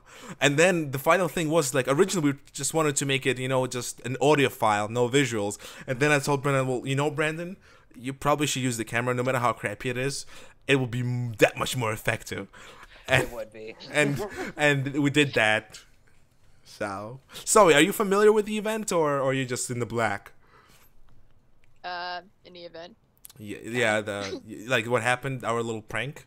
The one that apparently ruined Oh our my reputation God, for that. years. Yeah, Oh. so Believed it. But then since it's a trolling, I'm like, oh my god, you got me. I was just like, fuck, you got me, son of a bitch. I felt like a pansy. Yeah. Falling for it. But then again, I thought, it's all in the fun. These guys look like they're having a laugh, and I thought, you know, and I thought to myself, there's no way this could be true, because the two of you have got a fucking strong relationship from what I see, and I'm thinking, there's no way that kind of relationship, like, you were being forced to do something. you know, there's a saying that we like to do when we mention this event. Brandon is like my bitch. That's what started it. Like, somebody said Brandon is like my bitch, and then we had the idea. So, and it was literally just essentially us replying with, you know, like overly hamifying what they think our situation was at the time. Yeah, because a lot of people thought Brandon was some weak guy who just follows my orders. Like, I was really surprised with that. I never really portrayed Brandon as that, or Brandon Okay, portrayed to be himself as fair, that. come on now, come on. I was more of a morality pet for a while. Yeah, Brandon's the one who actually brings out all the niceness out of people, while I was the one who bring out all the ugliness. I was just surprised that people would think that Brandon has some sort of complex with me being all the bossy and stuff. Yeah. It was like odd. But I'm glad you guys enjoyed it. I really am. I'm glad you're not butthurt. So, you know, that's what's the main Oh, thing. no, why? I will listen. It's been like a year and a half right now, or something of the sort, and we still have people butthurt about it. So Yeah, no. Yeah, there are still people. I know people like occasionally if I'm talking to people like Virus is still raging about it, and he wasn't even involved. So we're not like Virus. I'm talking about like Sniper you and. he's, by the way, he was one who said that. Brandon's like my bitch. Oh yeah. Everybody knows it already. He pretty much came out of the closet and said that. And you know that he changed his channel's name because we mentioned it in our little Professor Oak's video. He changed his name because of that. Really? Yep. Yikes. What did you think all of a sudden the name changed? It was literally like 10 hours afterwards. Yeah, so we were talking about relevance. So yeah, I guess, Snowy, how about you? Do you think Machinima is relevant? Yeah, it kind of depends. Like, I don't voice act that much, so if they wanted me to voice act, that's fine with me. I wouldn't mind that at all. Okay. Relevant to the point of voice acting. So that's the thing. I mean, me and Brandon sort of discussed last time. I mean, Sangos, you listened to it, right? That pretty much, in our opinion, in my opinion, relevance is really not there. I mean, Yeah. I think I brought up examples of world leaders and world scientists, people who are actually relevant to our daily life. But again, Ali said it right. To somebody, it's probably their life. And probably that's why people get butthurt over. Perspective. Yeah. So. Yeah. Here's to the people who get butthurt about it. Hats off to you. Only you can do that. Special select group of people. Girls, anything you want to add or talk about sometime? Sometime? Something? Something. Something. Semantics. Semantics, my boy. No, Not what I know of. Maybe answer the questions like what you guys do, or Oh. I mean, in the chat, don't you guys do that? Oh yeah. Well, yeah. When we don't have 4 hours worth of M&B show, we do that to make it a bit longer. But when you have 3 guests and then us 2 talking, it kind of becomes so long. You want to say, sorry for making it that long. I hope you watch it. Okay, then if not, It's like fruit by the foot. The longer it goes, the greater it gets. well, you know, sometimes size is not the issue. The girth is. Oh, I'd say God. pretty impactful. Damn, baby son. That was great. That was so deep. Aw. Got so Okay, I guess I want to say something. Usually, me and Brandon, we do the show alone, and you know, I'm really surprised we got 3 guests in one day, and I think we talked about this with Sangos in the beginning, right? I said I don't think we could handle 3 guests, and little do we know we have 3 guests for like. Well, you guys did a good job. Oh no. That's what I'm trying to say is that thank you so much. I mean, I hope you guys enjoyed it. I don't know. I hope you enjoyed it. I hope it didn't talk over you too much. I just you were perfectly fine. Oh, great. I was talking over you too much. Ladies, you're all right. You liked it? Would you Yeah. Would you come back? Yeah, fuck yeah. Oh, see, I like that answer. How about you, Snowy? I'm perfectly fine. Oh, okay. She's like the girl of the simplest, easiest words to understand, and they're really short, so there's nothing else you can add to it. I live with Ollie. You can argue with Ollie. You can add to her point or subtract from it. With Snow, it's like, yeah, I said what I said, and you can't do nothing about it. Good. It was a compliment, She's in control. right? Big woman. Oh hell yeah! Oh, yeah. You went there, girl. You do the best, and it's scary. Well, you gotta understand, he is black.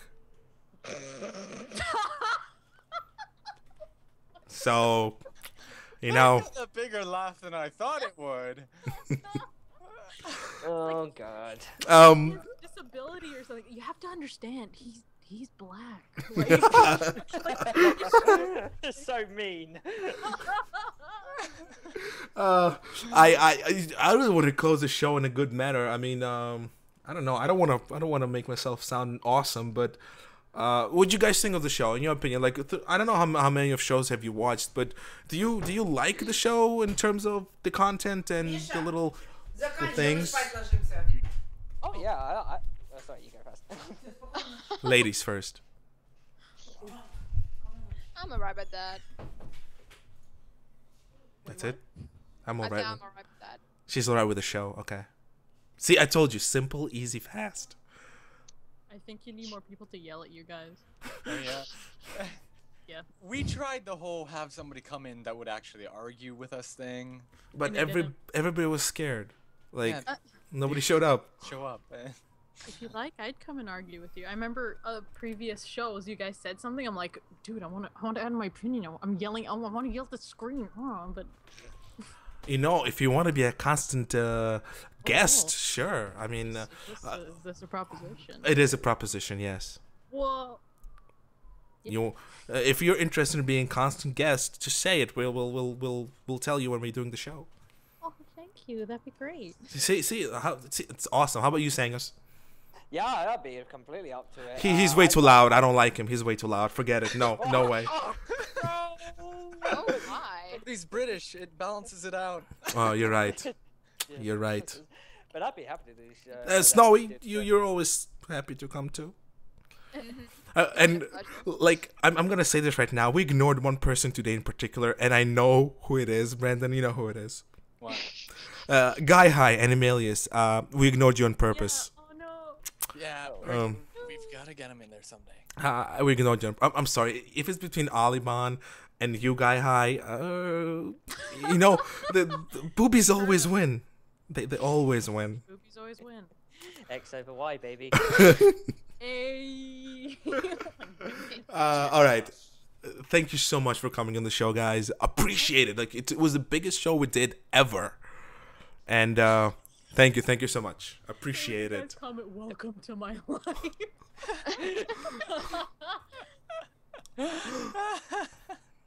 Okay. On his dream. Good stuff. Yeah, thank you, Olliban. Thank you, Snowy. Thank you, Sangos. You've been great. Like I'm telling you, you could do your own shows. Thank you once again. Thank you for having us. I Great. was actually really glad to have a nice chatty chat this time. Right. All right. So this was M&B show with Mikey, Brandy, Olliban, Snowy, and Sangos. Come see us next time. Peace out. Sangos. Say everybody. Say bye. Say bye, everybody. Bye. Bye. Losers. Peace out. Adios. Sayonara.